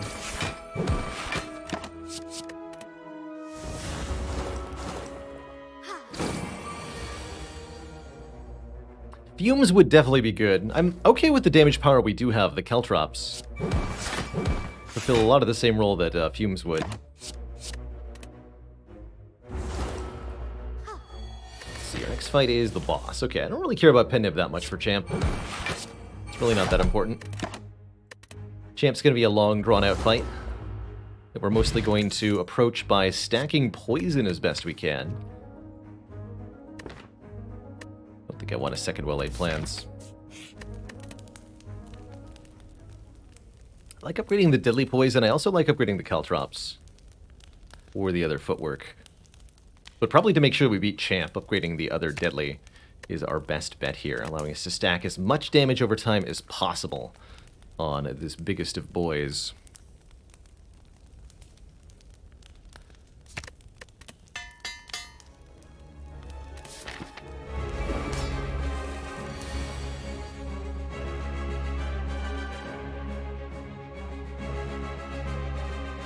Take a little bit here. Our mess block is after image, dash, deflect, block 16, take 2, draw a whole bunch of cards. I'm actually pretty okay with that. After half health is gone, Champ will remove the poison, but not the damage dealt by the poison. The idea is essentially take Champ as far below half health as you can in 2 turns. And having a lot of poison applied prior really, really helps with this. The Wraith form for now.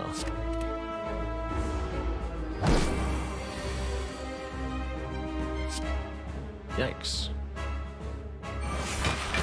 Okay, that smarts a bit. We'll get a turn off next turn, where I can apply Bouncing Blast, Crippling Cloud. Start it here.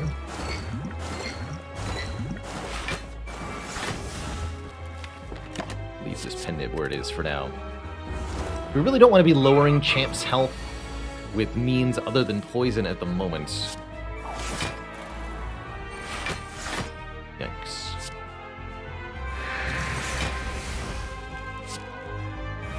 They'll even waste that on purpose here.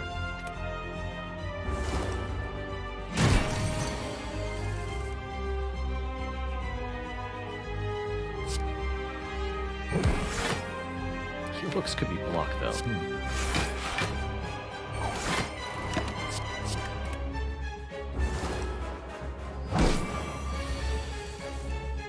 Have to stop. Just for like a minute. Please. El Champo.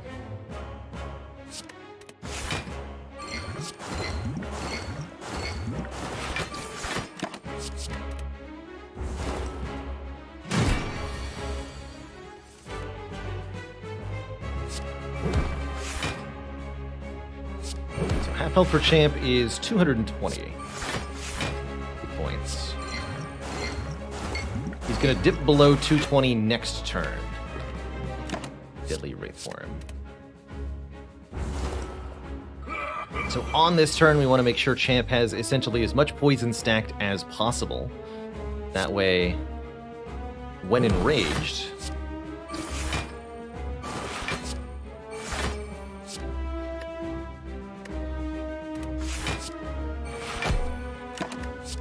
he has as little health as possible.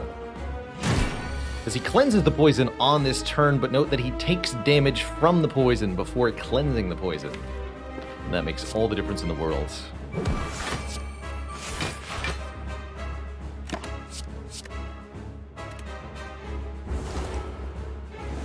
You've done it now. Duh.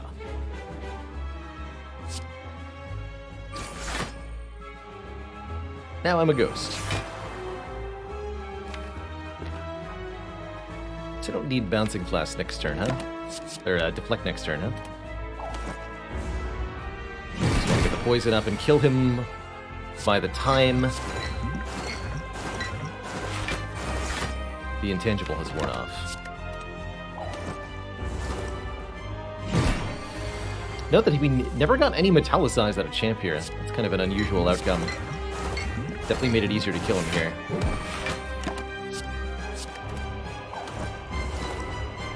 We'll do another execute on this third turn right as the intangible wears off, but we're ready for him.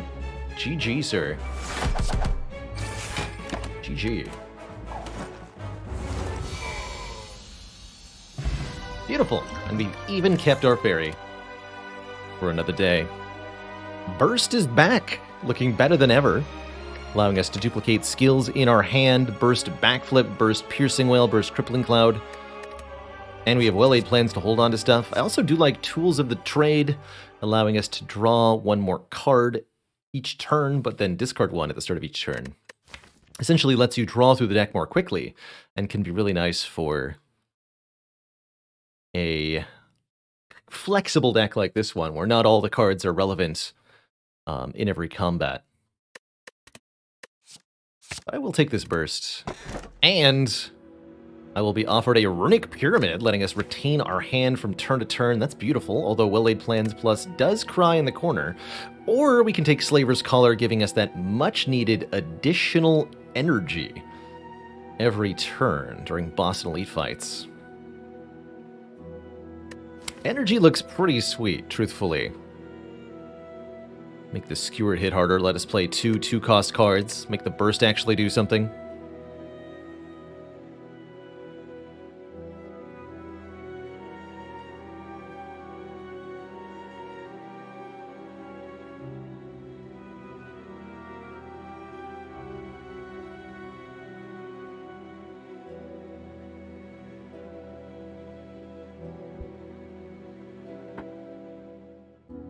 Janice, did you hear the pun about the boxer?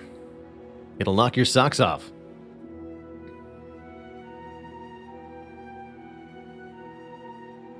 I think I am going to take the additional energy here. We really do dramatically value it, just so that we can get more powers in play on a turn.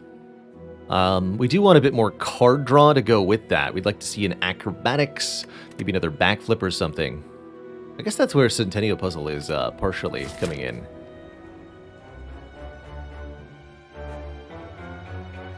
We have to go here. Means we are taking this path. That's actually a pretty sweet path. Look at that. Upgrade, upgrade, upgrade. That's not bad. I have enough money to make this shop worth visiting, so we'll go there too. Actually not bad at all. We get to, by and large, avoid those nasty fights where we don't have more than 3 energy. and just jumps right into the good stuff. Cheesy Wiz says, when is Ring of the Serpent worth picking up? I think Ring of the Serpent can be best on silent decks that focus on making the combat last a really long time. Lots of blocks and such. Oh, we have Akabeko Pendim. I didn't realize that. Or decks with lots of zero-cost cards can also try to capitalize on Ring of the Serpent. I don't have very many Ring of the Serpent wins, even in my many, many hundreds of silent runs, but there's been a couple where I think it's been okay.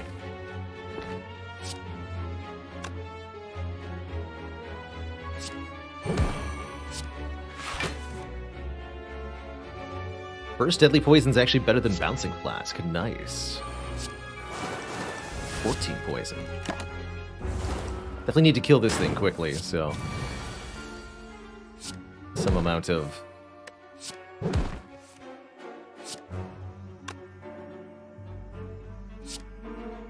get her done is required.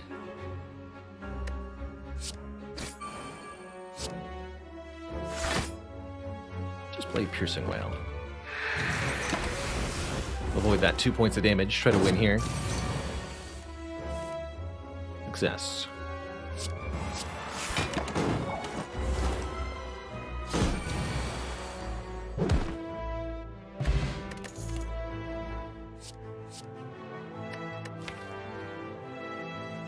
Actually really like another deflect.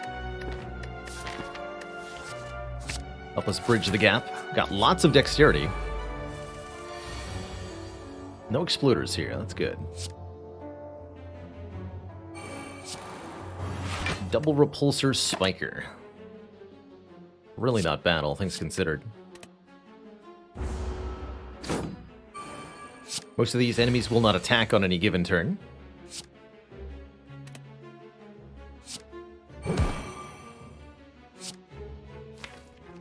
Gonna poison the heck out of this spiker, I guess. Actually, no, I should get the repulsors down first.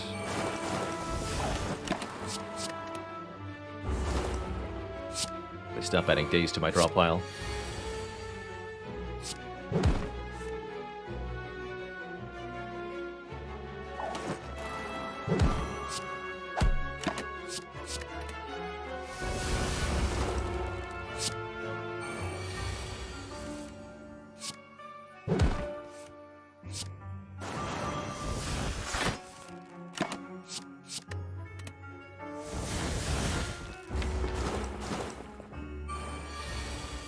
It's a lot of thorns, man.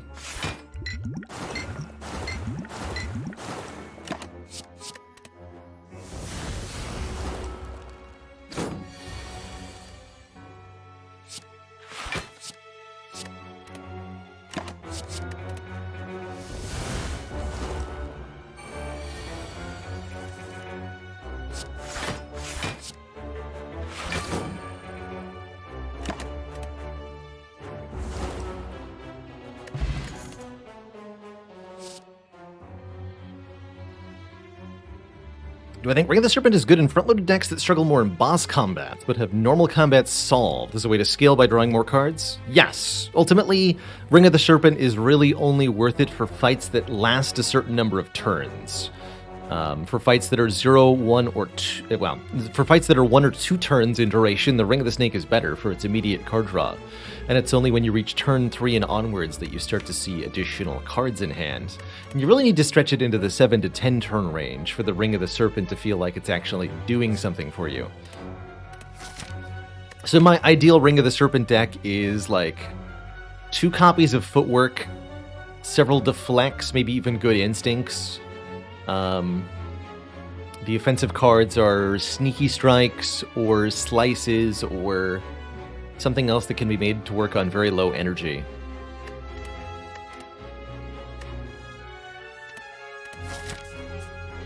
Or you've got a way to generate energy. That can help a lot too. Ooh, start with Poison. That's pretty sweet. We want more energy outmaneuvers here. I also exceedingly like, don't miss it, or hiding in the corner here. Look at this finesse.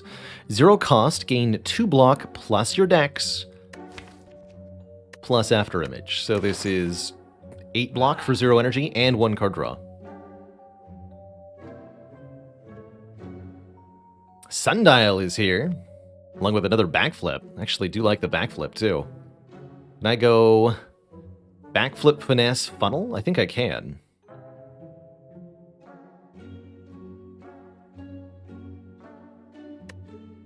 Definitely want that starting poison on enemies with a twisted funnel.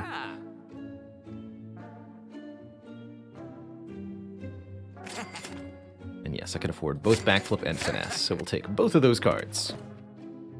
Card removal is currently 38 gold, well within our price range, but there's very little in the deck I want to remove. I suppose Sucker Punch and or Flying Knee can reasonably go at this time. I do have another shop coming up later. But first, triple Jawworms.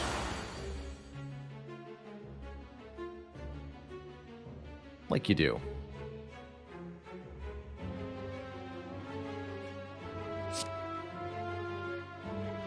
The Jaw Boys. Jawworms. Deeply tempting to well-laid plans. Probably gonna Piercing Wail, though. Take a little bit of damage. Draw a bunch of cards.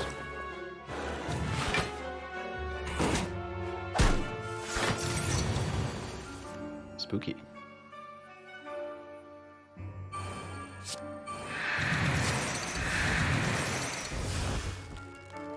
Roll 10, huh? Well, heck. Continue to take a little bit of extra damage.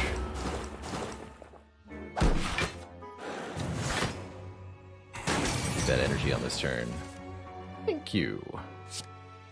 For being so reasonable. Auto attack does barely more than Skewer does. I'll just play the Skewer, make sure the Ascender's Bane is gone.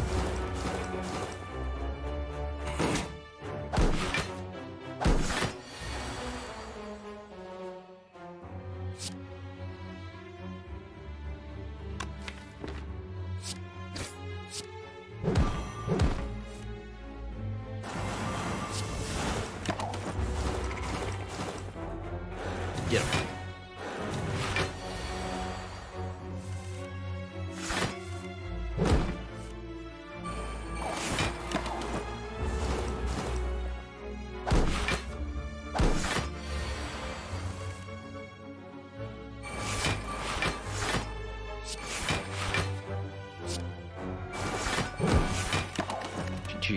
Okay, that wasn't too bad, all things considered. Definitely benefited a lot from our various relics there. Poison Stab Plus is an upgraded poison card, but I don't think it's the one that meets the necessary criteria for getting into this deck of cards. So I'm thinking, no thanks here to any of these. Snowing in Calgary today, oof. It's real. Ow. Uh-oh, you lose! Slash the crazy gremlin, but he's simply too quick. It's a real shame. That could have been 300 gold, but it wasn't. Alright, our next upgrade is 100% going to be this burst, allowing us to duplicate 2 skills, and this deck now has to face a plus strength Reptomancer. The good news is, we're finally at 4 energy per turn, at least for this fight. So we might be able to get something done here. If I burst this Bouncing Flask and just scatter poison everywhere, I don't think that would be necessarily a good idea. What I think would be a good idea is to play Flying Knee for bonus energy and then deliberately take damage to activate the Centennial Puzzle. I think that would be a good idea.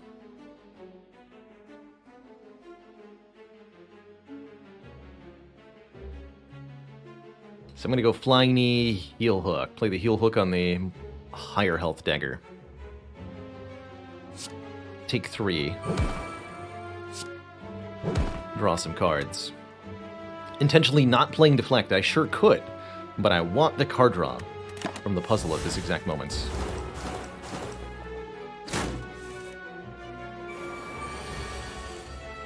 Perfect.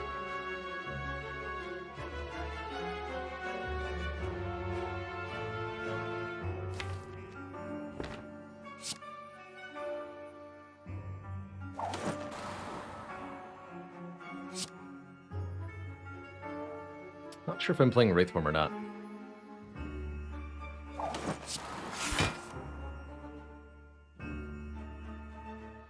Signs point to not yet.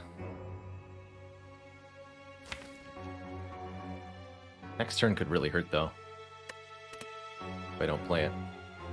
If I do play the Wraithform, then my concern is that several turns from now, when the tangibility wears off, it will be destroyed. Villareso, thank you so much for 16 months of support. It's also going to be more daggers attacking me next turn. Should just play the Wraithform now. Okay. We should have prevented 1 wound rather than dealing 6 to Repto.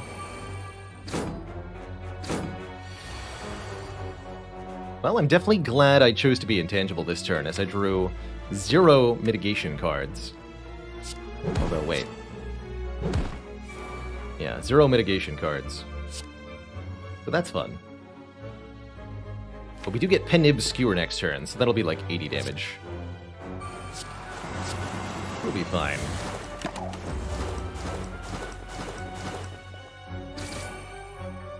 Ow. Ow, ow, ow. Venompox, thank you so much for 30 months. 3 metric years of stream support.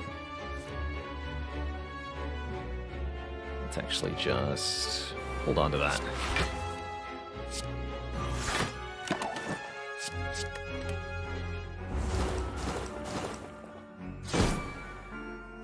Definitely glad I decided to play the Wraithform.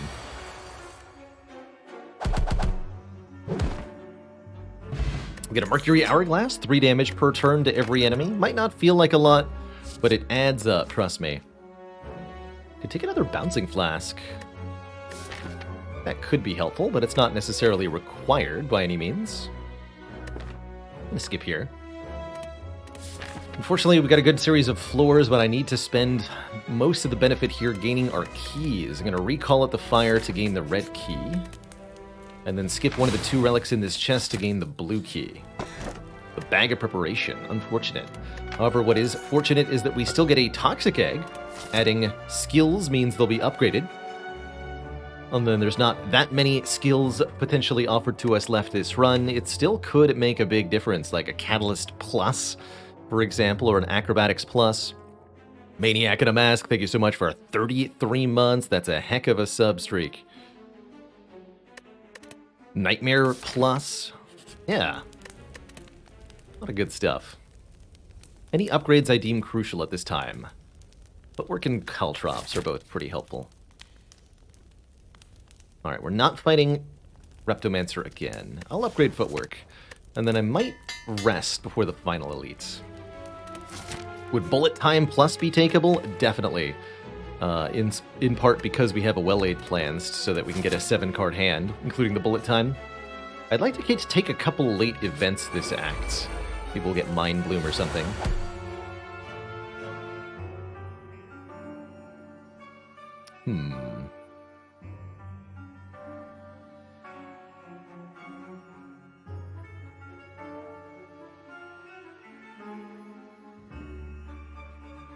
Skewer just outright kills one. That's kind of interesting.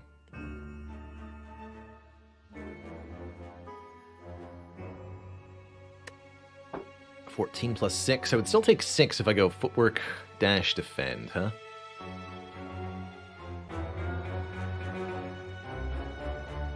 I could do Burst, Crippling Cloud, Deflect. That takes more than 6, though. But does inflict a ton of poison on them, such that the fight is getting won later on.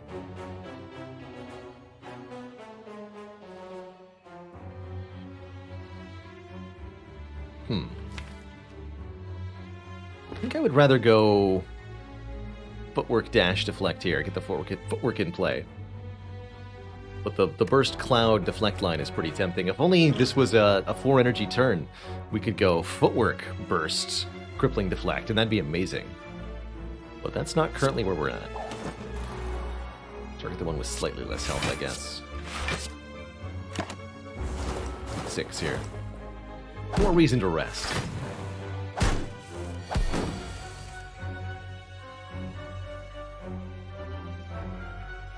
Just gonna go now. because I can't mitigate enough of this. Dang it. Hourglass, save me.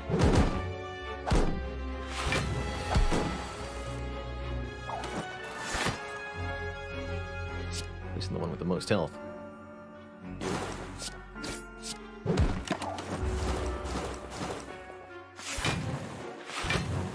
A little concerned at the moment.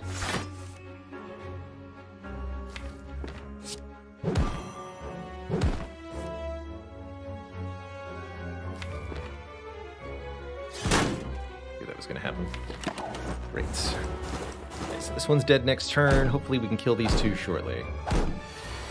Still have positive dexterity for now, so blocking is also an option, technically.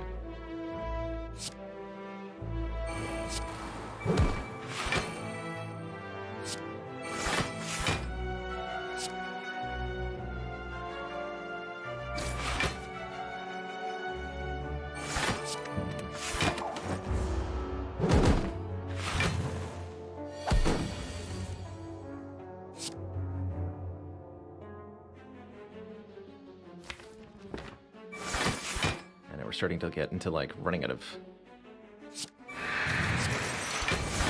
deck situation.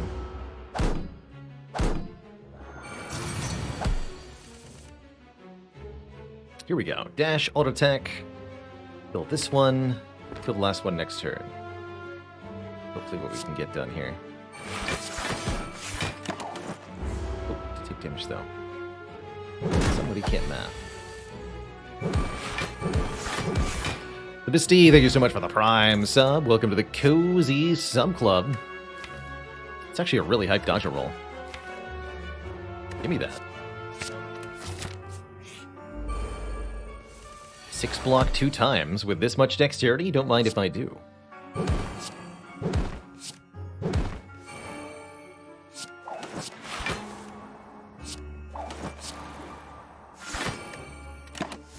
That way we get 12 block for the current and next turn. The cost of a low 1 energy. It's beautiful stuff. Guess I'll take a little damage here. It feels bad to play the Wraith form early.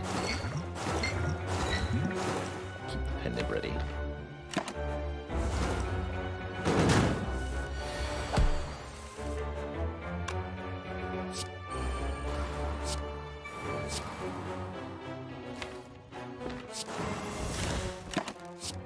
These two.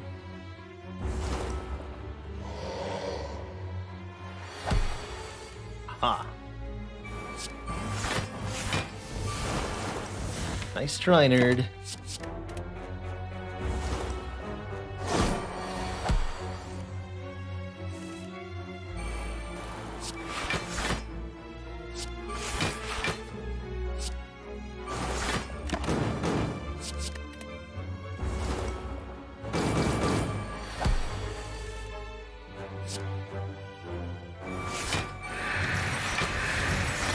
Bouncy, bouncy.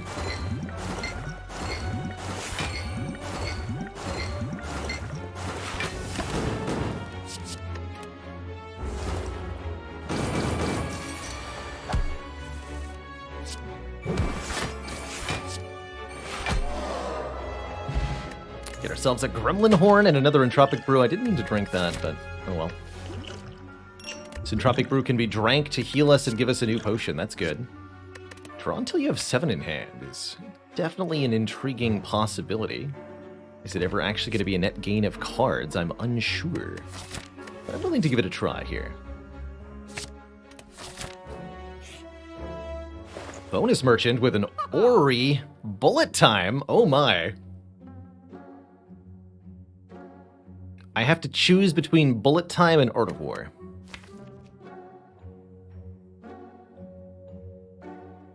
Not gonna lie, that's a tough choice. I guess we play enough attacks that the Art of War won't be that reliable. Although it still would be pretty good.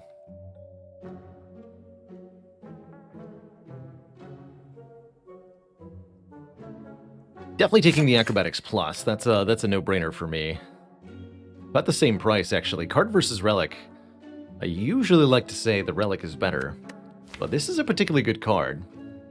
There's also Ori here, with 5 card rewards inside, and maybe that's better than a bullet time. Cultist Potion, a win against the heart. A stack already has a win against the heart. We need wins against the elite before the heart.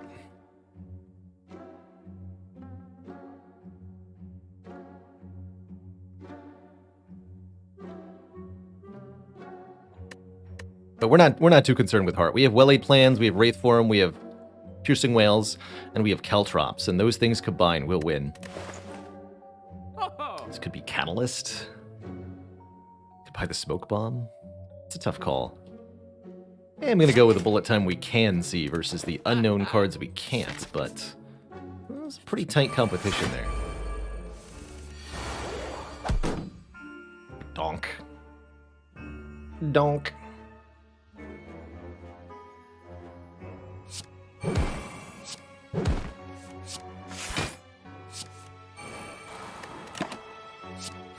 These two.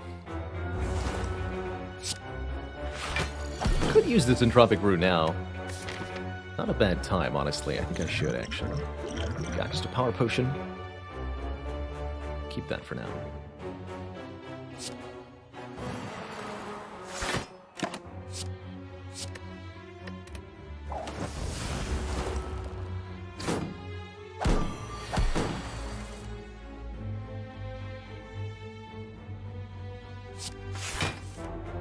I should have used Acro. It's okay.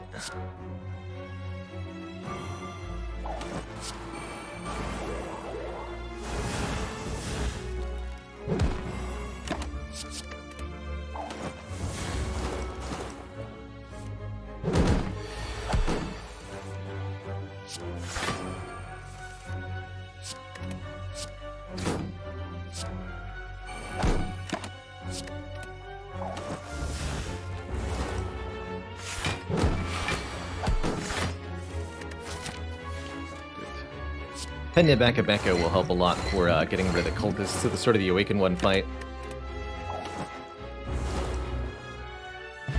You get a potion. And another Crippling Cloud Plus? Welcome.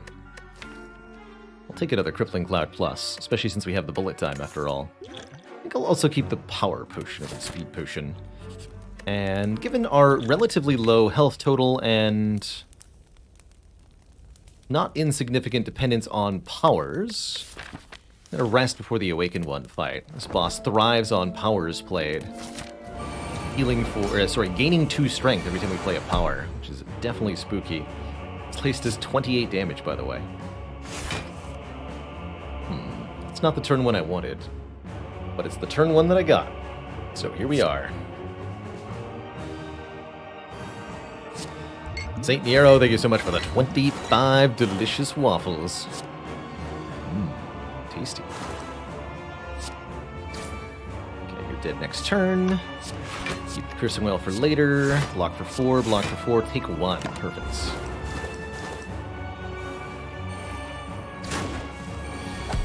Exactly as planned.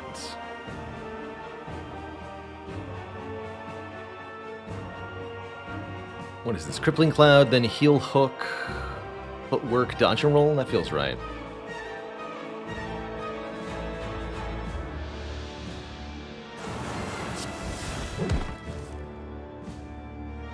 Oof. Kind of need that card. Alright, don't play the Footwork then. Play Well-Laid Plans, Dodge and Roll.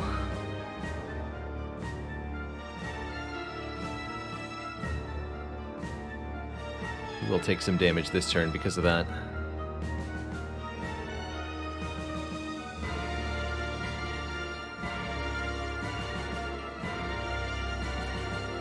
Use Piercing Well for better block this turn. Could use Skewer. Kill this guy. Kind of. Could also Skewer this one to draw 1 card. Problem is, if poison kills, then the Gremlin Horn kind of gets wasted. I think we want to kill this one next turn. Let's go this way. It's going to be multi-attack next turn, so I'm going to keep the Piercing Whale.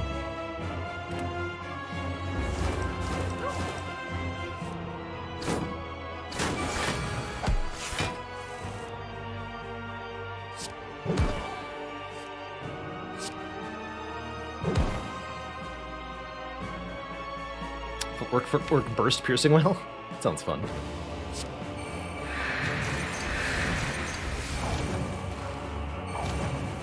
Beautiful.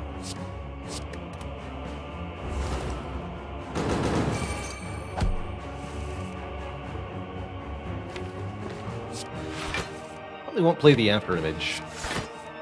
At least not initially. Goal now, stack poison on this nerd. As the way to win. And just keep blocking where appropriate. 10x4 well weakened, huh? That's kind of spooky, actually.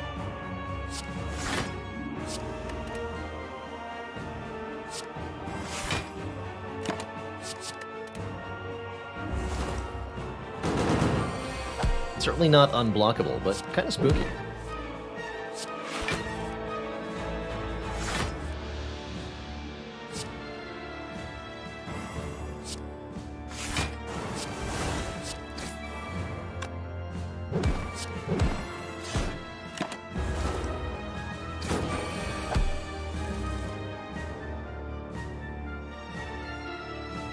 Burst, dodge, roll, dash. That's exactly the correct amount of block. Beautiful. Then burst expertise. We use the piercing well between phases for now. Keep bouncing flax. Deflect. Slow and steady wins the race against Awaken 1, usually.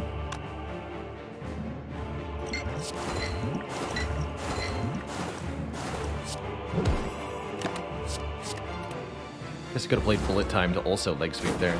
I don't think it matters much.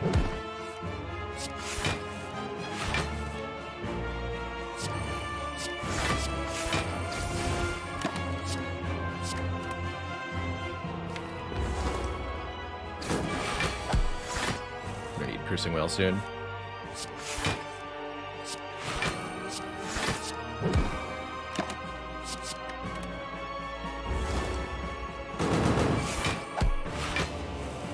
We play Piercing Wail on the turn the Awakened One dies.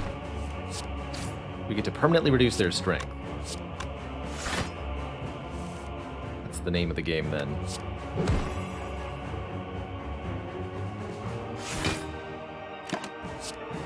We'll even burst it for good measure.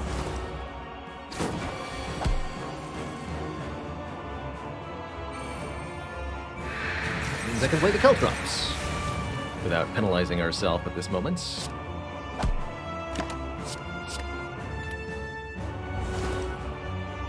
So the Awakened One comes back with 0 strength. And now we made bullet time.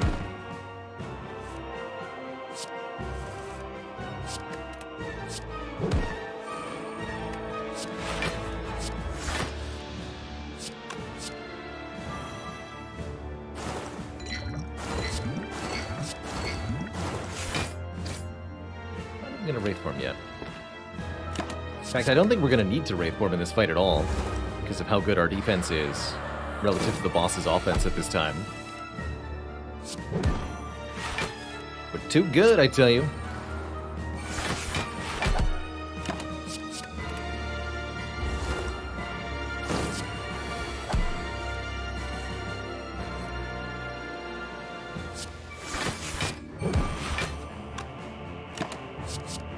Should keep the burst dodge roll.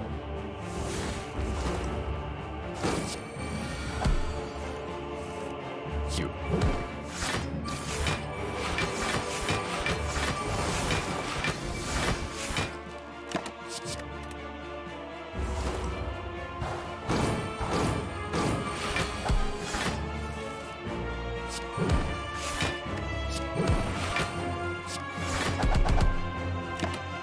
Bippity bappity.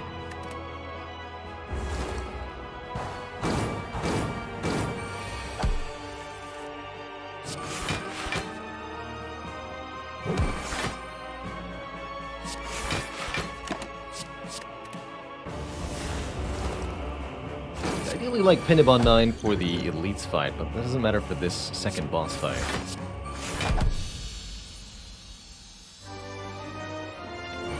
Alright, our second boss is Donu and Dekka, the Shape Twins.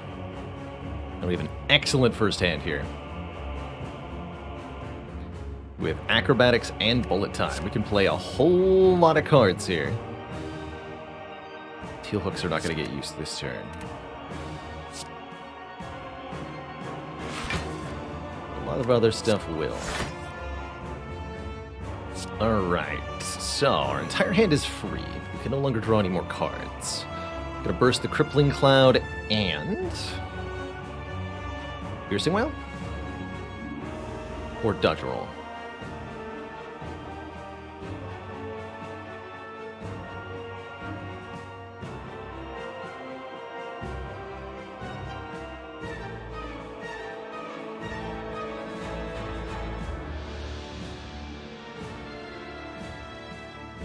Like Sweet Piercing Wail to strip the artifact layers off of one of them already.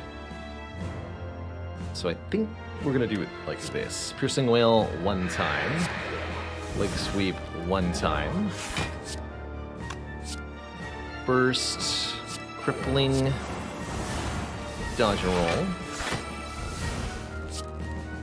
Now Heel Hook tries to draw a card, but doesn't actually do that successfully. And that's okay. So we get 12 block next turn, 14 poison on Donu, 4 turns a weaken on both of them. Can't imagine we can do much better than that.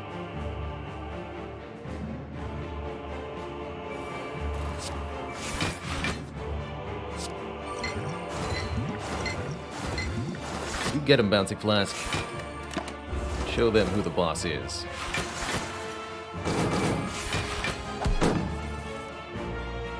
Alright, Signal says it's time for Wraithform, and I have to agree. It's time. Keep poisoning them.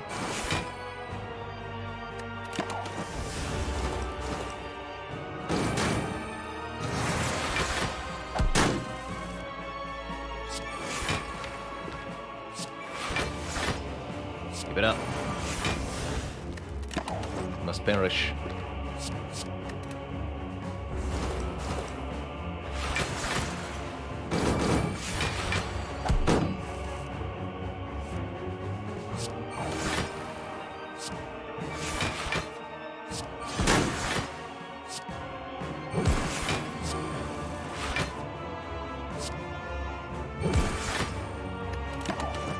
On the burst?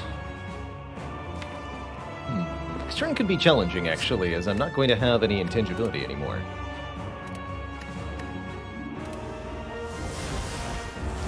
Have to kill Donu pretty quickly here, then. That's only 15 by 2. Easy. Easy, easy.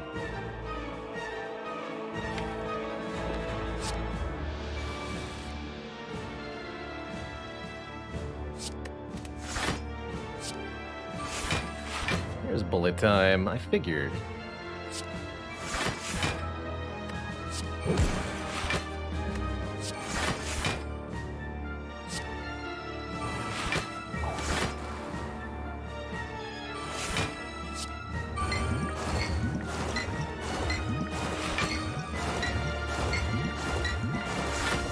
Beautiful.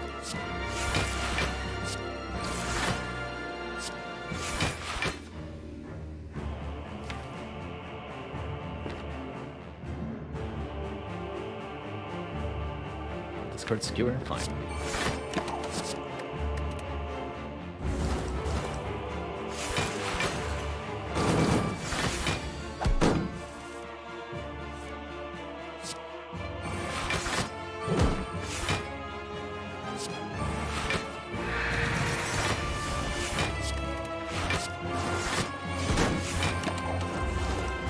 And if we can win without further attacks being played, that'd be really nice.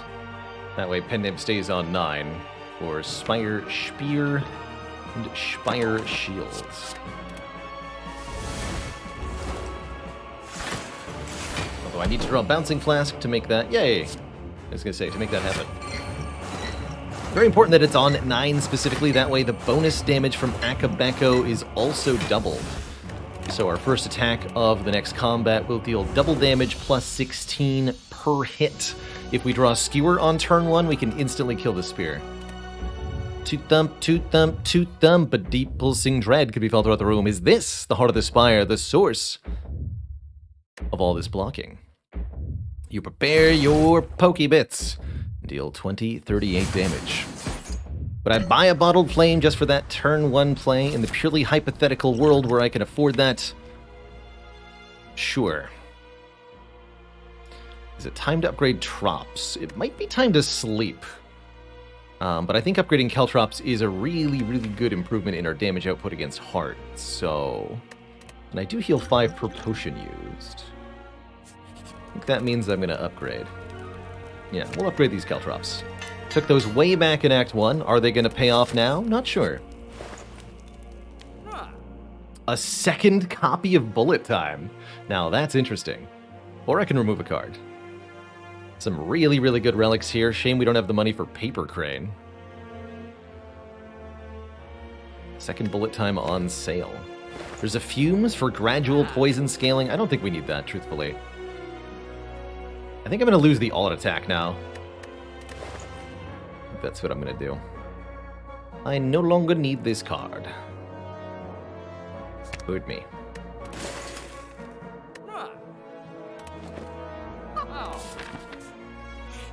Please draw a Skewer. Possibly close enough. Deeply unclear.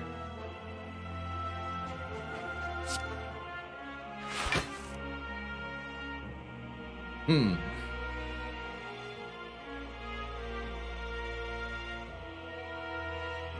think I Power Potion.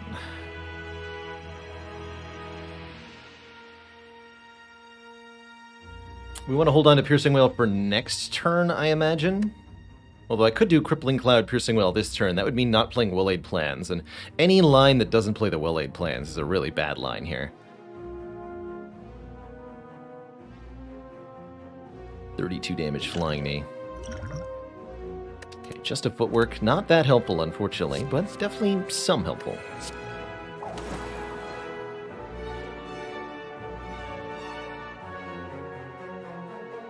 What is this? Well-Aid Plans, Survivor Deflect Caltrops, or Well-Aid Plans, Crippling Cloud Deflect?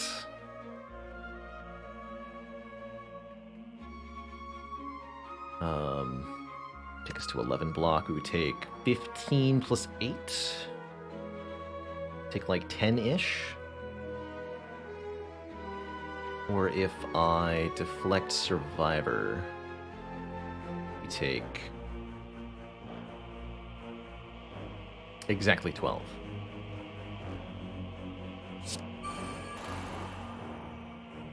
But I don't get to play the Crippling Cloud. I have to hold on to Piercing Wail, Crippling Cloud. Whereas if I play Crippling Cloud Deflect, I hold on to Piercing Wail, what, Survivor? No, let's get the Caltrops played. Wait, yeah, Caltrops, Survivor, Deflect. Hold Piercing Wail, Crippling Cloud. Take 12. I'm okay with that.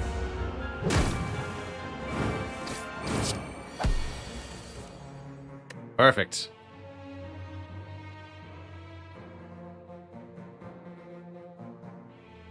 Absolutely perfect. We can keep the expertise. Can't play that at the end, unfortunately. Can burst the bullet time. No, I'm going to be bursting Crippling Cloud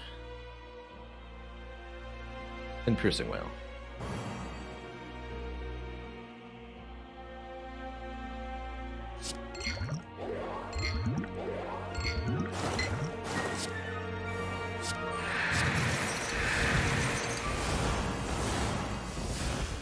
And since he's doing no damage, we want to make sure the damage goes on Spire Shield here. Give it a hit. Spire Shield is the one attacking me for huge damage on this turn. If there's any way I can finish them off, that'd be great. Otherwise, Wraith Form will do.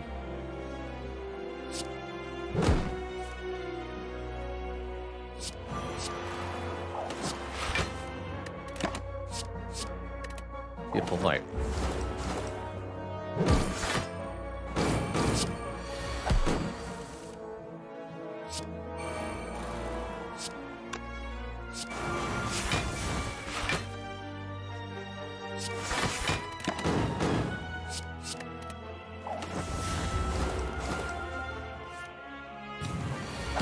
really care about what Pinib's on for the heart, but we might as well try to get it a little bit higher.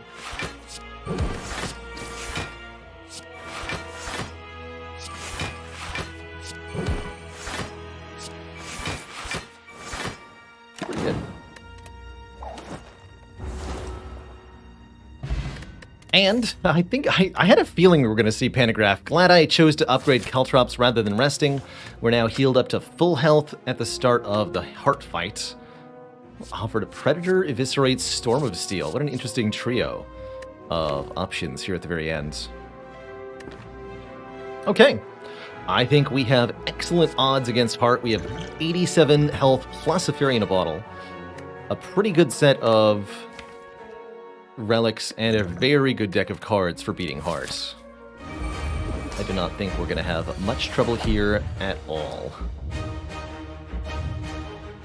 I want the bonus draw on this turn. Looks like the answer is probably yes. I'm just going to play Footwork and we'll see what happens.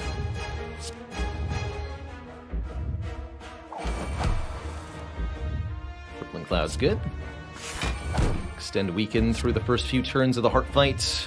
Shame we've drawn both Piercing Wails before the first multi-attack, but there's ways around that. But play the Slice. I guess so. Play a Wasted Pendant.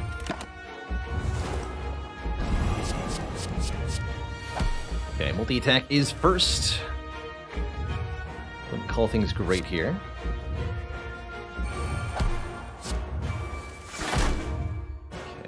Worse to see Wraithform now, I suppose.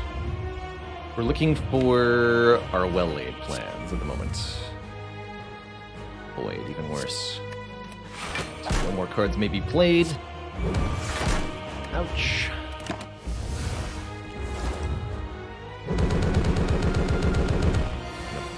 Barely die to this unless I block. We do have block, thankfully.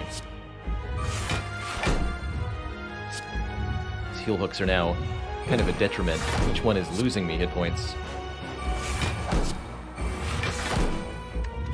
Alright, health is critically low. However, we're through the nastiest part of the fight. We have Fairy in a Bottle to absorb one big attack, and we have both of our...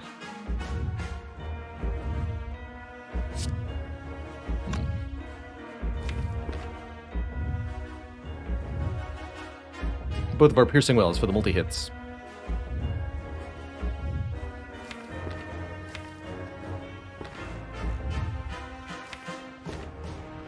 Burst the backflip?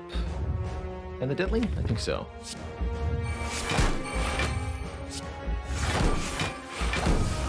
Also burst Crippling Cloud, interestingly. I want to play the Caltrops. I could also play the Bullet Time here. I would burst the Bullet Time, but then I could play everything else. I think I'd rather hold on to Bullet Time, though. Let's burst Deadly Poison, play Caltrops. Hold on to Bullet Time Footwork here. Please draw either a Piercing Wail or something. So far, no bueno.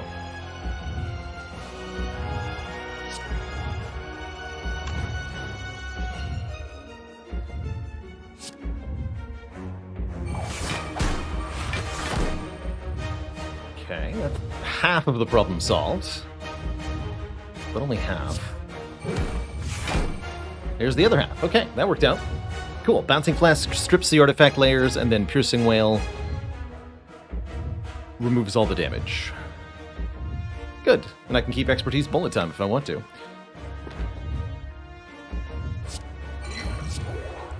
That worked out really well. Oh! No reason to play or not play Deflect. I guess I could just hold it instead of maybe the Expertise, but I think I'd rather have it this way.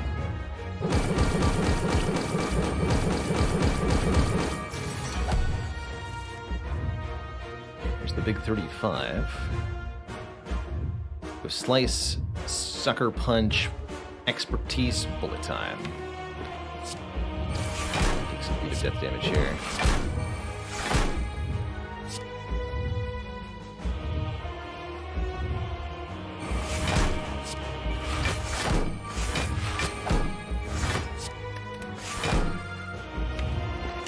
5. Even got Pen Skewer to do some real damage if I want to here. And guess what? I do.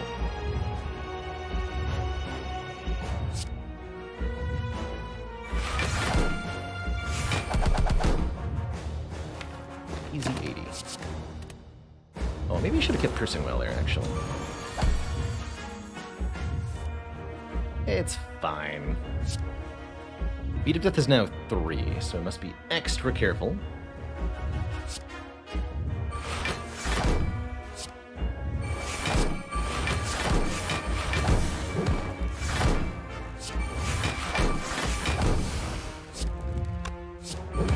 Each card costs more than before to play.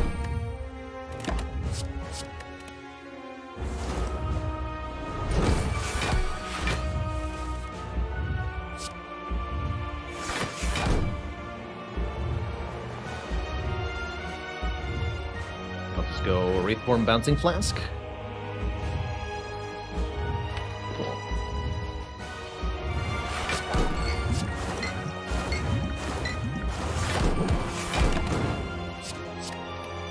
Looking really good here.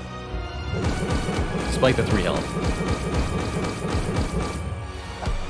That heart is almost out of HP.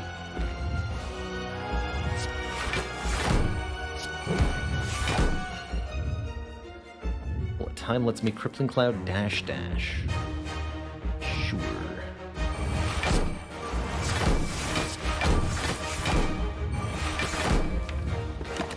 These two. Times 15. Easy. Still intangible after all, so Beat of Death completely counters our card damage taken.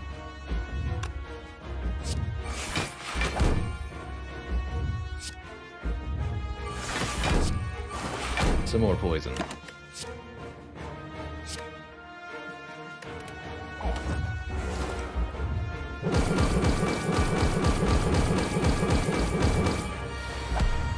GG, Mr. Hart. GG.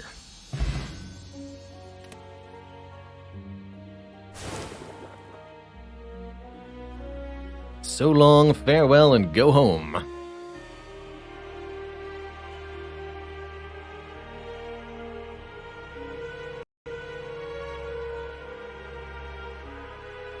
Close one, but a good one. Get out of here, fairy. Be free. Thank you for assisting us by form of moral support. From Act 1, we took that fairy, and it was great. GG. GG. Making it look easy when it assuredly is not easy. Definitely a lot of help from just our relics there. Twisted Funnel, Mercury Hourglass. You can see that it took us quite a long time to kill the heart. Now do it again with the Black Star. Spire sleeps. And so shall I. GG. Yeah, we would have had to use the fairy. The pantograph saved the fairy's life. That's kind of cool, actually.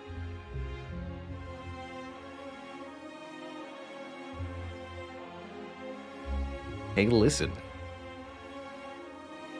That was a great run. Really, really great run.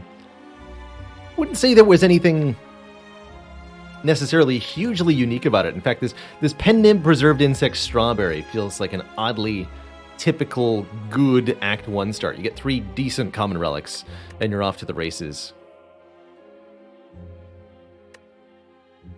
Membership card definitely helped a lot.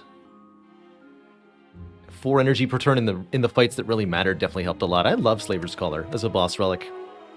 How late is it in my time zone? I'm in the Eastern time, so it's currently 5:20 p.m.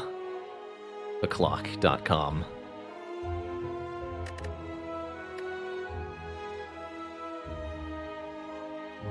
That streak and the kills command.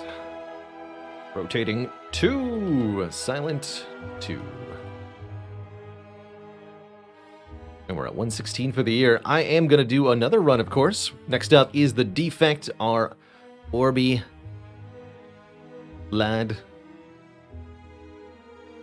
But first, it's break time. I'm going to refill the water, stretch the legs when I return.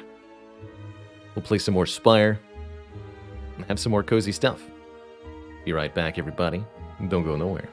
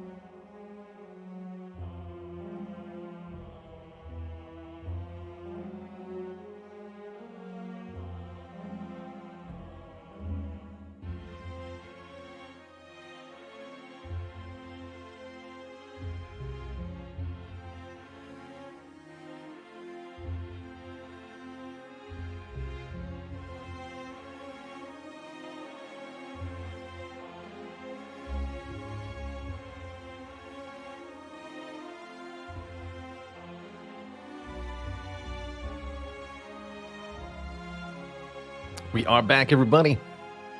Thank you, thank you, thank you for hanging out while I sorted myself out. Well, always away, Valorant Sky. Thanks for 9 months of veritable verisimilitude of victorious vanquishing.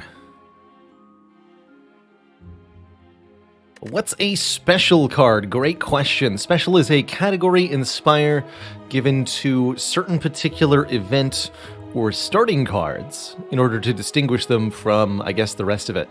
In this case, our one special card is Ascender's Bane, a card that we literally are required to have, and you'll note that every single run indicates at least one special card. That's Ascender's Bane. Sometimes we have more than one special. This run had 2 specials, Ascender's Bane and Necronomicurse. I think special might specifically refer to the unremovable curses, but I'm not sure if there are other cards that meet this criteria, aside from Ascender's Bane, Necronomicurse, and Curse of the Bell.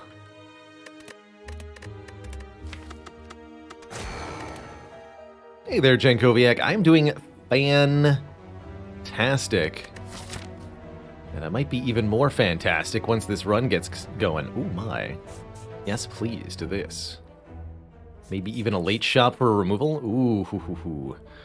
And that makes me feel like losing 99 gold to get 2, count them, 2 card removals, might be our best start here. I think that basically no matter what character you are, removing 2 starter cards is an obscenely good start bonus. And Defect in particular likes this, because Defect only has 4 strikes and 4 defends, so if you remove 2 of those, you're already most of the way there. Oh, Ritual Dagger is also special. Gotcha. Tudzi, thank you so much for 7 months of support. And I think Defect wants to remove 2 strikes. The reason you can get away with this as Defect is because Zap and Dual Cast are actually your best defensive cards. By removing 2 strikes, you draw the Zap and the Dual Cast more often, and you actually end up doing more damage to most of the early encounters. So I'd like to head to this green fire. We'll upgrade here. Maybe that means we can fight this elite, depending on what happened up till that point, but maybe it doesn't. And that's okay too. I don't think 3 events would be wise. Let's go 4 combats. Or I could actually maybe go... Here's the good mix. That feels right. Cultist first might even mean that our first question mark room could be a combat encounter.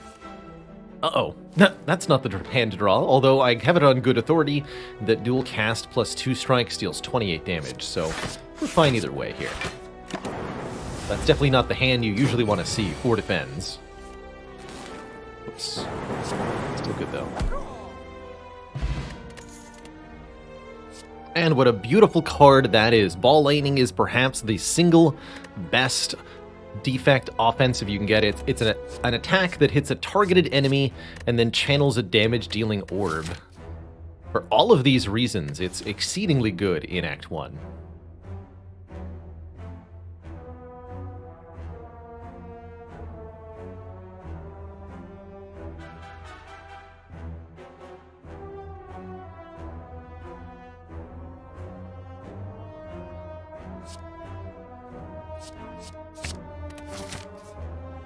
Let's take this path. See if this is a combat too. It is. So we're actually extra combat path. I think it's almost always correct to play an attack card rather than blocking for 2 against Jawworm. Jawworm will heavily punish you if the fight goes on for too long. So it's really not a good strat to stall here.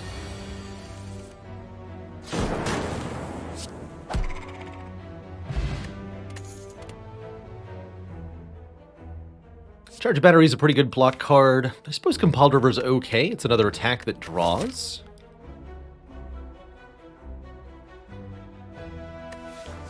Or Barrage deals damage based on the number of orbs we've channeled, and actually we're pretty good at making this Barrage hit really hard.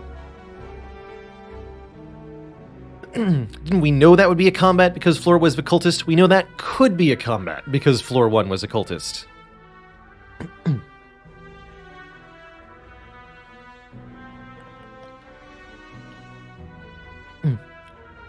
here's the gist of it. It's a... I think there's only 4 easy pool fights in Act 1, right?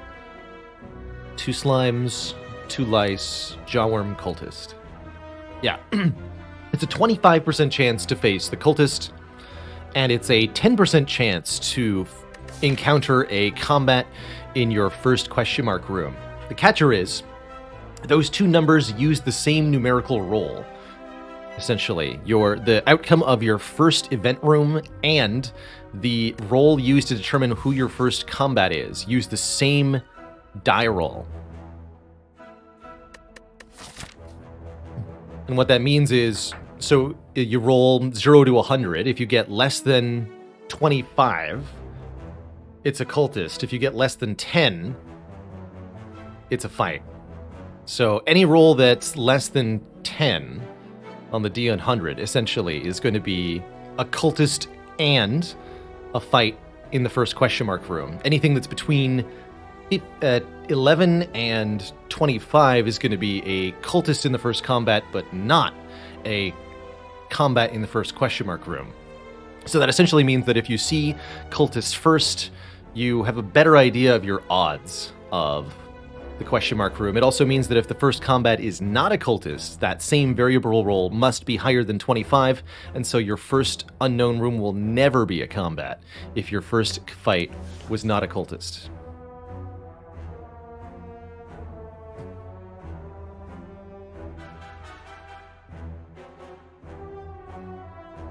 And if you missed any of that, or that left your head spinning, here's a full breakdown on how, why, and what that means. Done by Forgotten Arbiter. And that very wiki post by Forgotten Arbiter, one of the great community members of Slay the Spire, is how we learned this collectively.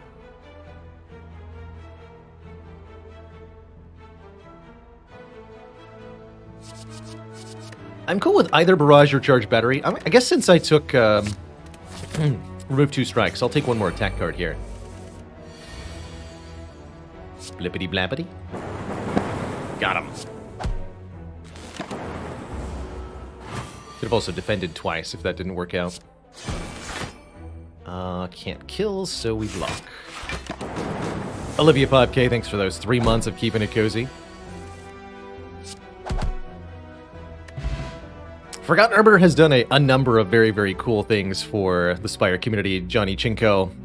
Arbiter also created a 7,000 point score run, which is one of the coolest things I've still seen to this day on YouTube. And has done many tool-assisted speedruns that are crazy, crazy cool as well. Pinet says, does the initial lightning orb count towards barrage? It does. It does. Oh. Bullseye is actually really good here. Bullseye says, lock-on targets receive 50% more damage from orbs, so lightning does significantly more damage to anything with a lock-on debuff.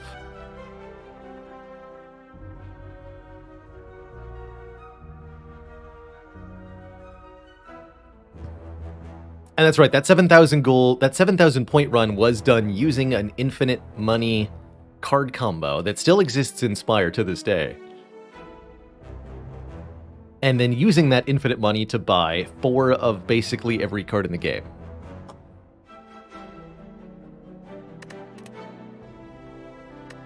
Food Sequence is also not bad, giving us some turn 1 block, but I really like this opportunity to pick up a very damaging Bullseye. Bullseye notably makes dual cast do 12 times 2 damage. A really good first grab as defect, actually, is Bullseye, but better yet after you've grabbed a Ball Lightning. Do your 1 damage to me, sir. If you must. This does 12, and then you die. Good. Okay, that was easily navigated. We still have yet to find a potion note. How fascinating. And another chance at the hologram.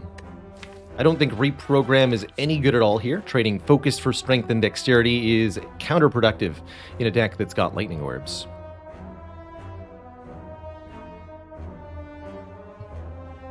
Yeah, Nightmare Wish in about 2 hours. That's right.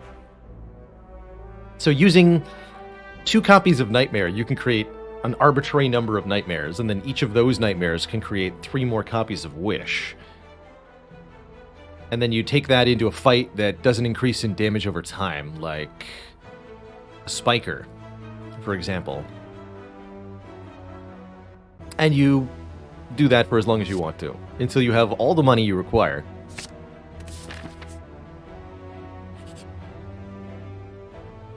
11 health heal for some of our money. Considering I want to fight 3 elites in the next few floors, 11 health would make this a lot safer. Deal. And if we want to fight this elite, our first upgrade should probably be Barrage.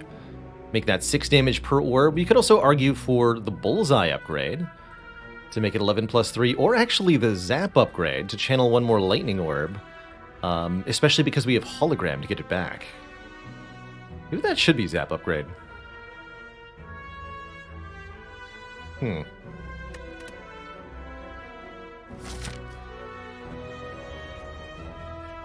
3,373 cards. Just your usual run of Slay the Spire. You know what? I will upgrade Zap first. Maybe this is wrong. And we'll take one more fight, hopefully getting a potion before we stumble into this elite fight. Uh-oh. Okay, so far... I guess the Barrage upgrade would have been better, because then I would have killed here. But I can go defend, Barrage. Barrage. Question is, do I hit the louse or the man? The louse.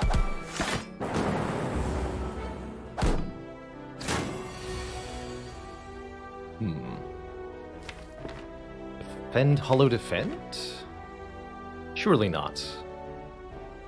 Defend, hollow, zap, play bullseye on this nerd. That sounds better.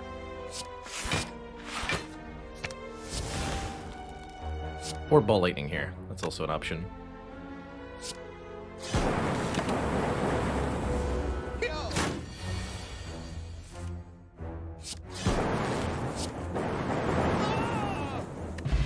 Alright, we're doing really good damage output. Cultist Potion will be very, very helpful if we end up fighting Lagavulin. Second Barrage.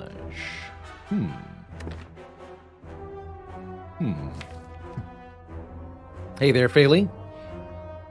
You missed some wonderful Hades earlier in the stream.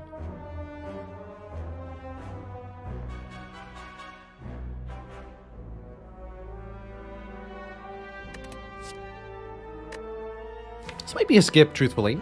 Although I think Second Barrage could be... we need at least one more orb-generating card before a Second Barrage feels comfortable. I guess I'll just take one Compulder. We would happily pick up a second orb type already. Just having one more attack feels comfy. Gremlin Knob first encounter, and we've drawn terribly on turn 1. I think that means I'm going to be drinking this Cultist Potion at the very minimum.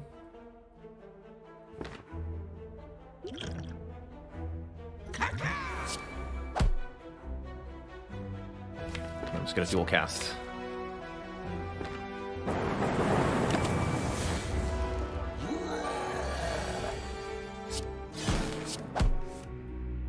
Bullseye is a very good find. I think I should play this. This is 8 damage between this turn and next. We do 8 plus 8. So 44 minus 16 equals 28. So we have to do 28 damage with our draw next turn. Barrage will get there.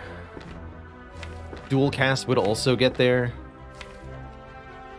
Okay, there's a few outs, actually. Hopefully we don't end up taking the extra punishment. Perfect. Barrage, strike kills here, right?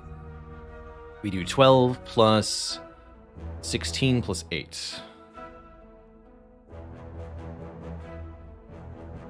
Exactsies. I'll take it. That's why you drink the Cultist Potion on turn 1. Because just imagine the pain if we hadn't. We get a stone calendar. Excellent against this boss. Not too good in many other situations. Haven't gotten much in the way of block, so I'm actually pretty okay with a boot sequence now.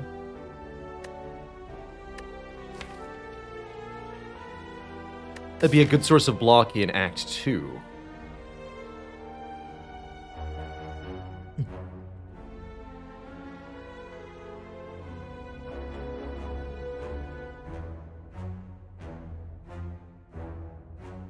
I guess the only thing I would question about that knob fight is, what if we had done hologram barrage on turn 1 instead of dual casting? So that would have been 12 less damage immediately, but then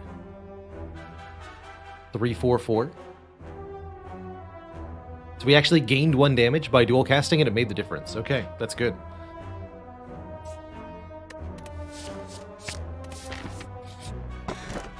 Cool. Love me a meal ticket, healing us when we enter a shop. That's going to be healed right here, for example. And I think with our health as good as it is, we can easily proceed into another fight. Stone Calendar is also good against this opponent, actually. If you let them sleep for 3 turns, then the Stone Calendar will smack them the turn before they would do their 3rd attack. So you only have to survive 1 attack cycle, essentially. And the Weak Potion would help a lot with that, too. I think I should hologram Bullseye. Feels right. Bonus damage, go!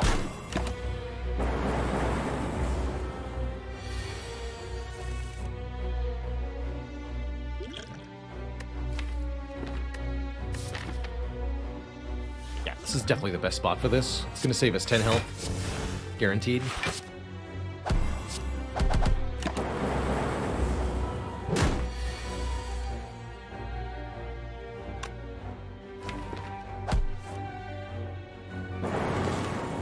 Almost have a kill on this turn. That's spooky. The calendar actually got wasted. Totally did. Really good damage output from these lightning orbs, as you can see. Akabeko is only going to help us do more damage. Do we want a sweeping beam? This is the sort of deck that has a crippling weakness to multi-enemy fights. Because so much of our damage is from lightning orbs, that also means that so much of our damage is randomly targeted. And unless we get electrodynamics, that's going to be a huge problem for us.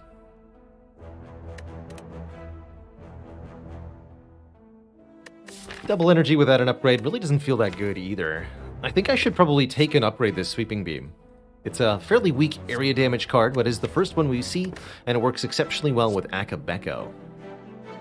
We are taking 1 more elite, which might be a Gremlin Knob again. I think we're pretty well prepared for Gremlin Knob this time, especially with the Sweeping Beam and the upgrade on the Sweeping Beam. Next upgrade is probably either the Bullseye or the Barrage. For Slime Boss, it should be Barrage. It's the orbs. Again with these stinky turn 1s though, man. Get him. Lucky hit there. Note that the lock-on status does not guarantee that the enemy will be the target of an orb.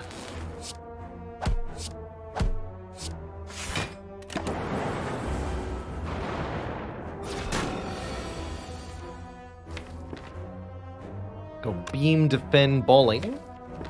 That's right. Ever wait for beam with the Akabeko? Not when I have nothing else to do with my energy on turn 1.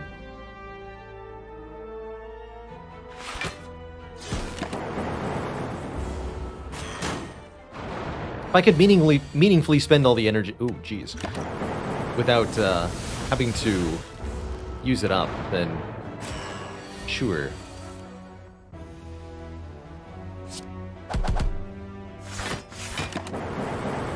Get them, lightning orbs. You got this. Okay, glad we get a 15 hit point heal at this store. Oh, there's the better AoE card. Doom and Gloom. Do I still take it? Yes, because it's our second orb type for Compiled River, and it's another orb generating card. And Dark Orbs benefit from Bullseye, so actually Doom and Gloom fits in really well. And it's another thing that can activate the Akabeko. You could make the argument for Fusion as well. It's also a second orb type.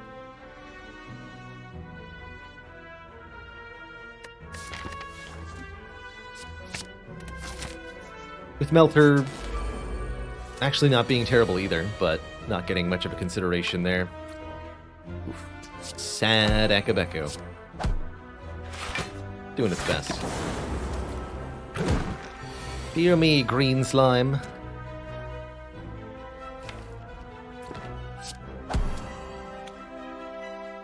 So, 42 minus 2 is 38. This enemy splits at 36 health. To play any additional attacks will result in the slime splitting in two. I think I would rather do that next turn. Take the weaken here. And then, yeah, just murder it. Just kill it.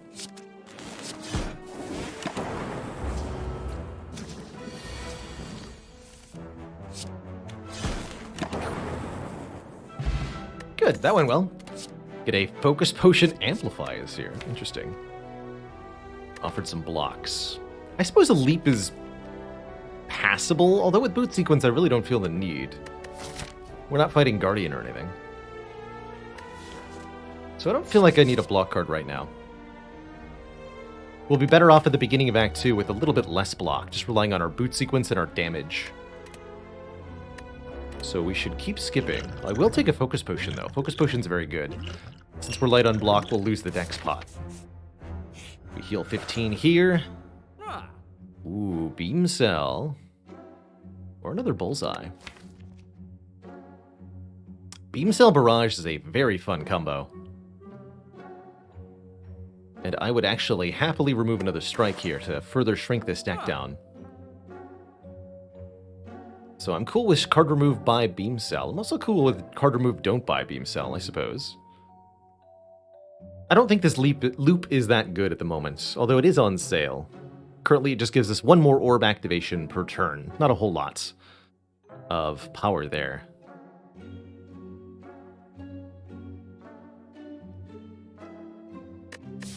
Does do nice stuff with the Dark Orb.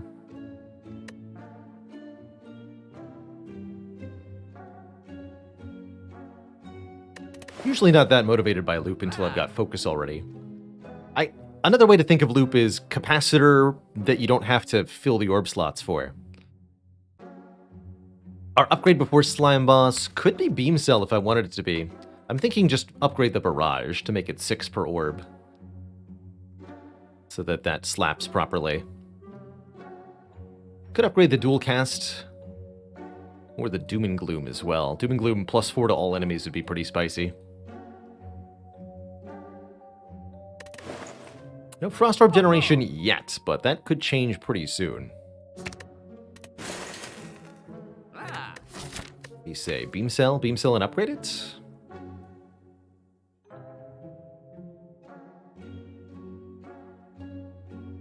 Helps us chew through Artifact for Bullseye too?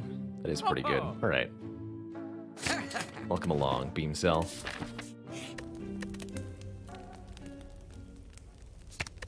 And that's going to be my upgrade.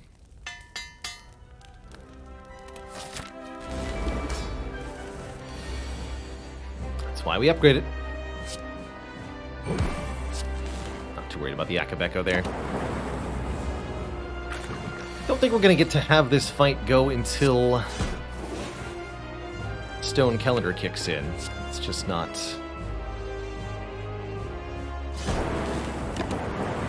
Just not realistic with our relatively low defense amount.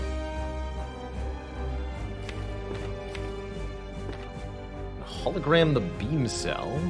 This would be a very good turn for the Flex Potion, potentially. If I wanted to really decisively win this fight, I would do that right now. Flex Potion, Barrage, Hologram Barrage. I would deal 9 times 6 damage. 54 damage. What about Hologram Beam Cell Bullseye Barrage? That's got to be more, actually. That'd be 5 hits. And I would get the damage bonus on the orbs. Yeah, that's definitely better. But do I need to use the Flex Potion at all? I feel like I'll have an easier fight if I do. Okay. We'll do it.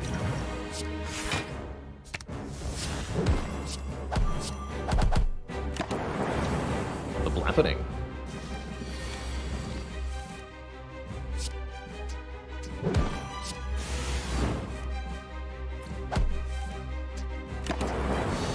GG. We do get a potion back, so I don't feel bad at all about the Flex Potion used. And here are our rare card choices. Reboot lets us reshuffle our cards. Better with cards that are more effective when replayed multiple times. I wouldn't say that we necessarily have that. Core Surge gives us an artifact that's quite useful for a lot of different things and does good upfront damage. Creative AI, a random power every turn. Slow but steady scaling. Could be what we need for later, but definitely not what we need for now. Or Multicast, evoke an orb X times. Multicast could work well with our Lightning Orbs, thanks to Bullseye, and definitely works well with the Doom and Gloom's Dark Orb, but I think the easier and more broadly applicable card is going to be the Core Surge. It's just a good attack, all else failing. I like it. We can use that to combo with a Bias Cognition later, or just with whatever we want. You know, enemy debuffs. Interesting set of 3 here. Velvet Choker gives us energy but limits our card plays. Currently, that's not the worst thing in the world, actually. This deck could take Choker and it'd be fine for the moment.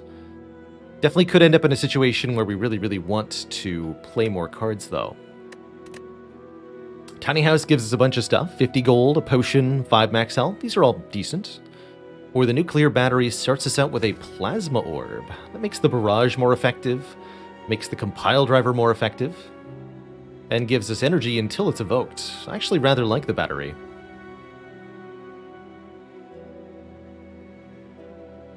Once we evoke the Plasma Orb, we're in a bit of a pickle, though.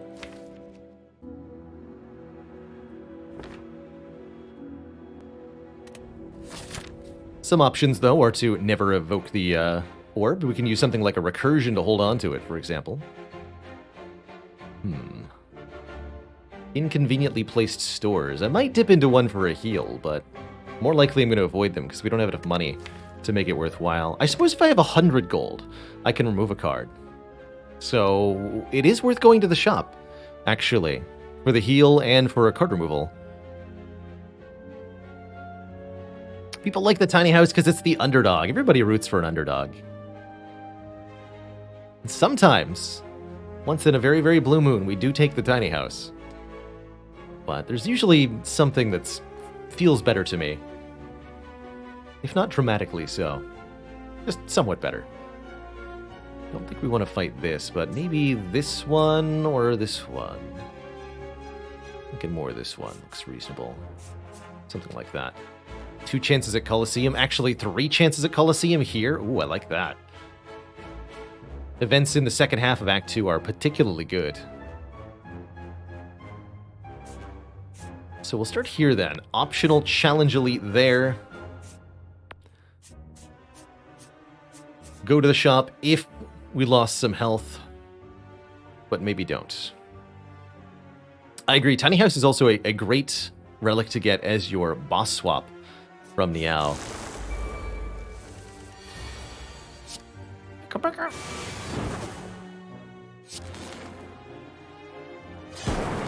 Pika pika.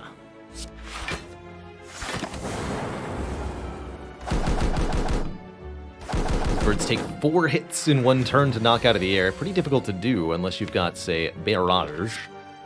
Or something similar.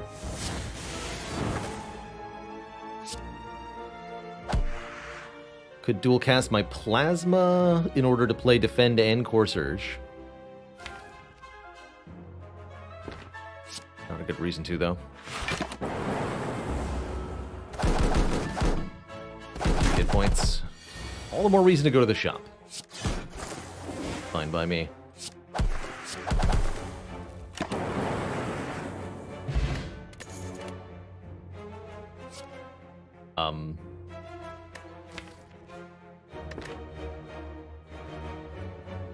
Would anyone like a Sunder Plus added to the deck? Anyone at all? Turbo, Darkness, and Go for the Eyes are all also decent in their own regard. But only one of these cards say Plus, and it is the big, chunky damage card. We have a Beam Cell Plus to make this hit for 48. And as previously discussed, Beam Cell and Sunder together deal 52 damage, which is the perfect amount to kill the Red Slaver here in Act 2. It's just such a perfect card combo that solves that problem extremely cleanly. Beautiful. Choose one of 20 or heal for 14 here. Interesting. Given that I want to go to the shop anyway for the heal, probably should take a card reward. What would I want to pick? 20 unupgraded cards. Most likely to see commons, a few uncommons, not likely to be any rares here, but rares can appear in this event. Chill. Ooh, I like that suggestion. Chill. Chill would be very nice. Any kind of Frost Orb. Cool-headed Recursion is here to let us keep the Plasma. Capacitor. Genetic Algorithm. But my boy is here. My boy Recursion. Or sorry, my boy Equilibrium. I love the art on this card. One of my favorite blocks for the defects. It's build your own runic pyramid, essentially. Retain your hand for one turn. It's also a really good hologram target, because then you can hologram it, retain your hand again, and sets up some really juicy stuff like dual cast combos, or to make sure we get Beam Cell and Sunder together. I'm going to take this over a cool-headed. No Glacier there, of course.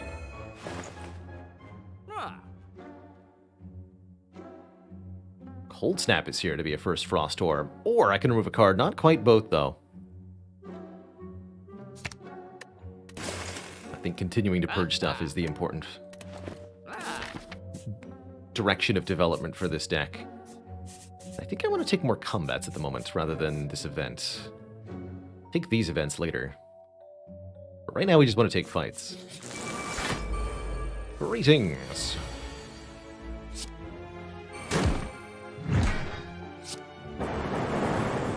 Focus Potion would have actually killed there. I don't think that's necessary, but it's food for thought.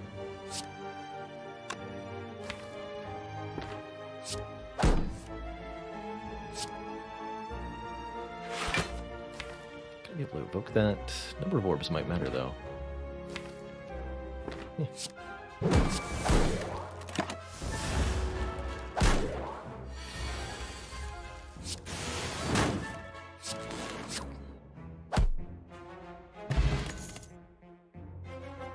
Consume, Claw, Hello World, and Storm. I don't think I like any of these.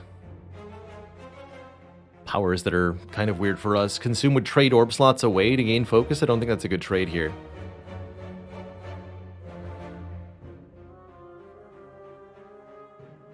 Asphyxia says, have been able to get past A45 on all heroes except Watcher. Can't seem to get past Ascension 1. You may need a better understanding of what enemy patterns are. A big part of playing Watcher is setting yourself up for a future turn. And ultimately, your ability to do that is determined by how well you understand your enemies. If you are afraid of ending your turn in Wrath because you don't know if the enemy is going to attack you, then it might mean that you simply do not understand your enemy well enough.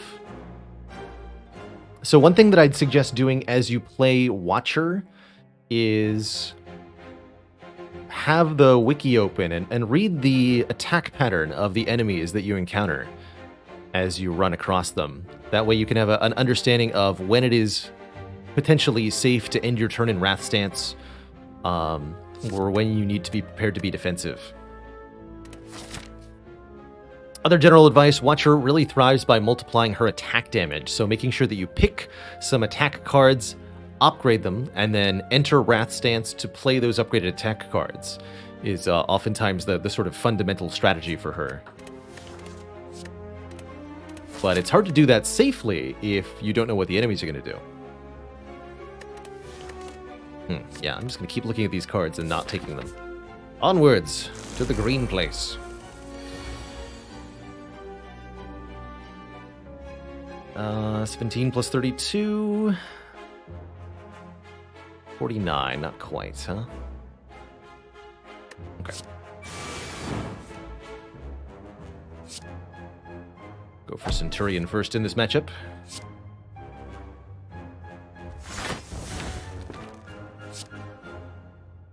Not going to play the hologram, just going to play the bullseye. Would have been nice to kill Mystic on turn 1 with the Sunder there, but it didn't quite work in our favor, unfortunately. Alright. So we bumped the Centurion real easy.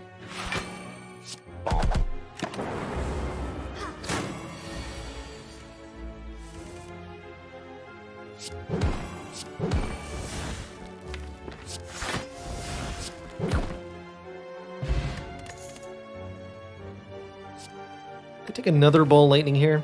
I think it's okay. I would be pretty thrilled with it if it said Plus on it. Likewise for Auto Shields. I think with Question Card what we want to do is just keep looking for upgraded cards and take them when they appear. Am I ready for this Elite fight? That's my question. I think the answer is yes, we are? Question mark. Hologram is a pretty good upgrade at the moment. Barrage is a pretty good upgrade at the moment. Surely we can handle this, right? I think we'll be fine.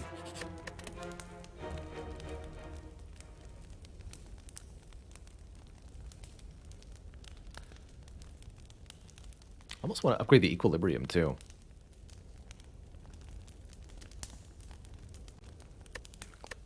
Barrage is for Book of Stabbing. Doom and Gloom is for the other two. How afraid of Book of Stabbing am I? Fairly afraid, actually. Maybe Bullseye for Book of Stabbing. Either way, I'm playing the Doom and Gloom. I guess I'll get it upgraded. Because I need the Dark Orb against Book, so I might as well get +4 damage on, yeah, the card I'm always going to play. Alright. Play the Barrage first, that way we capitalize on... Actually, wait. Math. We have Doom and Gloom Barrage. If I play the Barrage first, I get +8 on both hits. If I play the Doom and Gloom first, then the Barrage hits one more time. So we either do 22 plus 12, which is 34, that's Doom and Gloom Barrage, or 24 plus 14, 38 for Barrage first. Slightly more damage that way.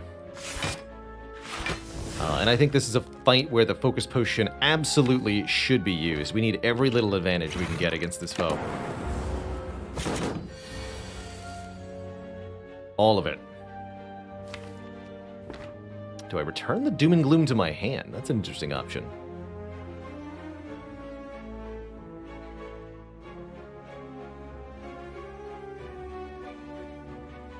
And I can play the Doom and Gloom and the Equilibrium.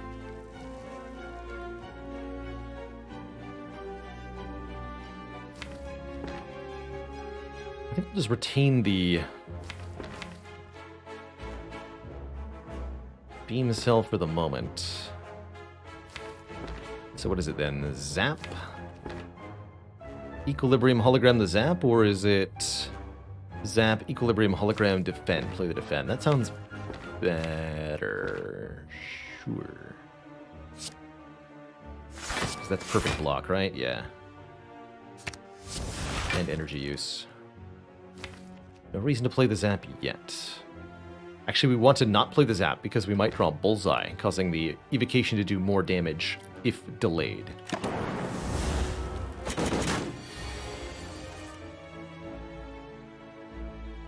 This Compulsiver will draw 3 cards. And now we have options. I did not draw the Bullseye, but I can draw it with Sweeping Beam.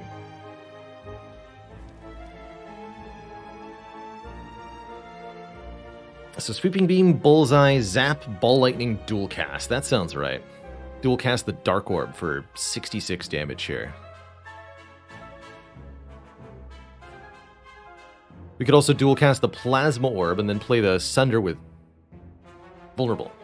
Is the other reasonable option. But that doesn't cash in on this Dark Orb, which I feel like has to be correct. Do some quick math to verify how much that's going to be. We do 13 from Beam, 12 from Bullseye, so we do 13 plus 12. Zap causes this to get evoked, doing 15 more. Ball Lightning does another 10. And then this does 44. 94. We have 5 total energy. 1, 2, 3, 4. We also get to play the Core Surge. Yes, that'll kill. That'll kill. So. Oh yeah, 66. Sorry, not 44. 66. So definitely super dead.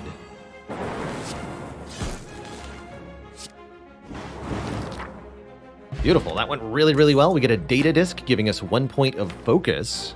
Now I'd like some more orb slots. And the Essence of Darkness potion, which immediately fills all of our orb slots with orbs. That's making me want to pick up a second copy of Ball Lightning here.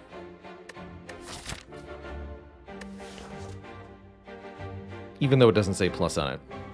The fact that it has a data disc bonus now. Which is very significant, because it means our lightning orbs now do 4 base, which means 6 with the Bullseye. So Bullseye lightning orbs do 2 more damage, thanks to data disc.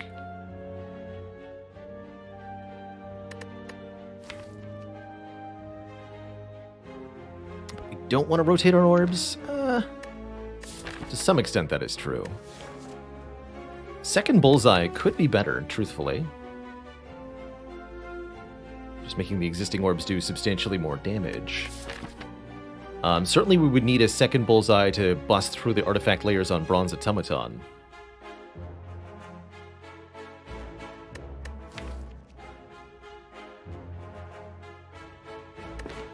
I'm taking the Ball Lightning.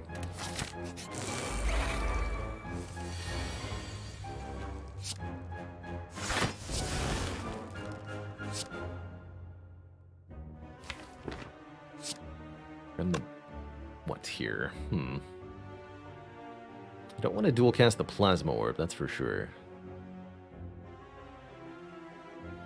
Dual cast Bullseye, dual cast Ball Lightning, Hologram Ball Lightning? I don't think so. I think we leave the final hologram out of it.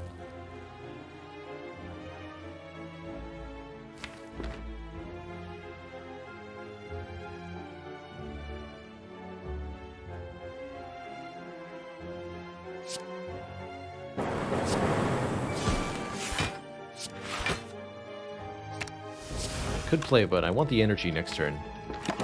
And the diverse orbs at the moment.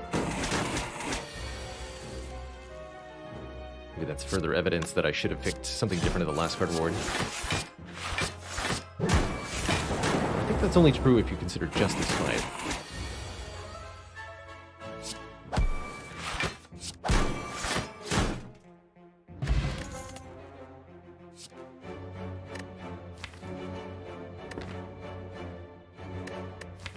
Actually aggregate? Maybe?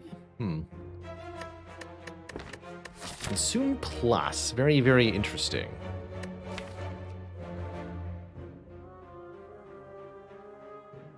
Makes the Compodiver and the Barrage weaker. Otherwise, actually not bad at all. Lets us rotate orbs for massive damage. That sounds good, actually. Funky Pixels. I see that my bitrate has become a butt rate. Apologies for the wonky pixels. Looks like some sort of local internet issue for me.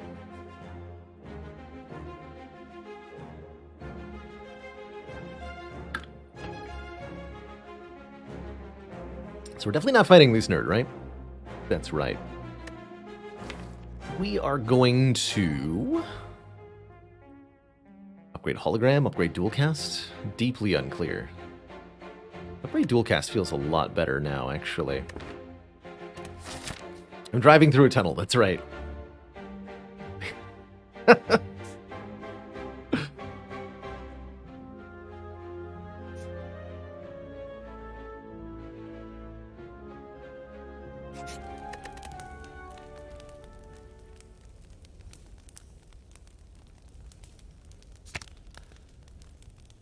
Let's do this.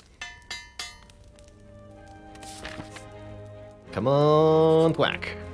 Apparitions. Good timing, but I don't think I want to be intangible for 3 turns. They don't work with the equilibrium. They cost us a lot of max HP. I don't think so. Next up, a fight. Chosen one. Well, chosen +1, more accurately. Bonk the bird or take a huge chunk of health off the chosen, because the chosen is going to be the dangerous one. I should hit the chosen. Lightning Orb agrees. Perfect.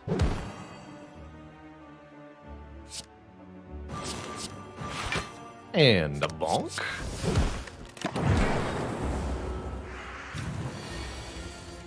Easy peasy.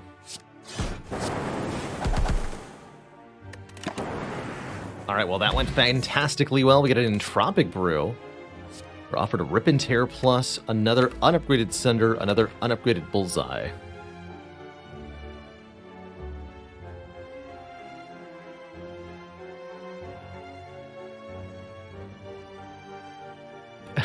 Yeah, that sounds right, Phaley.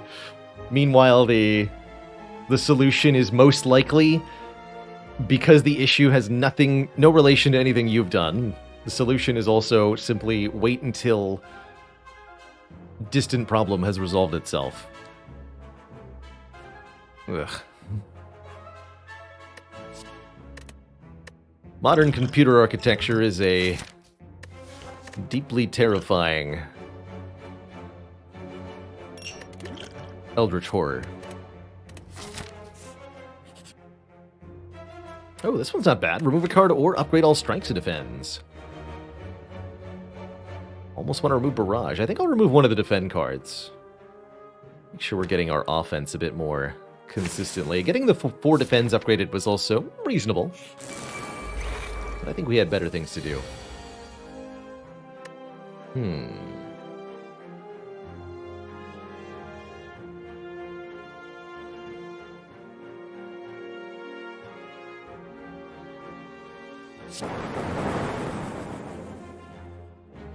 Dang, 15. Well, 15 kills you, actually. That's good.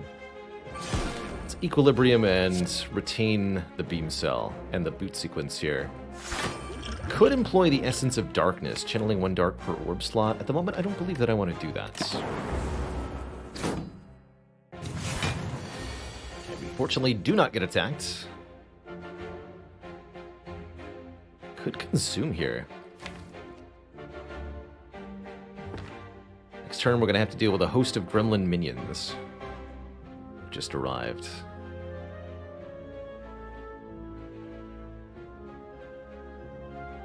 I'd really prefer to put the vulnerable on the leader here, but I might not be able to do so.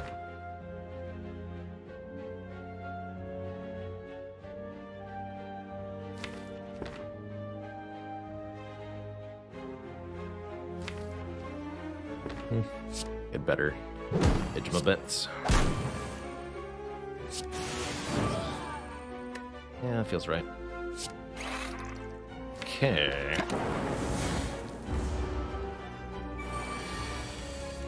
That also feels right.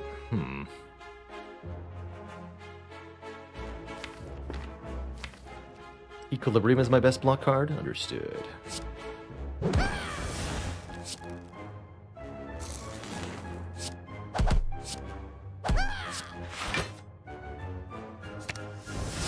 Actually not that bad, all things considered. Probably gonna rest at that rest site anyway. Don't have that many good upgrades also. So I'm kind of okay with this outcome.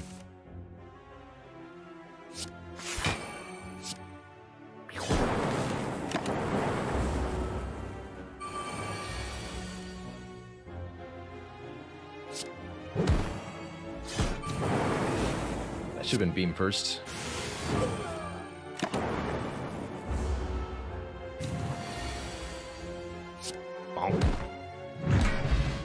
Thread and Needle. 4 block per turn, not too bad. And finally a Frost Orb here. Channel a Frost, draw 1 card. Cool-Headed says, yes, please. Isaac! Got their first 820 heart kill yesterday with double Wraithform Dead Branch Shiv shenanigans. Congrats. I'm glad to hear this stream has helped you figure it out.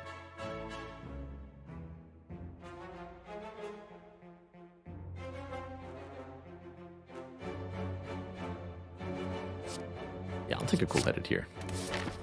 1 bit per pixel, Faley. Thank you so much for the 130 pixels of support. Cool edit's a pretty good upgrade, actually, but I think 23 more health for Mr. Hyperbeam Man is probably a good idea, considering our relatively limited defensive capabilities here. Thread Needle helps, but it's not going to help enough to avoid getting diaper beamed, potentially. Especially when our turn 1 is kind of sad, thanks to boot sequence. Not prepared to use these potions yet, but maybe next turn.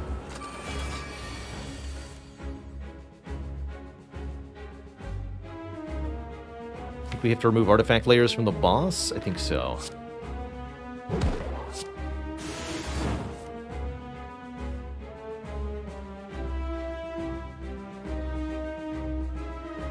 Is this both potions? I think it is. We do have Stone Calendar helping, but that's only going to help if we survive the Hyper Beam. So I think I go Zap, Compile, Essence of Darkness here. Yeah. This will be 3 Dark Orbs.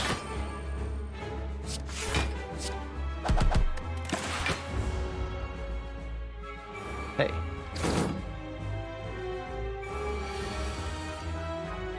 Well, that's just rude.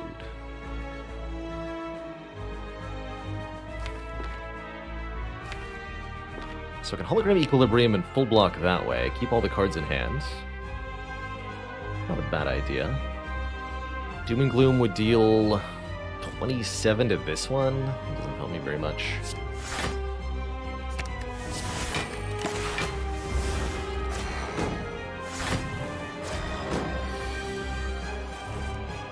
Alright, now we're in a pickle. Pickle. This time Doom and Gloom actually does kill this one. Unfortunately, no way for me to kill you and play Sunder. I did not draw dual cast.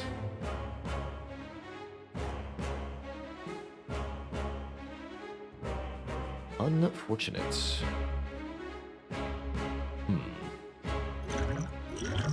Block pots, okay.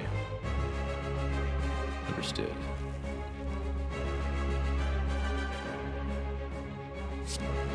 This will hit the 31 health one if I do it.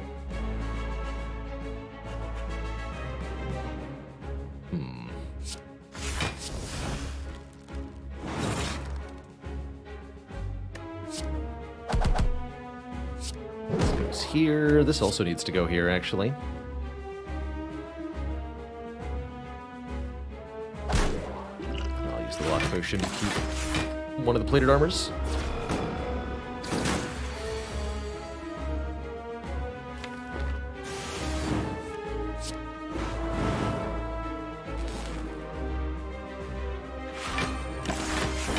All we have to do is survive this turn, and then we're mostly in the clear. Well, I wouldn't necessarily say that, actually. Ouch.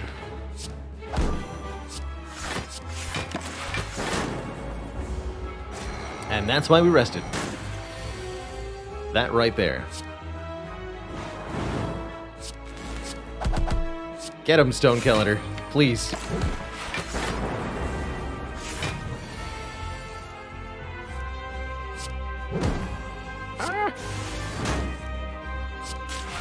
Wow. Skin of our teeth. Victory right there. GG. Talk about a close one, eh? Well, this deck certainly needs some help blocking, and I think this buffer would go an exceedingly long way in figuring that out for us. As long as we're able to provide a little bit of mitigation for small bits of damage, the buffer can block instances of large damage for us. Particularly effective comboed with stuff like Equilibrium. Could take Machine Learning for card draw every turn instead. That is pretty useful. but I don't think it's going to be as nice as Buffer.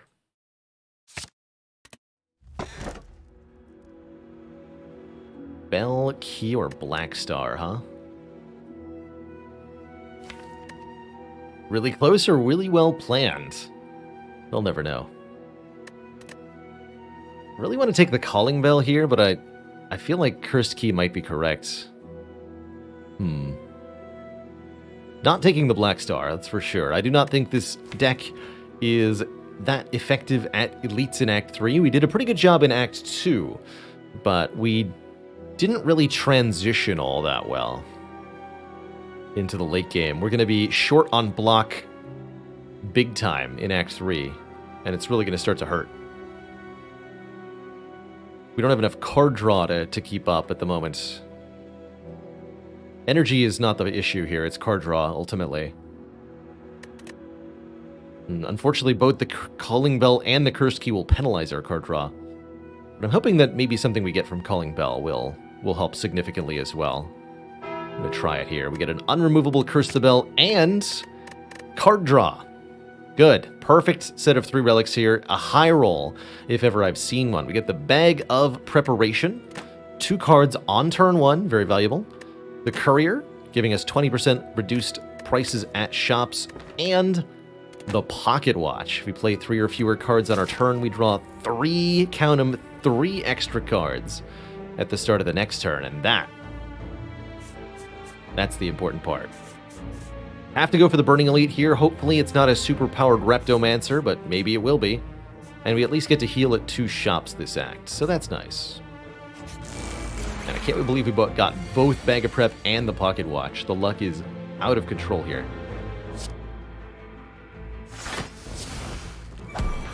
Bonk. Play exactly 3 cards, draw a ton.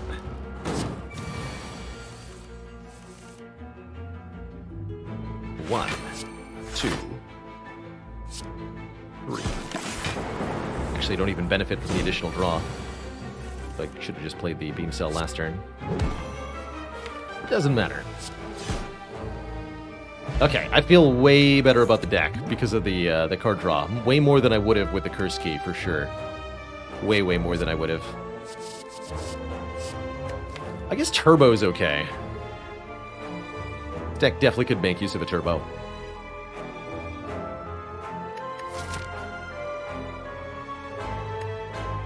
But only certain turns, you know?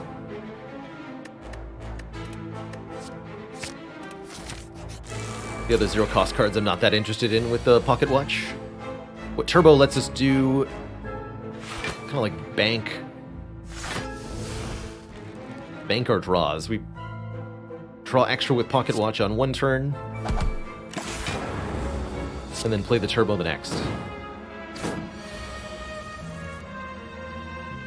That simple.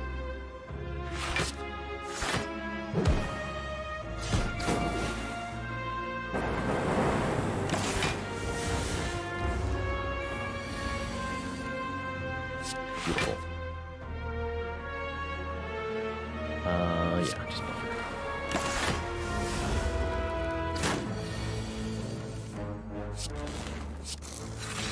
We can just buffer the spikes here.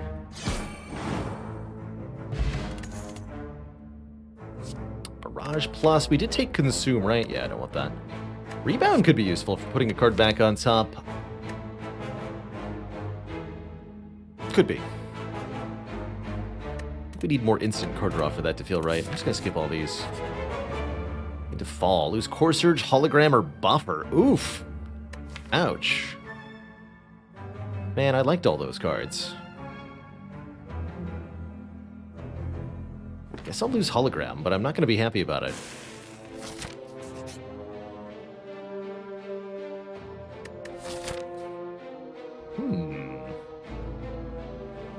I have Courier, you say?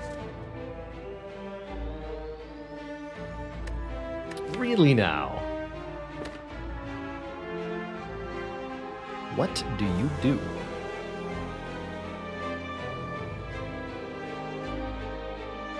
That is very tempting. We'll become fabulously wealthy. We can buy so many relics with 999 gold. And yeah, being stuck on 3 cards is Is that really a problem when I have Pocket Watch? We remove one of the normalities immediately. We'll have to fight the Burning Elite with one of the curses. That's a bit of a problem. But I get to cash in on the money first, which sounds pretty excellent. Can it really be this easy? No membership card? Tragic. But there are nice things here. We'll take a toolbox, letting me look at one of 3 random colorless cards on turn 1, and then it'll be replaced with a cheaper relic. Well, not a cheaper relic, but a cheap relic. Bottled Buffer. Interesting. I actually really like Bottled Buffer. We'll definitely remove 1 normality here. Definitely take the bronze scales. Not sure about Pen Nib. Yeah, let's Bottle Buffer.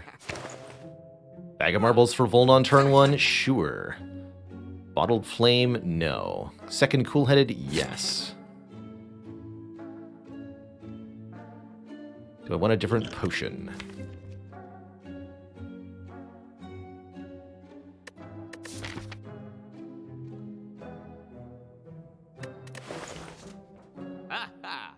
Duper Gambler's Brew is very good, actually.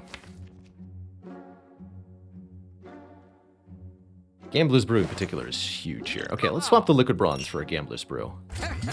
That way, I'll be set. And we'll stop there. Since we are going to another shop, we'll have plenty of cash left to spend there. Get rid of the other normality. Life will be good. Since I start with this buffer on turn 1, I'm going to go ahead and upgrade it.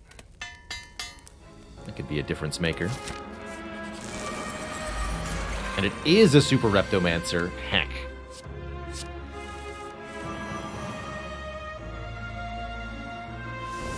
And I didn't get either of my area damage cards on turn 1. Double heck.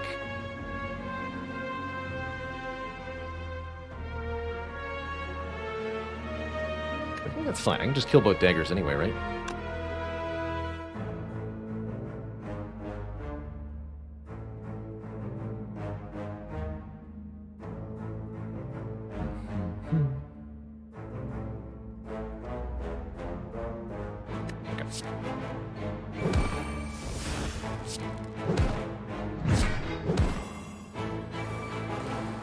Ball lightning over bullseye? I think so. Make sure those orb slots are filled.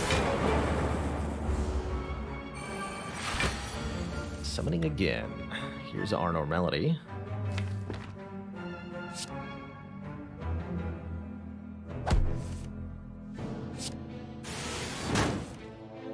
Good. We don't have to lose our buffer either. That's where the turn ends. That's not a bad thing, though, because now I have to draw more cards.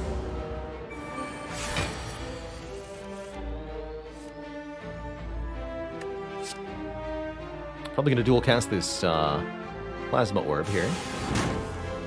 Oh, crap.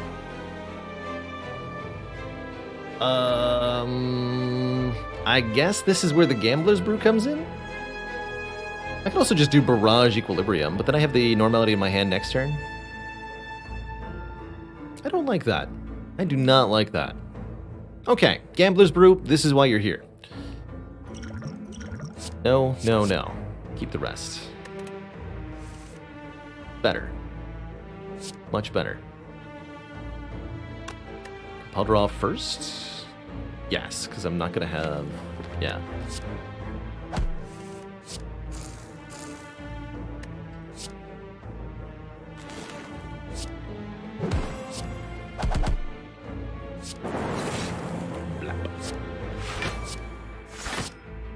Right. I can't block all 3, right?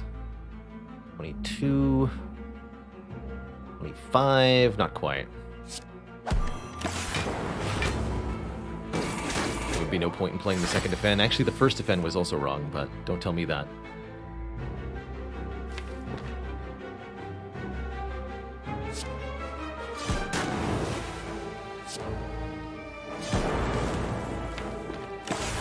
Center next turn, buffer that. Okay, good fight. All things considered, we had to use our, well, didn't have to necessarily, but we did use our Gambler's Brew. We are rewarded with a meat on the bone, and our hologram returns to us with an upgrade. We could also take a reinforced body for 7x block, but It'd be crazy not to click on that hologram plus. Please don't curse me. Thanks. 1, 2, 3. Don't play the consume. I can't play the consume. You got it. This enemy changes attack intents every time they take unblocked damage. Sometimes you want them to change intents, like when they're doing this thing, but sometimes you don't. I'll just buffer that. That sounds great.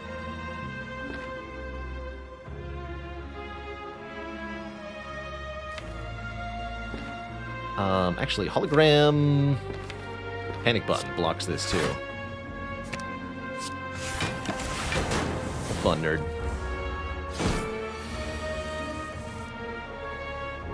Means I can't block normally on this turn, but there are other ways that I might be able to block, such as by dual casting a Frost Orb.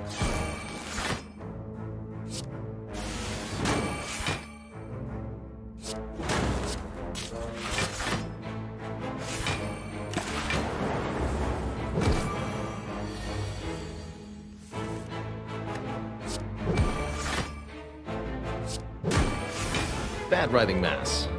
Bad.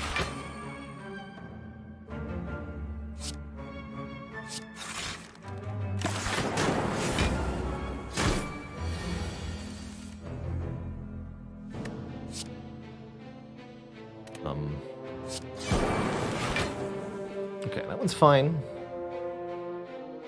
Yeah, no further comment. This is fine.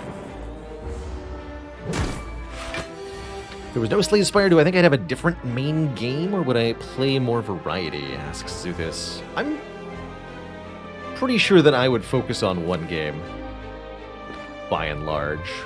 Kind of the Twitch-encouraged growth strategy.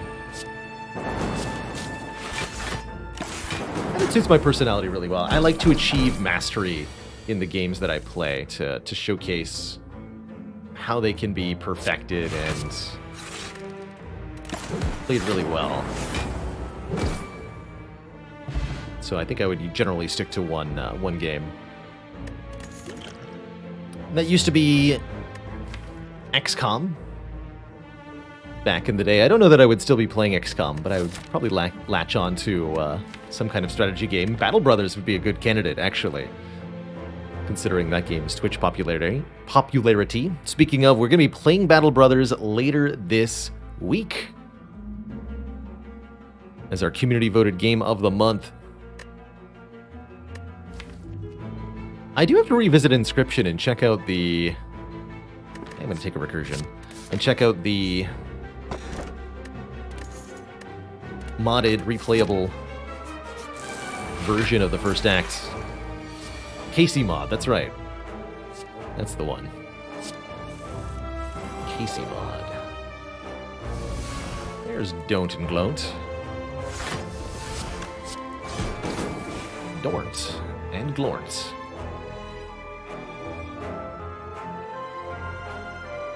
Draw 3, sure.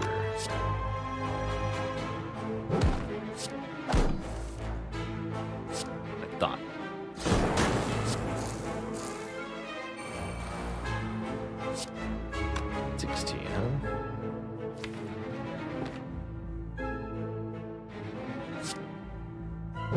Let's do it this way.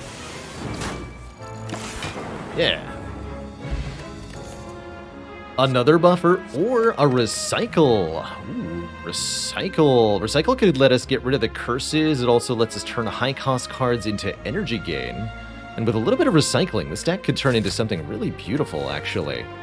This recycle is a huge possibility. Recycle lets me tackle the Awakened one with no problem. Recycle lets me scale against Heart in a sense. Does need an upgrade.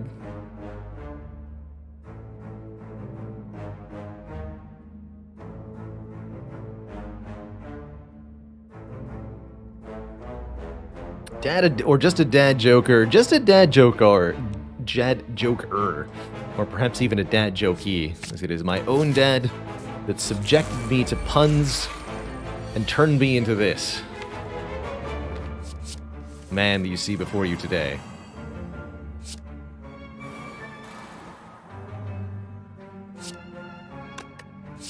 dad joke-est. Nice.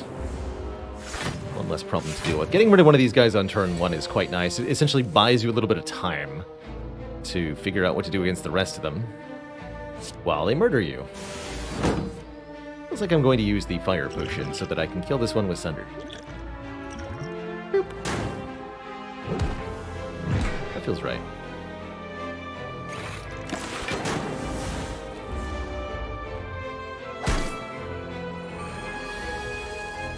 Those forced pocket watch turns certainly are something scary.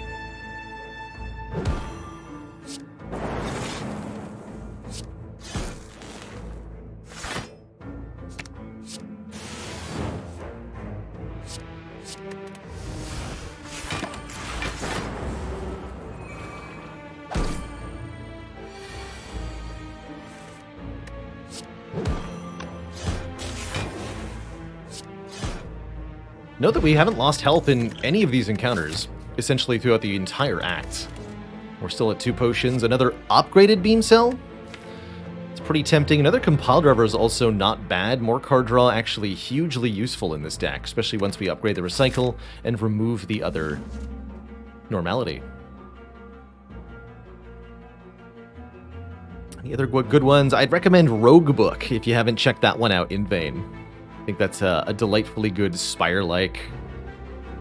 A little bit less rogue-like and a bit more long-form RPG. There's Gordian Quest, still under development, but offers more of a kind of like a long-form D&D campaign with deck building. Kind of cool. Similar to that, but came out a few years ago, a bit smaller in scope, SteamWorld Quest Hand of Gilgamesh was a delightful little romp where you play another RPG, party-based, not a roguelite at all, but very much the familiar deck-building mechanics, and a lot of deck customization in that one. I've not played any game called Black Book. Can't say I'm familiar with that one.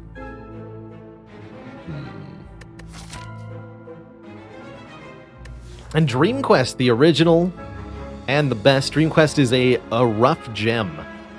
Unpolished, unbalanced, and with placeholder art, but it's definitely unique. And there's a surprising amount of replayability to it, if you're willing to look past its flaws. But only if you're willing to look past its flaws, of which there are many. I have not personally played Binding of Isaac, Matty G, but it's one of my favorite Twitch games to watch, so I'm in this weird position where I have watched like 1,500 hours of Binding of Isaac, and I have invested so much knowledge into its mechanics and items, but I don't play it. And then they keep releasing new content, so I'm actually now out of date in my Binding of Isaac knowledge. And I don't think I know half the items, because there's 8,000 million items. I don't think I want this beam cell. Are we killing a heart? We're cycling orbs. We're doing zap cool-headed stuff. Okay. But first we must get past the transient. Transient's not too bad, actually. Aha! Try that on me, will you? You stinky normality. Get the heck out of here. How dare you?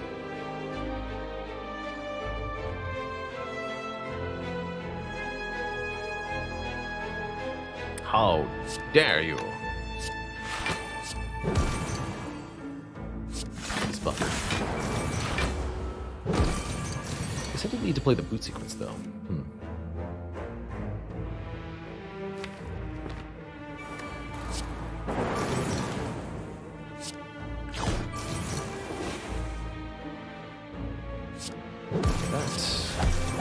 Guess I could have recursion the plasma there. Probably should have.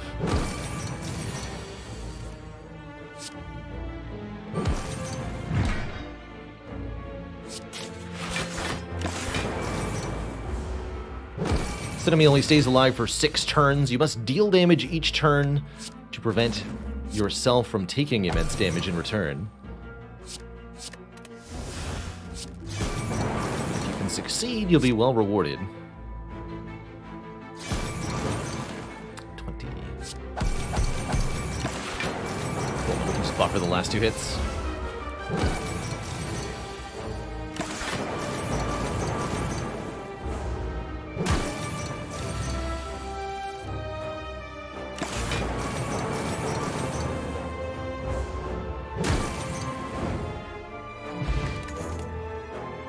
Take a second upgraded Sunder or a third Ball Lightning. The second Sunder is interesting recycle bait, actually. Kind of like it. But I think we'll benefit just from having fewer cards in the deck, by and large.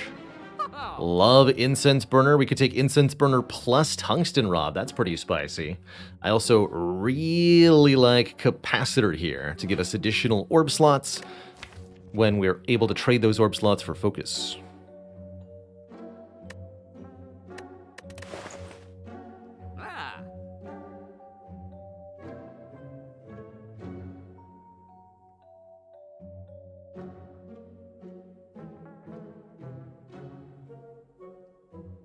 About Strange Spoon. Cards that exhaust when played. Boot Sequence. That's it, actually. Just Boot Sequence. Doesn't work on the recycle, which is good. Definitely want to remove Normality. Definitely want to take Capacitor. How about a second copy of Capacitor? Again with Consume. That sounds really good. Oh yeah, and Core Surge. Excuse me. And Core Surge. I can do Capacitor, Cold Snap, Incense Burner, right? That's 100, yeah. I'll do that. Static Discharge. Why are you so small? There we go. Normal size now, I think? There's a weird, like, little card shrink glitch. I liked that.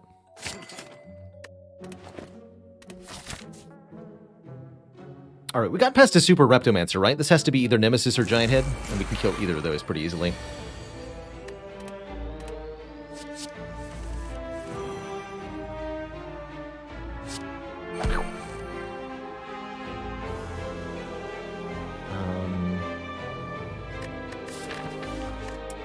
Man, and I really don't get enough upgrades, unfortunately. I'd love to upgrade Recycle, Capacitor. I only get to upgrade one of the 3 in Act 4. Blah. Awkward. Guess I'll recycle the Doom and Gloom. Go Capacitor, Dramatic, Buffer, Ball Lightning. And if we get hit by the 45, well, that's what Buffer's for.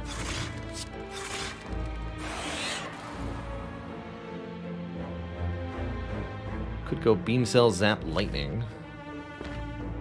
Or I can just draw 3. Damage to balance.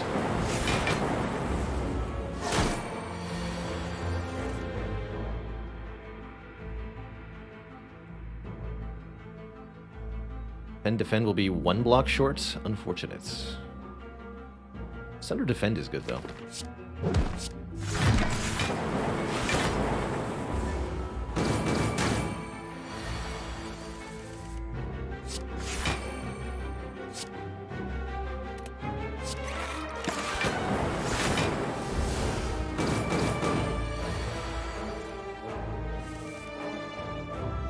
Bring it on, nerd.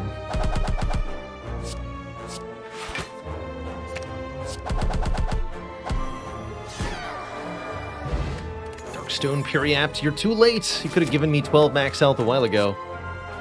Second copy of Recycle. Ooh.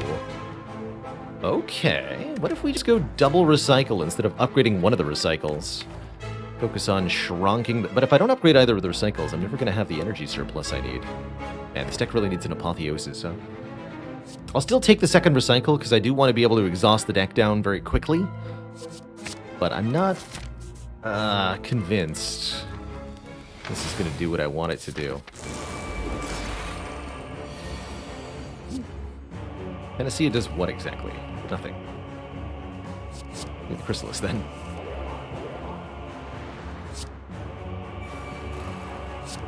Buffer, capacitor, cold snap. Draw many cards.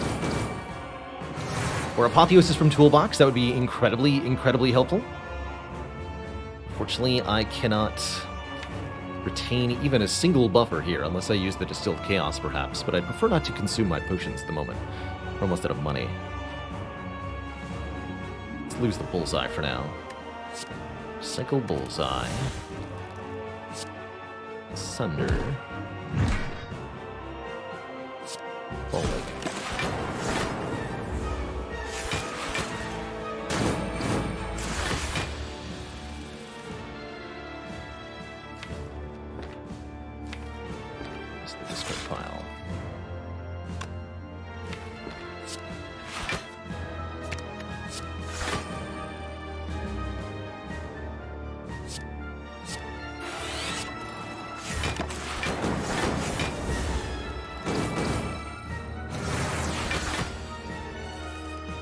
There's Consume.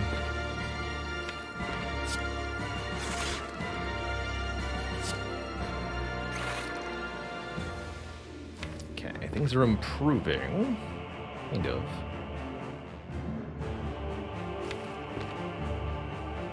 I'm just gonna play the defend and let the pocket watch draw again.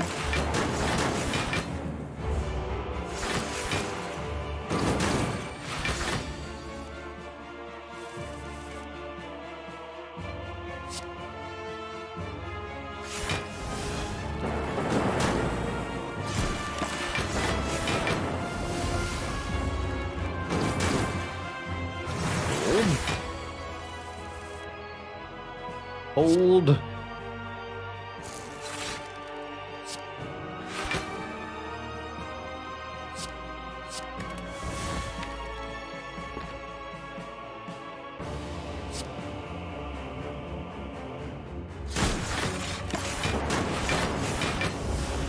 So let's go play that ball lightning, huh?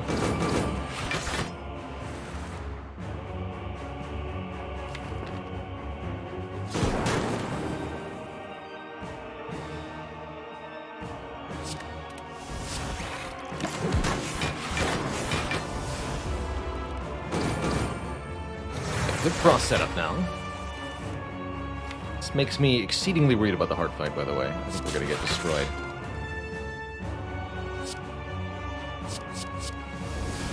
Force field's nice, at least.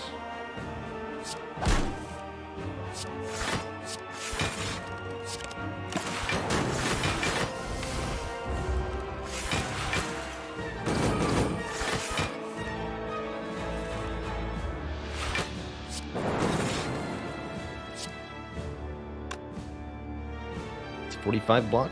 Wow, that's a lot of block. Okay. 10 plated armor on Doni, by the way. Also not a very good sign at all.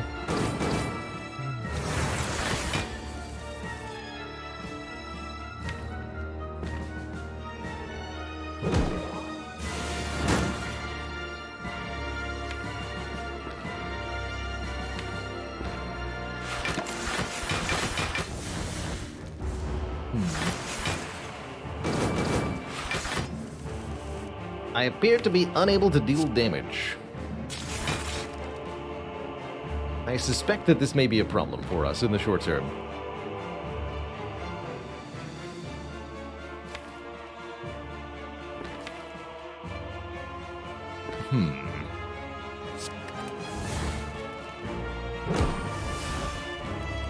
Shrinking the deck down is one thing we can do, but the days are going to continue to be a problem for us.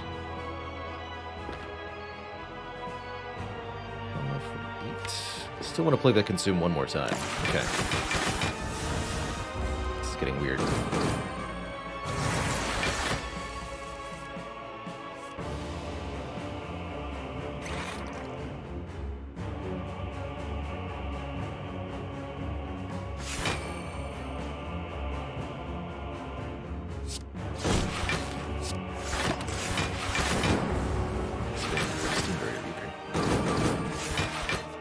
Tangible here. 1, 2. No damage dealt. No damage orbs, though.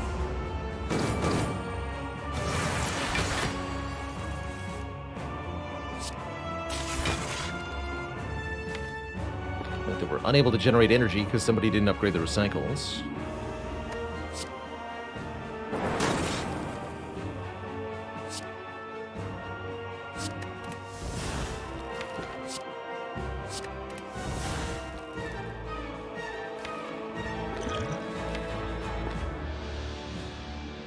Just stop here. Take unknown amounts of damage. 33 by 2, he says. Surely that's fine. And not at all horrible.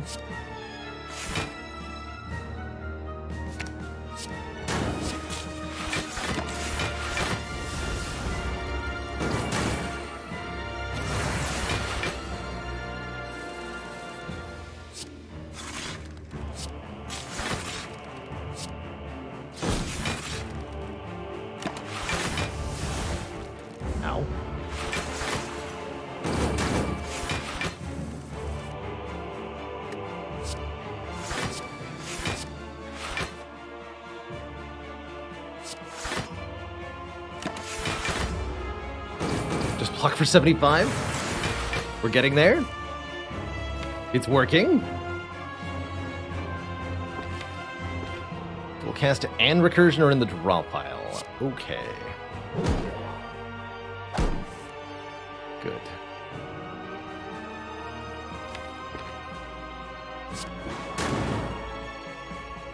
Scaling has stopped.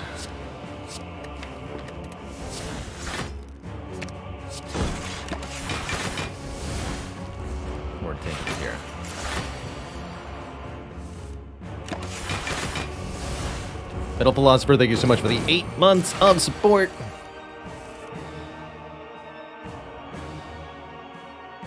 What is even happening here?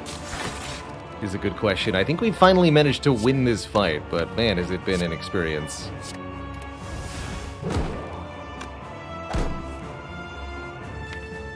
They should have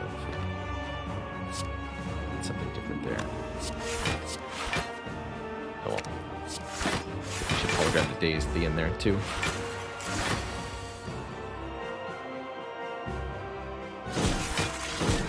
Whatever, kill me, don't kill me, it doesn't matter.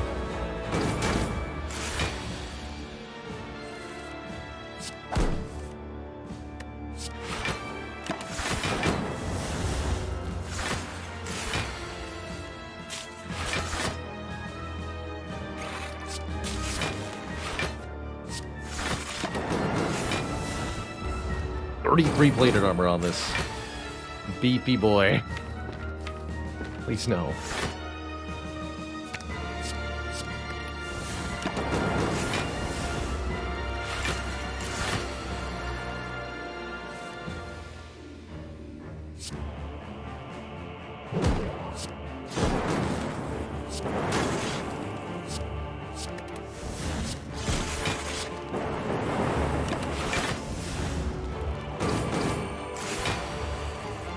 Six turns and counting.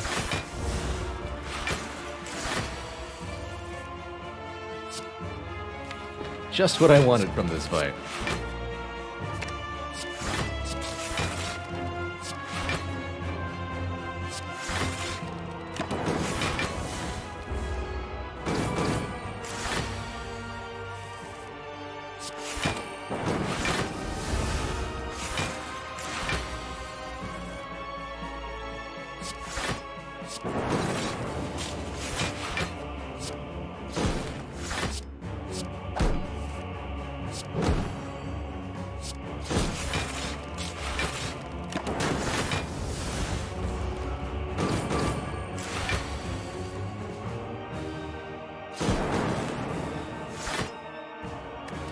Kill you.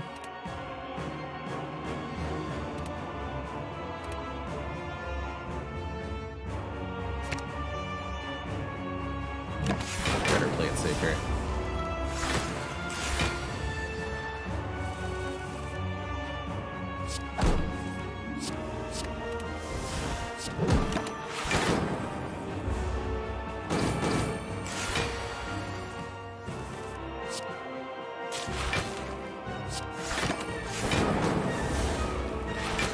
47 plated armor. Oh, near. Have I done wrong? It looks like I have. Dang it. What a waste. What a waste. Alright, Awakened 1 should be less problematic because this enemy doesn't scale if we don't play powers. Pick some weakness to help out too. So we won't be playing the buffer on turn 1, for example. Yeah, that was an experience and a half. Let's say that again. Collective apologies to all of you.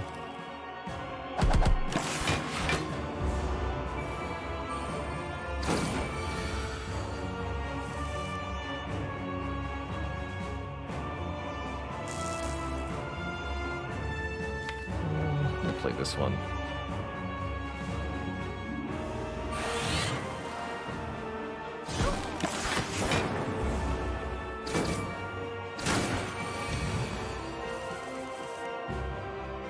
Not this one.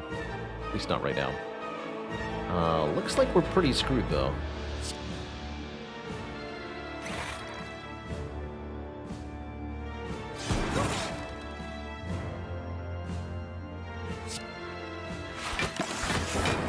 Ouch.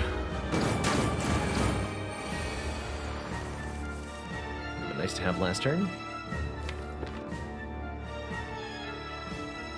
Alright, we need to get rid of some crap.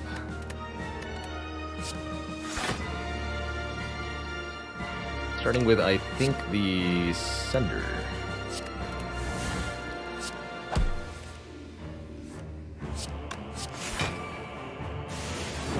Core Surge also leads.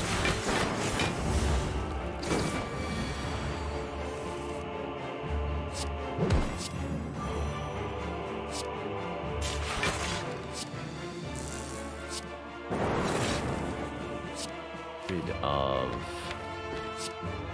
this. Definitely worth playing the second capacitor as well, right? Yeah.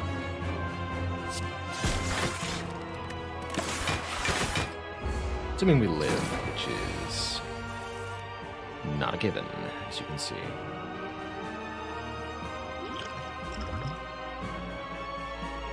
$18, $19, $24. Okay, I do survive, so I'm not going to use the potion yet. Can't play capacitor this turn, though, obviously.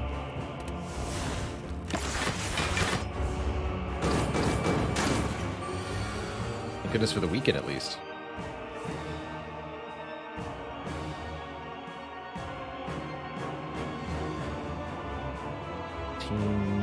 Same block we're playing the Consume right now, so might as well.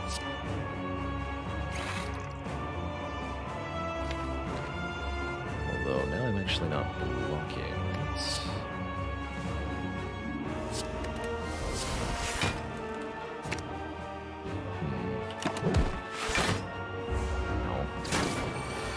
My one hit point.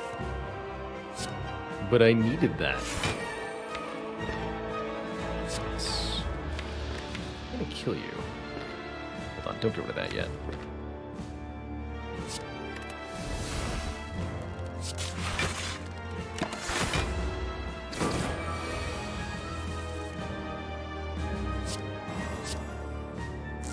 Recursion has been pretty effective so far, you have to admit.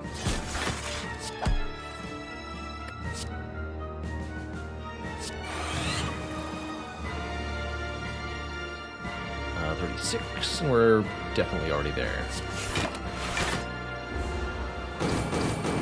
One more Frost Orb, one more Consume, we should be good to go. Or heck, two more Frost Orbs.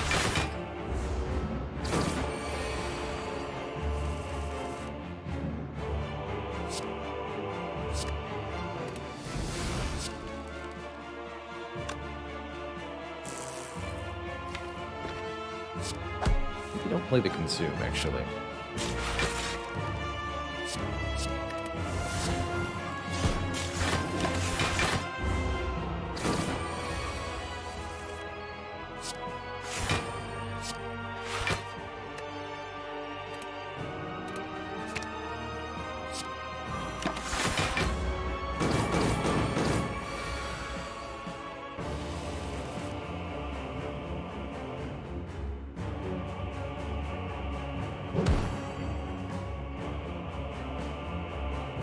So recycle this now. Okay.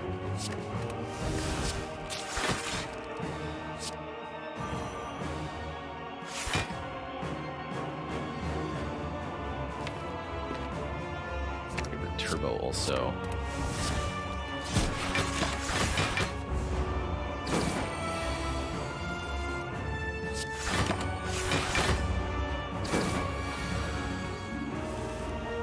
How much work has Bronze Scales put in? It's counting up the damage in these Awaken 1 turns without actually really contributing.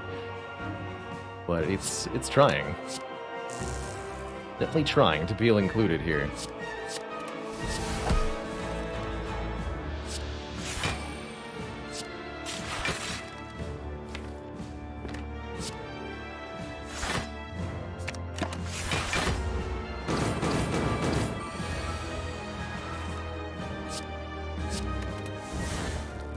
Oh, now I can't recursion. Okay, I'll just dual cast this.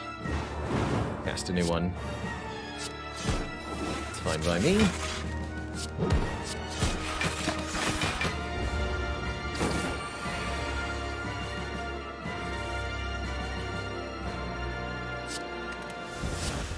That would have gotten me killed on a multi-attack turn. Unacceptable draw. Unacceptable.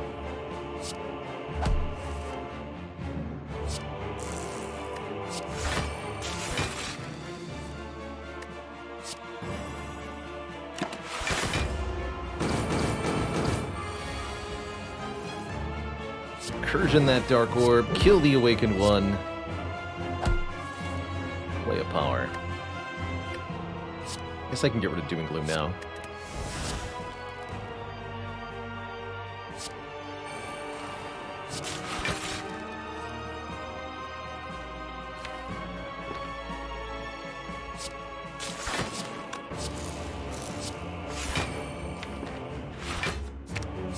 Do that as our turn.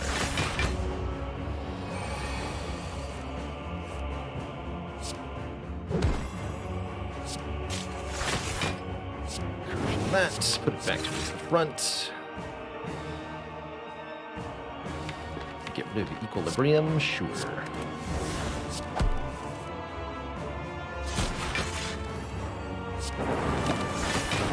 Okay, I think the Awakened One fight went really well. Big thing we need to keep in mind is Incense Burner. We want to end with Incense Burner on 4. Anything else is unacceptable.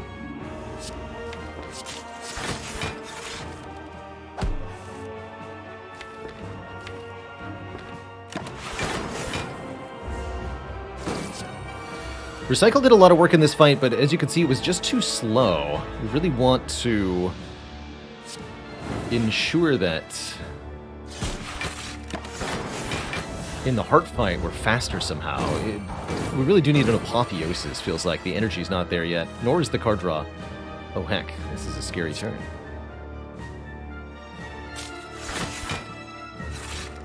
Let's go. 12 by 3 feels so much more reasonable.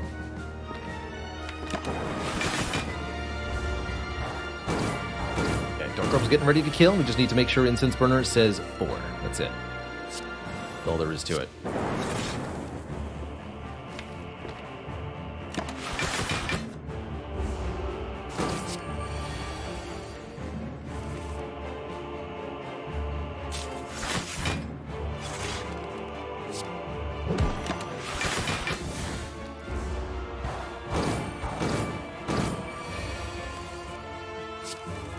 GG. Oh, okay. Two thump, a deep pulsing dread could be felt throughout the room. Is this the heart of the spire, the source of this barely scraping through? To say, I don't think our odds are great here in Act 4, but we're going to do our best. I got one upgrade. It's either a recycle, a capacitor, or a turbo. And I think upgrading recycle's probably our best bet. But none of these are particularly good, unfortunately. This is the only way we get the deck shrunk down quickly enough. But without the extra card draw from upgraded Cool-Headeds, I really don't see it happening, you know? Ooh, I do, however, like either a focus potion or an ancient potion. Ancient potion would allow us to block the initial debuff of the heart, the vulnerable, whereas the focus potion, just 2 more focus, that helps a lot too. I suppose if I set up the incense burner, the ancient potion is less likely to be important. We also do have a core surge that could play the role of the ancient potion. For these reasons, I think the focus potion has a slight advantage here. Okay.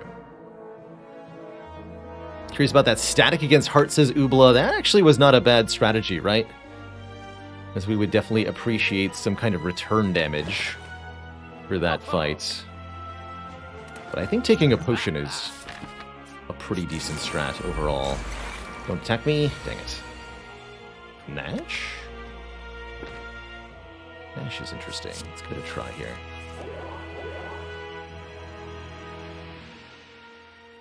Unfortunate. Is not a particularly good turn 1. Boot sequence cold snap buffer prevents all the damage. We're intangible next turn, actually. So I don't even need to...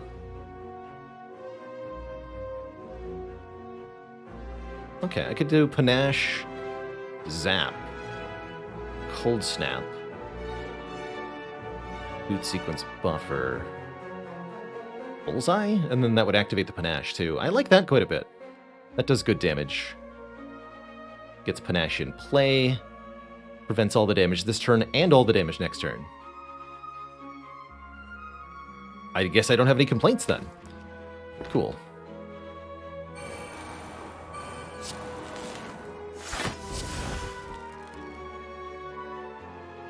Put the damage on the shield here.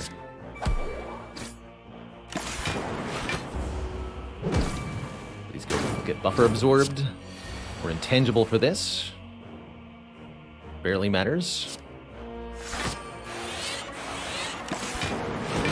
And then shield attacks for a lot on this third turn, which could be really problematic. Yes, very problematic. Unfortunate. Not much I can do about this. Unless Sweeping Beam draws Cool-Headed, which draws Cool-Headed, in which case maybe I can do something. Overall, looks like it's going to hurt a lot.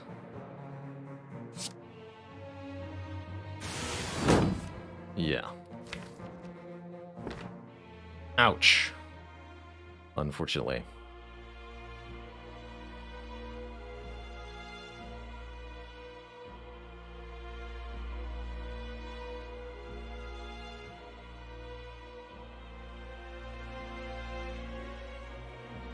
Yeah, we can hologram Sweeping Beam, but I'd rather hologram either the Equilibrium or the Cold Snap. Probably.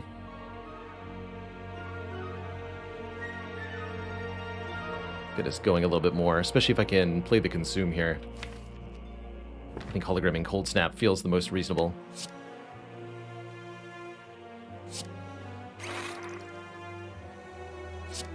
It's not pretty, though.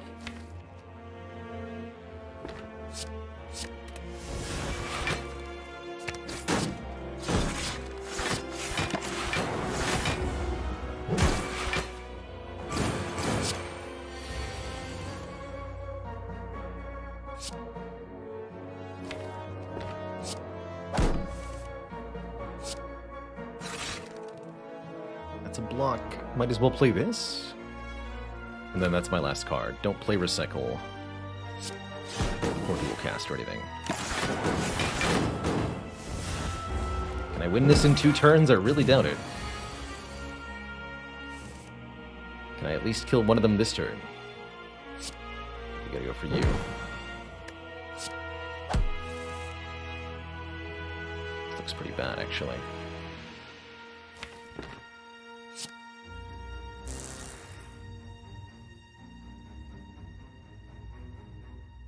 Draw 4, right? Yeah.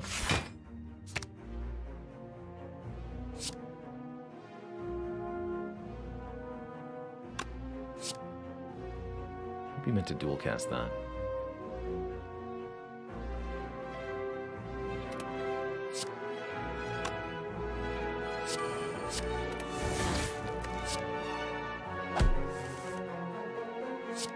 Nice. Perfect time to draw Sunder.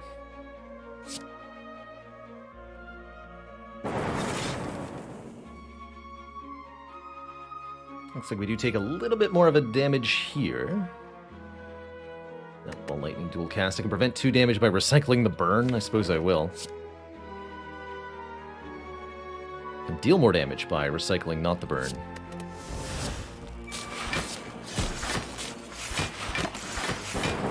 Let's take 5 more.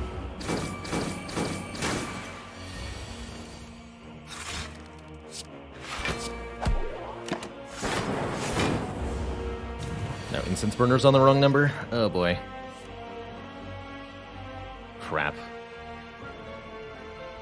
Cannot win with Incense Burner on 5. That'd be equivalent to suicide. Oh, no! Well. Screw me, apparently. Stone Calendar says I don't get a choice. Dang. So, no intangibility for the heart fight means we're as good as dead here. Maybe there's something I can do.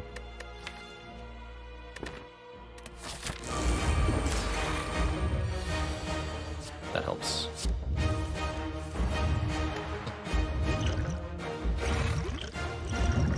Yep, Swift Potion, okay.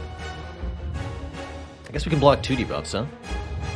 And we get to retain Boot Sequence and Boot Pair.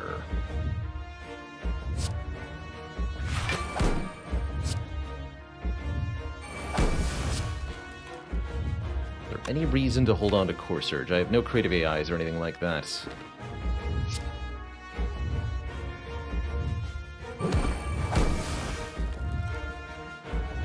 Draw 1 extra card. We'll play the Beam Cell. I think I'd better take the extra card draw here. No debuffs applied. It is the multi-hit first. But I did get Hologram, so I can Hologram the Equilibrium and retain our buffer to block the big attack next turn. Okay, I think we might actually have a chance here. This is a very, very good start. And these draw potions actually let me recycle down the deck very, very quickly here. So let's start with this.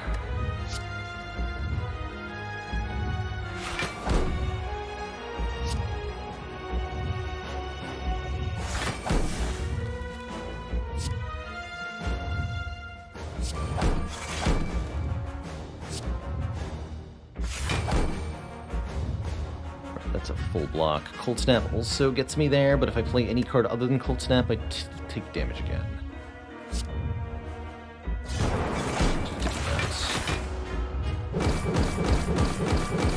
Okay, Thorns are helping too.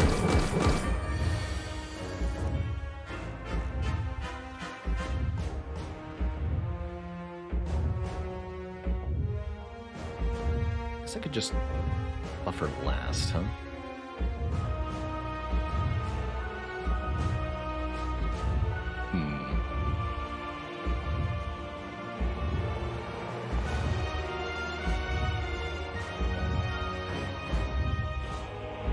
Do I want to do this?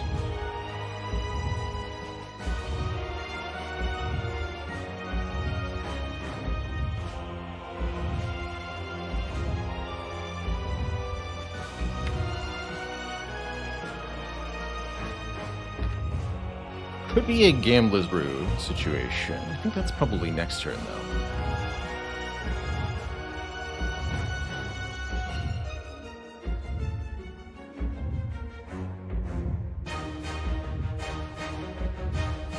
Recycle. No, it's gotta be defend buffer. I can't just regular buffer. Actually, I could. I can just lose one of the buffer charges to do something like recycle capacitor buffer. Plated armor will block the burn. Don't worry about the burn. I can also recycle the burn. No, can't play capacitor then. Yeah, recycle capacitor buffer. I have to recycle the slimes.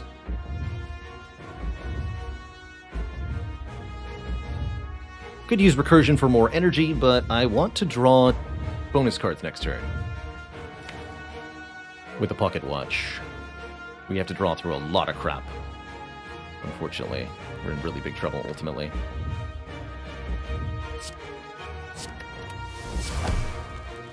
We do lose one buffer to the Beat of Death. Burn gets blocked by Plated Armor and Frost Orbs. The other buffer here. Gonna draw 8. Defend Capacitor Doom and Gloom. Oof.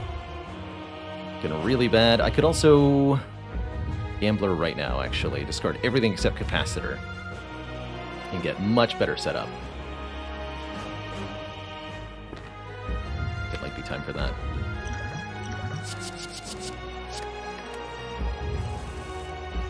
Consume Capacitor. Cycle.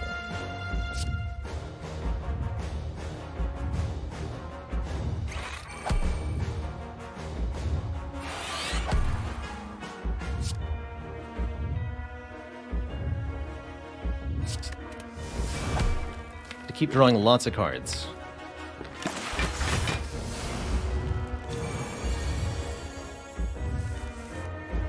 Realize we're taking it a little bit slow in the early part of the fight. That's okay.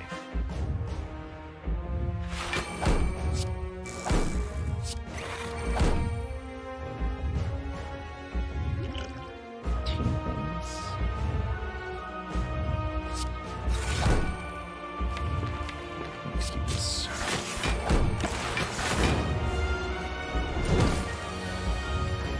Not having intangibles is such a bummer, though. So many different ways in this fight.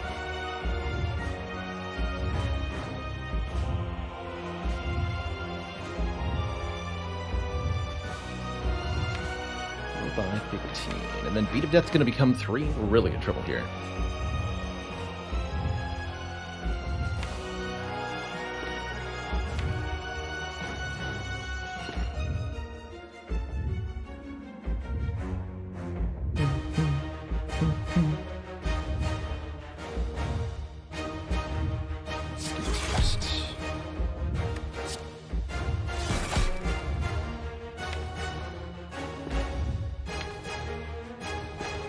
Draw time yet? No.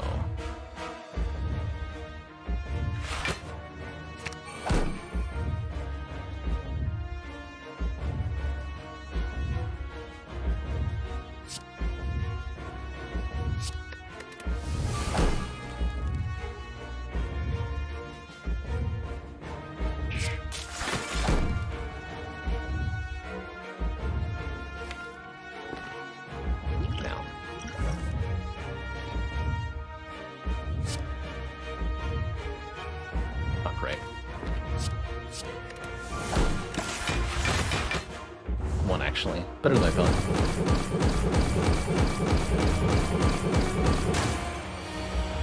Here's where Beat of Death becomes 3. That's a bit of a problem for us.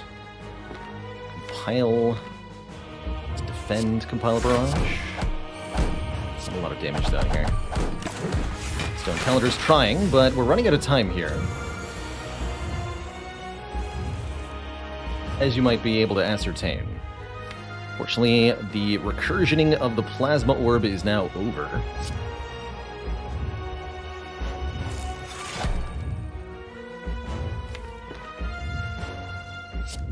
We have arrived at a terrifying place. I am gravely concerned.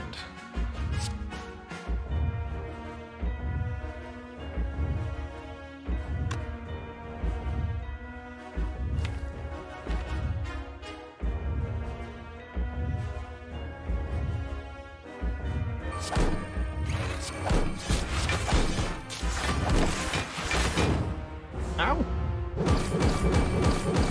Think we're gonna make it here?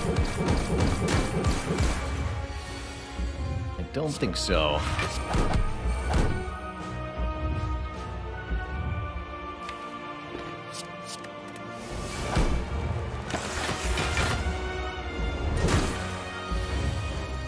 Now, we got another super duper attack to get through momentarily. Let's go. Cool-headed. Cycle another defend. Can't really deal any damage without compromising my ability to block next turn. Yeah, we're screwed here. Maybe if the incense burner had been lined up, but we're just so far behind on damage, I really don't see it happening. GG. Good fight. Well, I got no fight left in me. GG.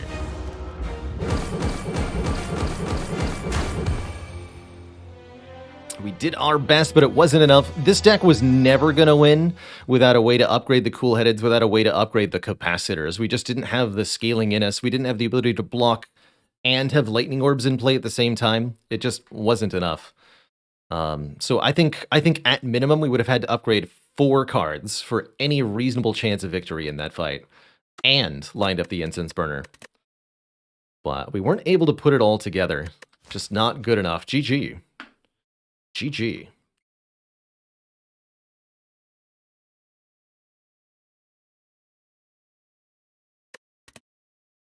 Yeah, we got really close, but not quite good enough. All right, cozy folks, that is going to bring me to the end of the stream today. It's been a lovely time in the Spire, in the Hades, in the good place.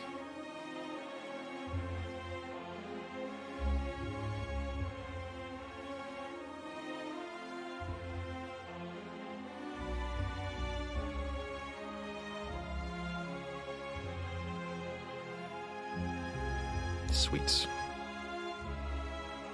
See you later, Opossum Party, Baidu Demo, Twitch Tarek, Lycud. Gonna be enjoying some HelloFresh meal tonight.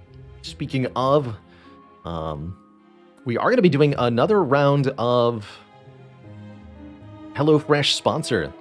They reached out to me a week or 2 ago and said, "Hey, we enjoyed the last time you showed off HelloFresh on the stream. Would you do it again?" And I really enjoyed last time. And I've continued to enjoy their product, so look forward to that. Those of you who are in the US, who are looking for new ways to support the stream, keep your eyes posted for a HelloFresh deal coming your way soon. And that might be a way to do it. See you later, Sigma957, Narvox, Solarius, Sparrow, Killian, Princess Haram, Ingenol, Quick Louie, Tyron the Third. Yeah, again, US only. Unfortunately, that kind of decision-making is way, way, way over my pay grade. And cross-region promotions are not really a thing for stupid internet reasons, ultimately. Again, something that I'd love to see them fix, but I don't think they ever will in a million years. Just like every other company. And that's all right. Leofa, thank you so much. See you later. Good night, Ghost, SMN, Matt Warbuckle, thank you for 32.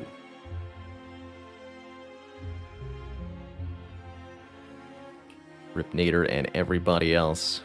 All right, folks. Thanks so much for watching. Ta-ta for now. I'll see y'all next time. Till then, toodaloo, my friends. And good night. Bye-bye.